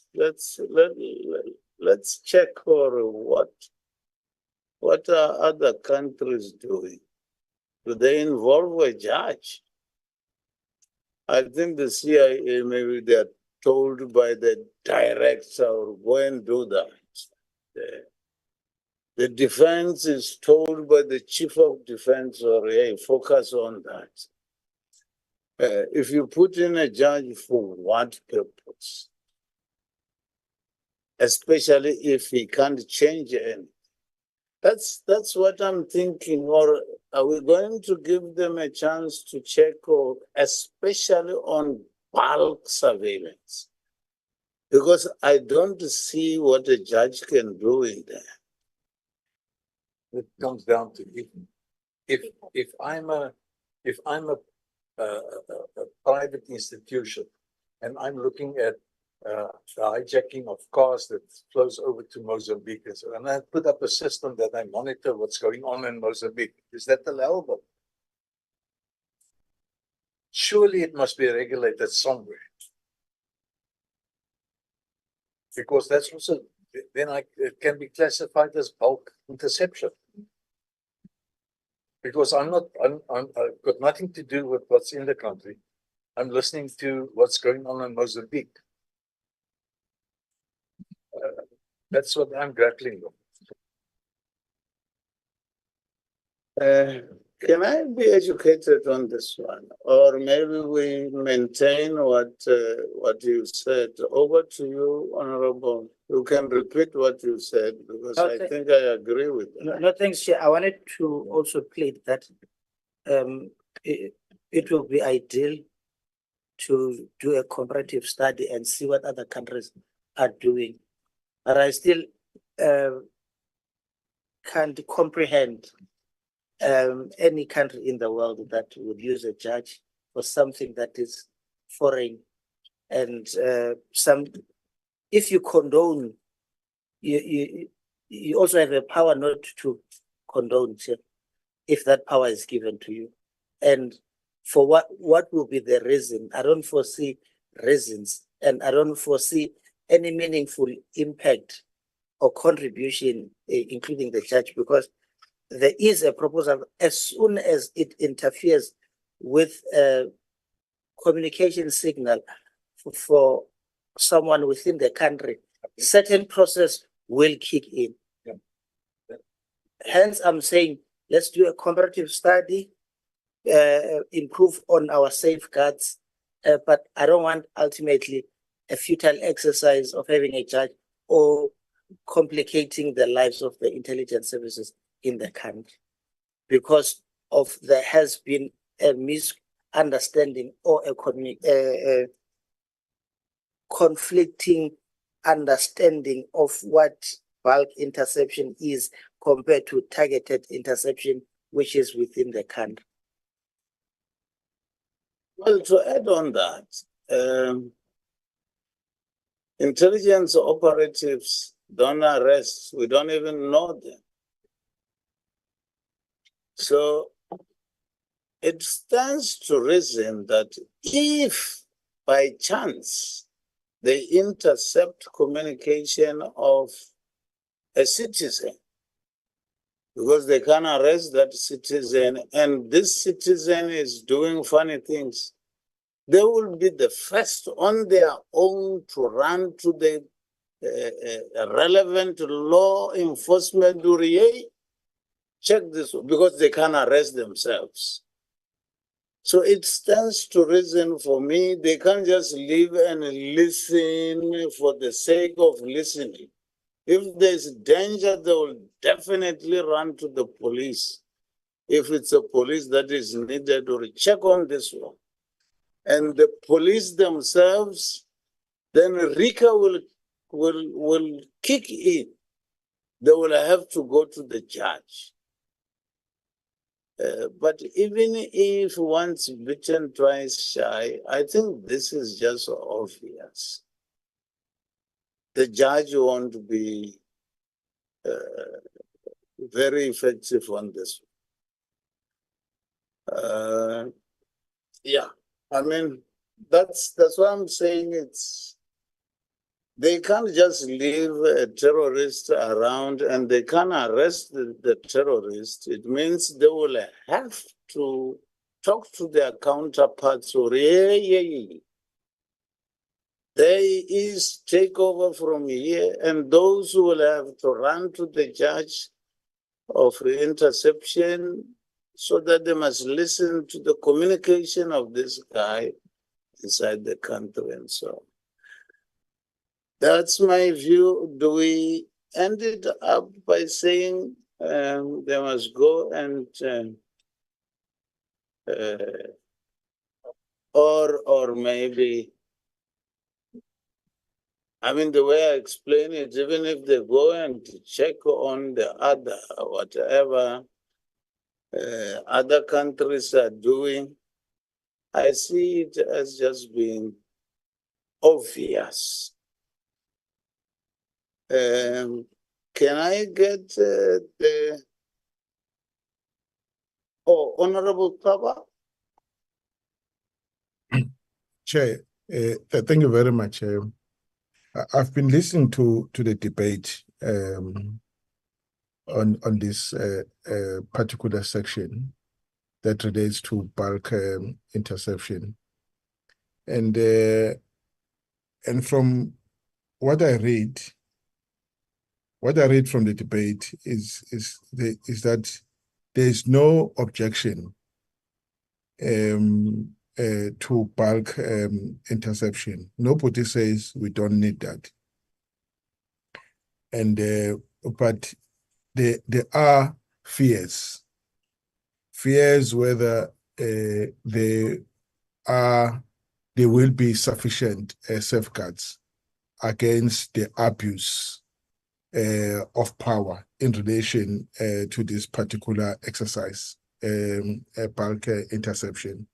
I thought that's where the issue is, and that's where now then Honorable Khadebe was trying very hard to allay the fears of the colleagues, to say there's a judge, there's an involvement of the judge, and so on and so forth, to ensure that there is no abuse and of this power.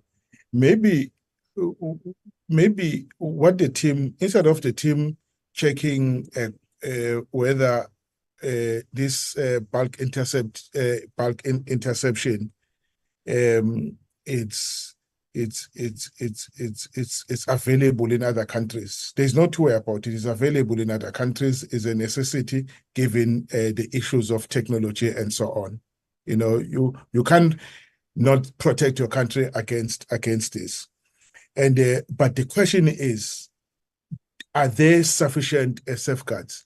Maybe if the colleagues have some suggestion as to what else must be included, and as a proposal to ensure that we strengthen the safeguards against the abuse of the power, and let that be the discussion today, even if it is not today, but let that be a homework that we give to the legal team to mull over and then come back with some proposals, so that at least we know exactly what is it that we're asking the legal team to go away and do and come back. And instead of just expressing our fears.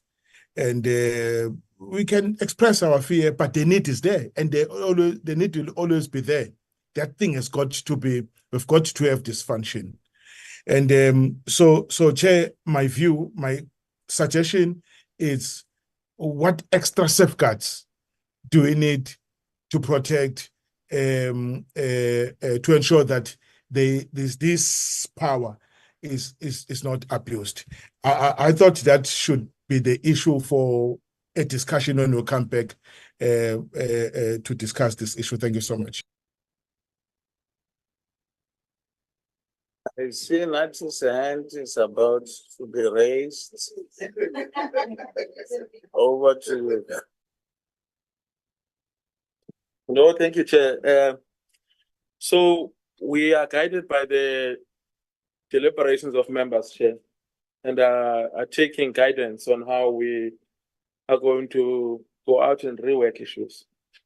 But there are some legal issues which remain a predicament, Chair, on which we would like some guidance from members on with respect. The first thing, Chair, is an issue of the judge. It is the department itself in its own bill that suggests the judge. So this bill is the one that has been consulted on, Chair. So we've already advised on how subsequent issues then cannot find expression. But usually because, Chair, by the time the bill gets to the committee, it has passed through cabinet, the department has consulted on it, and then it gets here. Gets to Parliament. Parliament does the same thing, consults on it, the public applies its mind to it, and then it gets to a stage where the committee is now. With the bill saying, as proposed by the department, there needs to be a judge who's going to receive an application from the NCC around the issue of pulse surveillance. So historically, this is where we come from, Chair. This is how we find ourselves here. Here, because the SSA, in its own proposition in the bill, has said there must be a judge to look at interception issues. Now, Chair, the other issue that is the practical, so that's the first issue that we have. The second issue is that when you give a power, a public power to be exercised by a functionary, in this instance being the NCC under the SSA, you need to provide guidance about how the discretion that comes with that power is going to be exercised. This is in terms of a constitutional court decision that I've advised on, which is the Dawood decision. So one can't just provide a power to conduct by surveillance and not say what that power entails on how it is to be exercised. So there needs to be procedural safeguards on the application of that power, because it's public power. The reason we are doing that, Chair, is because there are procedural constitutional rights that we must protect. So that if, even without your intention as you conduct this power that you've been given, or exercise this power that you've been given, if you should trample on the rights of people which are constitutionally guaranteed, they must have a mechanism to challenge you, to vindicate their rights that you would have inadvertently or adversely affected. So that's another issue of safeguards, Chair. You need in the mechanism and the procedures to state how those who get offended by this practice should be able to vindicate their rights. So this is why, Chair, we're saying that building a prior authorization mechanism to conduct back surveillance could be one of the solutions to this problem, where before the SSA goes out to do back surveillance as it should, it follows a particular guideline, so that if they go outside of that guideline, then they can be considered to have transgressed. Now, we were saying, Chair, following the guidance from the bill where they said there should be a role of the judge, that the judge with the 2 interception experts as proposed would be a forum that would sit and consider an application, put conditions to that application to protect constitutionally guaranteed rights. That would be the only role, because they themselves are not experts or they're not going to go out and conduct surveillance. But just to state that when you exercise this public power, you must do so within this parameter, the prior authorization. So that's another issue, Chair, that we think that is contentious here. So it's a procedural rights issue. It's the conditions of the authorization. It's the issue of protection of rights. But importantly, Chair, it's the issue of ensuring that guidelines are provided to the executive on how, very clearly, the guidelines must be provided on how they must conduct or they must exercise this discretion that are going to be given of conducting bulk surveillance. So we are saying that Chair, it is possible to do so in drafting, and that we would sit down and work out what mechanisms we can propose for the committee's consideration of how to ensure that whilst bulk surveillance is given as a power, but it is going to be exercised in a manner that is constitutionally compliant. So that is just our view on the matter. And the issue of the IGI, Chair, I must just pronounce on that issue since it has come up in deliberation. The IGI automatically oversees the work of the services and does so post factum. So after the exercise. So by the time the IGI gets reports about what has been done, it would have already, even the instance of the transgression, already happened. Yeah. And the IGI cannot at that moment declare that it must be stopped. The IGI will have to write a report for oversight to the JSCI, for the JSCI to oversee the minister. At which point, if there are rights at all that have been infringed, the department would already be engaged in an exercise that is constitutionally incompliant. So the mechanism for managing compliance, Chair, being the IGI, is one of the safeguards that can be built, but it certainly cannot be the only mechanism, because you build the mechanism before the exercise of power so that it can be guided in the manner in which it is practiced. So that is our view on the matter, Chair. And I will ask my colleague Lisa to also maybe come in, Chair, and to provide her own view on the matter. Legally, thank you.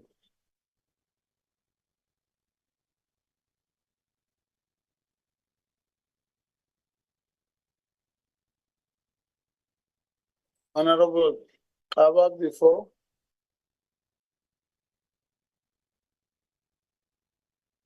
Is a legacy hand, Chair, my chair. Let me lower it. Thank you so much. Thank you very much. I think nobody can say no to what the content advisor had said. So can we then leave it as such, and do we need to continue with all that I see here? It's supported. Every other thing until 50. On what?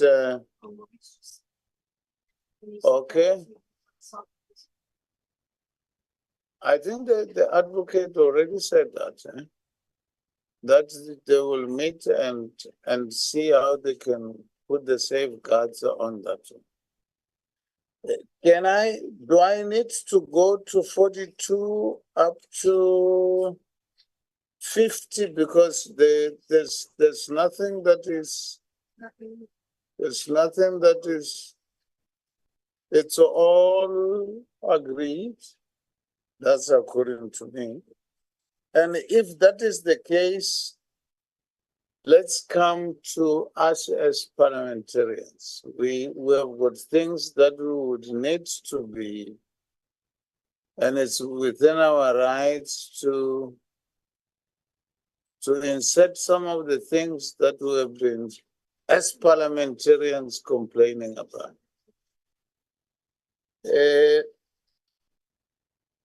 The first thing would be the establishment of the evaluation committee. It was never established. Is it in the constitution or is it in legislation? It was never established. Do we have somewhere where the functions of the evaluation committee are? Can somebody read them for us?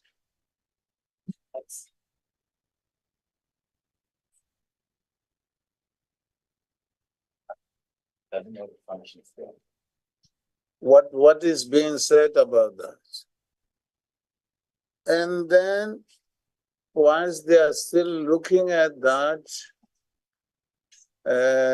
I think for the past 5 years we've been talking about a meeting with the president for the committee, for the Joint Standing Committee on Intelligence.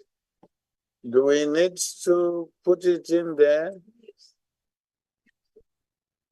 And I think there's a disjuncture between the annual report of the Joint Standing Committee on Intelligence and the reporting services. Would we like to make them be practical? Because there's the way it is, there's no way in which the Joint Standing Committee on Intelligence can report for the whole year. It will always report what happened the previous year. Do we need to, that would be from the committee on those ones. Did you get the evaluation committee? If you could read it to us, whatever is written there, all of it.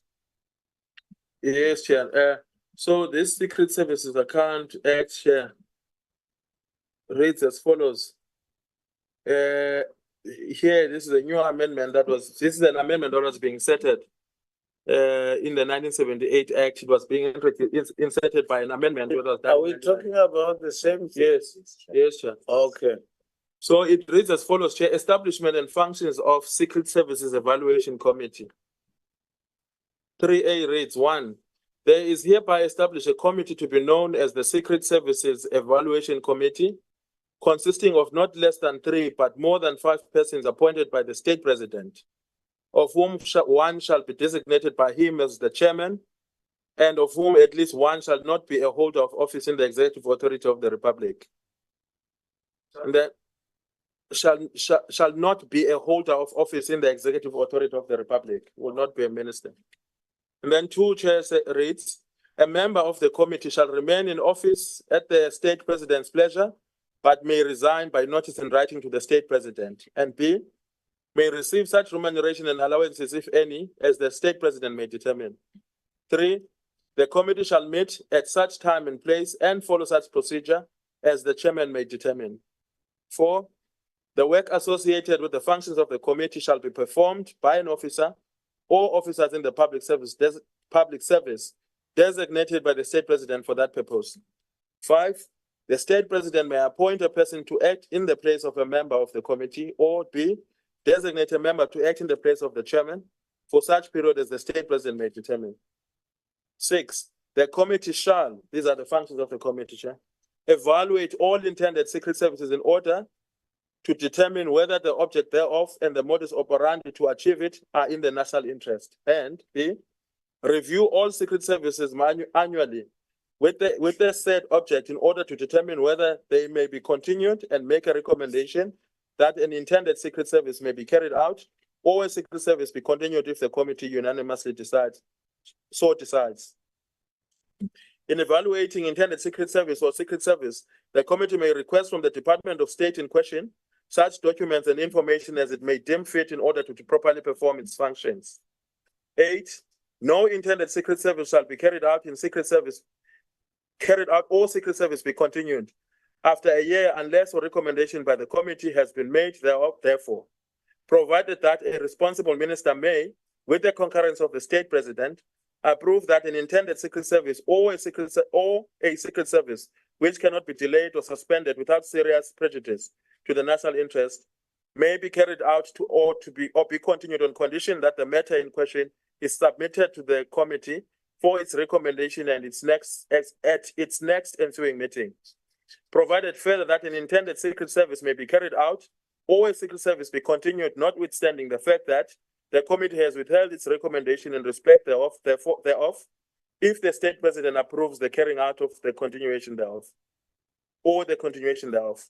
If the committee withholds its recommendation in respect of a secret service referred to in the first proviso to paragraph A, after the matter has been submitted to it, such service shall be discontinued as soon as practicable, unless and insofar as the state president approves the continuation thereof. If the committee cannot reach unanimously in relation to a recommendation, it shall submit the matter in question to the state president as soon as practicable for consideration, and his decision shall be final. It ends there, Chair. There is also a provision 3B which provides for approval for and directions regarding Secret Service. But the role of the committee ends there, Chair. So that's in the Secret Service Account Act, Chair. And then in the Intelligence Services Oversight Act, it is provided for in definitions which reads as follows. Evaluation Committee means the Secret Services Evaluation Committee established by Section 2 of the Secret Services Act of 1978.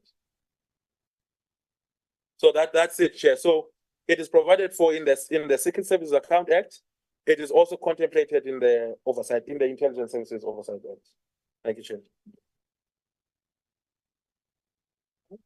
Thank you very much, Chairman. If I may add to what the legal advisor was saying. So in terms of this Intelligence Services Oversight Act, Section 3A, Roman figure 2, you'll see that's where the importance of the evaluation committee comes in, because the JSCI is supposed to receive a report on the secret services and intended secret services evaluated and reviewed by the evaluation committee, together with any comments or recommendations which the evaluation committee may deem appropriate.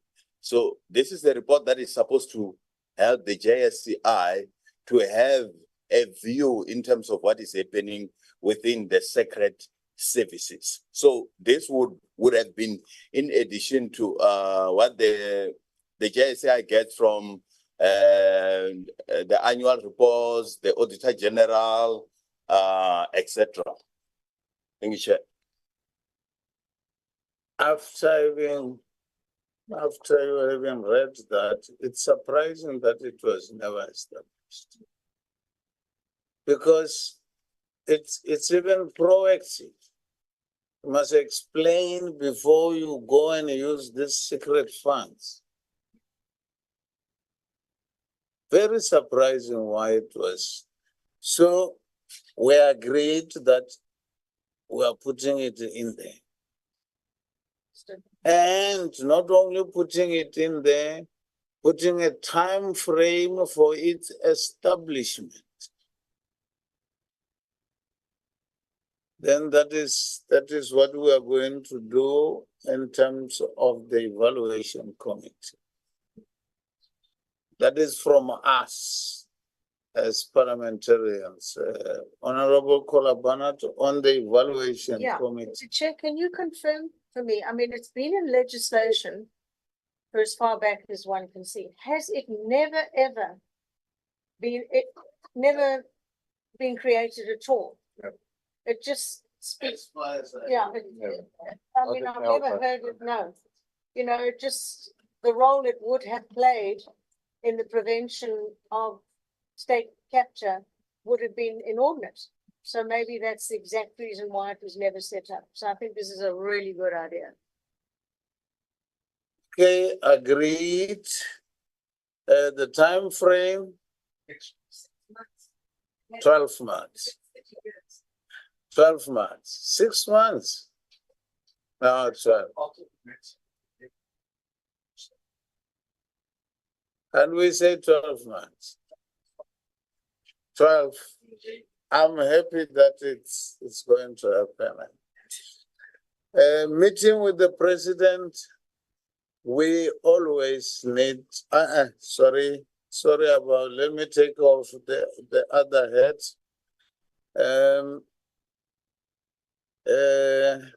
The JSCI. Sure, we can leave now.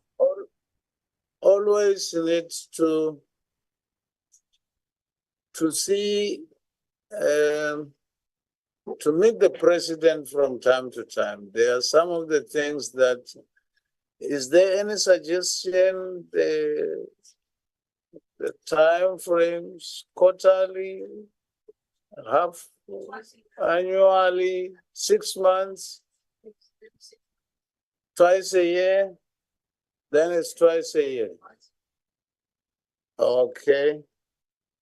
the synchronization of the annual reports and this, I think the office will have to deal with that and see how you synchronize them. Because the way things are, the report of the committee doesn't go along. It's not synchronized. Can I give to Calvin to explain? Thank you very much, Chairperson. So, if honorable members recall, the way the committee reports in terms of Section 6 of the Act, report to Parliament, it indicates there. Which committee are you talking about? Sorry, the JSCI, Joint Standing Committee on Intelligence. So the committee is owed to report to Parliament within 5 months after it was first established. And after that, it's supposed to report annually. So here in 6.1, it says the committee shall, within 5 months after its first appointment, and thereafter within 2 months after 31 March in each year, table in Parliament a report on the activities of the committee during the preceding year, together with the findings made by it and the recommendations it deems appropriate, and provide a copy thereof to the President and the Minister responsible for each service. So, literally, it means by May each year, the JSCI must table its report. But this is the challenge with that. If I can take a minute to explain, Chairperson. So, the way the JSCI works is that it reports on the activities of the services for the year. If honorable members would recall, so the financial year runs to 31 March, right? So 31 March, that's when the services finish with their activities, and then they will start preparing their statements, annual reports, etc. The IGI, which we have discussed here in detail, also received the activity reports, or you can say annual reports, from the services in which the IGI now makes the certificates, which get sent to the minister. Minister transmits to the JSCI for the JSCI to consider that certificate. So the certificate, when it comes to the JSCI, it comes after the annual reporting. As honorable members would recall, annual reports also have their own schedule in terms of PFMA as to when they will be tabled in the legislature. And that period is normally somewhere in October. That's when we get the annual reports, because they wait for the audit reports, which comes from the AGSA, and those get submitted within, I think, about 3 months after the end of the financial year, where they get prepared and they get sent here. So JSCI receive annual reports from each service, and the IGI and the certificate from the IGI, as well as the statements, audited financial statements from the Auditor General of South Africa.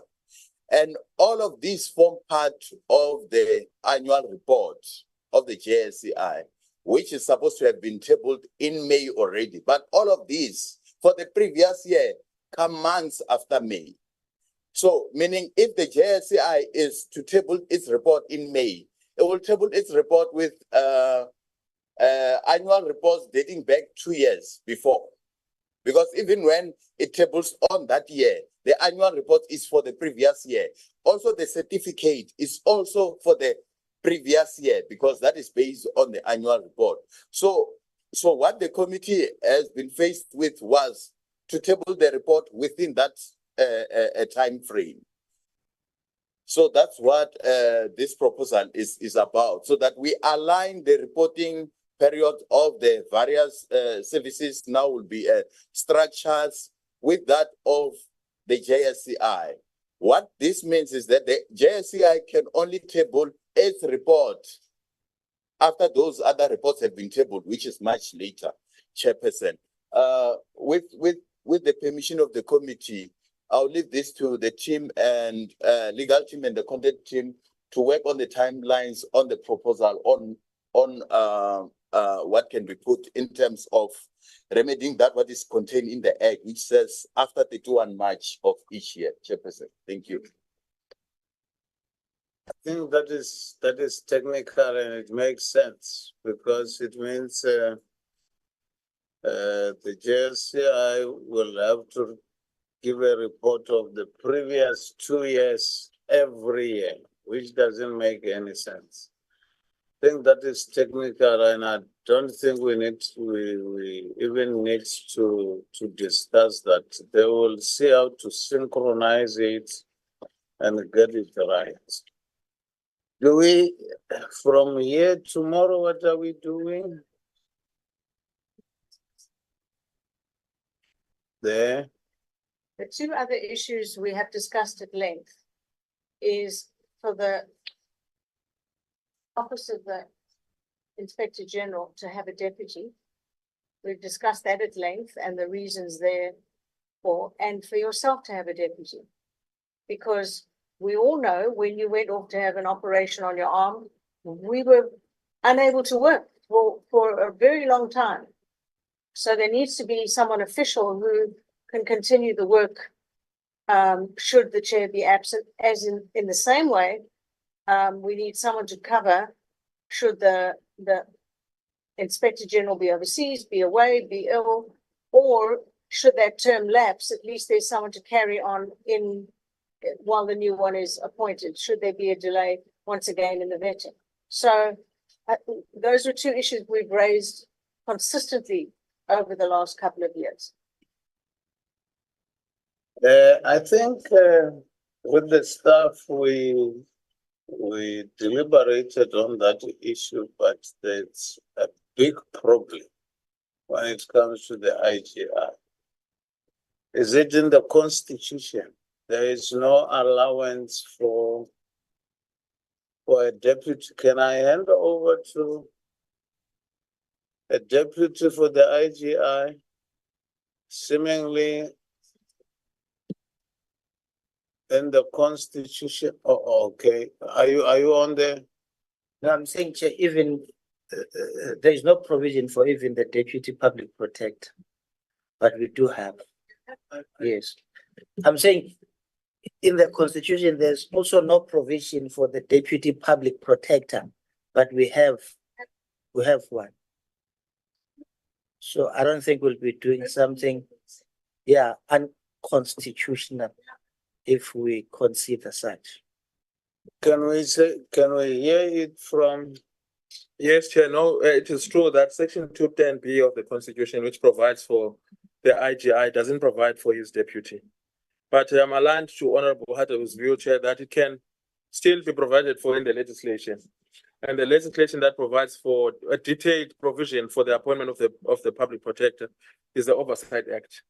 And therefore amendments would have to be inserted into the Oversight Act to provide for the deputy chairperson, if that was the committee's instruction.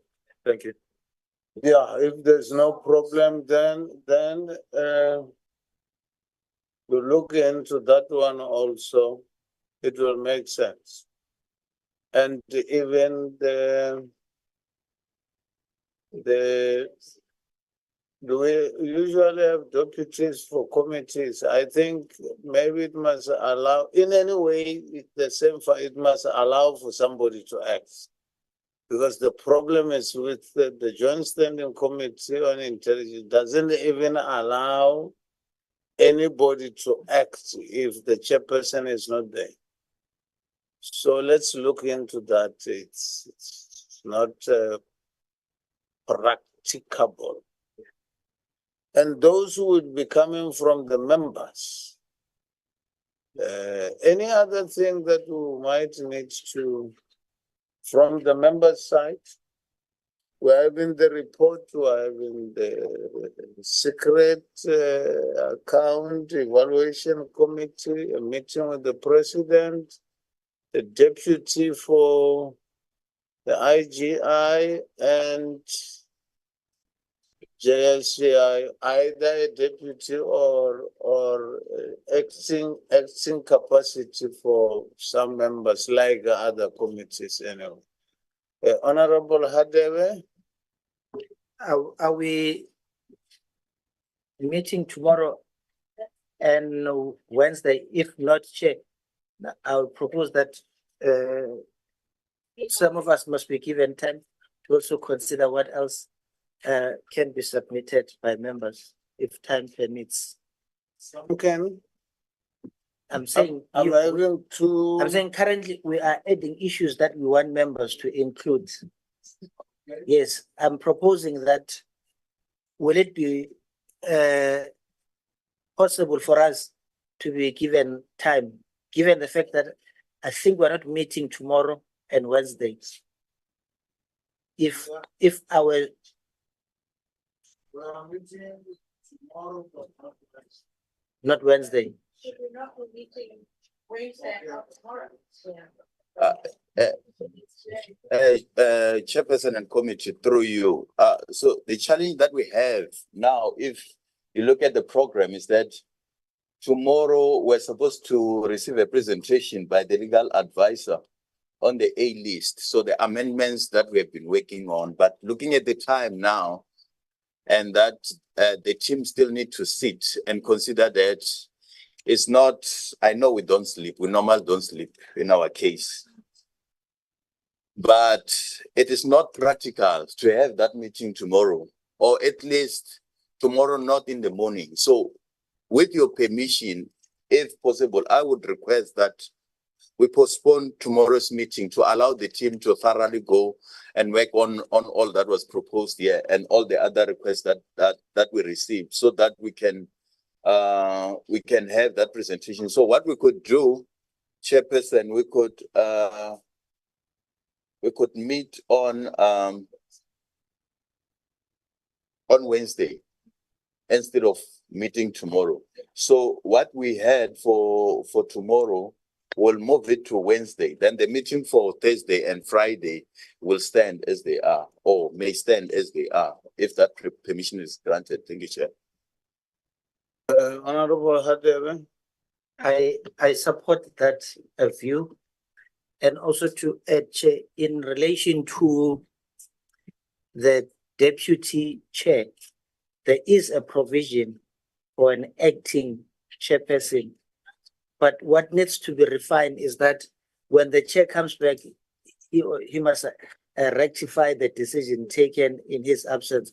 So we can just fine tune that section to allow work to continue without waiting for the chair to rectify, because those that will be present at the time are members that are fully vetted, capable of taking decision on behalf of the committee and in the best interest of the committee. It's not squarely the responsibility of one individual, because we still need to have a quorum for any decision to be taken. So those safeguards, I think, needs to be incorporated to say, let us not hamstring the work of the committee by making the chair, whenever he comes back after 5 years, he must rectify the decisions. So I'm proposing that, Chair. Thank you so much. And nothing against you. Okay, Calvin wants to add on what you said. Thank you very much, Chairperson. In fact, the current rules of the Joint Standing Committee on Intelligence have that provision of deputy chairperson. So what now the colleagues will have to do, because they are working on the amendment of those rules, they'll have to align that, and all we need is that the reason this was not happening is that it was not enabled in the primary legislation, which is the Oversight Act, establishing the committee. So now with that, the team will have to see how they actually work on it, unless if Nati want to add something on that. Okay, Chair. And even myself, exactly what we are talking about, I've got the request for Friday. Can we have maybe knock off at 9:30? From 8 o'clock to 9:30. Exactly what I was talking about, acting, whatever, and so on. Meaning that I would request to leave at 9:30. Okay. Just remind me if I've missed the part. We've touched on the designation of the functions of IGI 7 subsection C, where the committee was not included. Did we include it? Ne? Yeah. So it's covered. Oh, all right. Thank you. I thought I should emphasize that in an event it's not included. No one in here who doesn't look very, very, very tired. Can I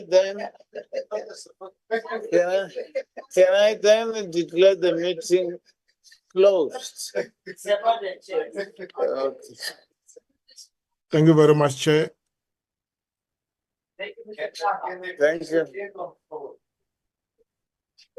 Yeah, let them start. I mean, for tomorrow, we give them the whole day to fix the aircon then. Yeah, when is the next meeting?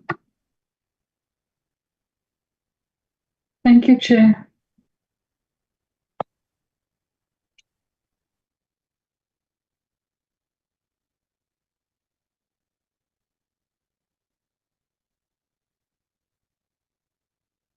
Recording.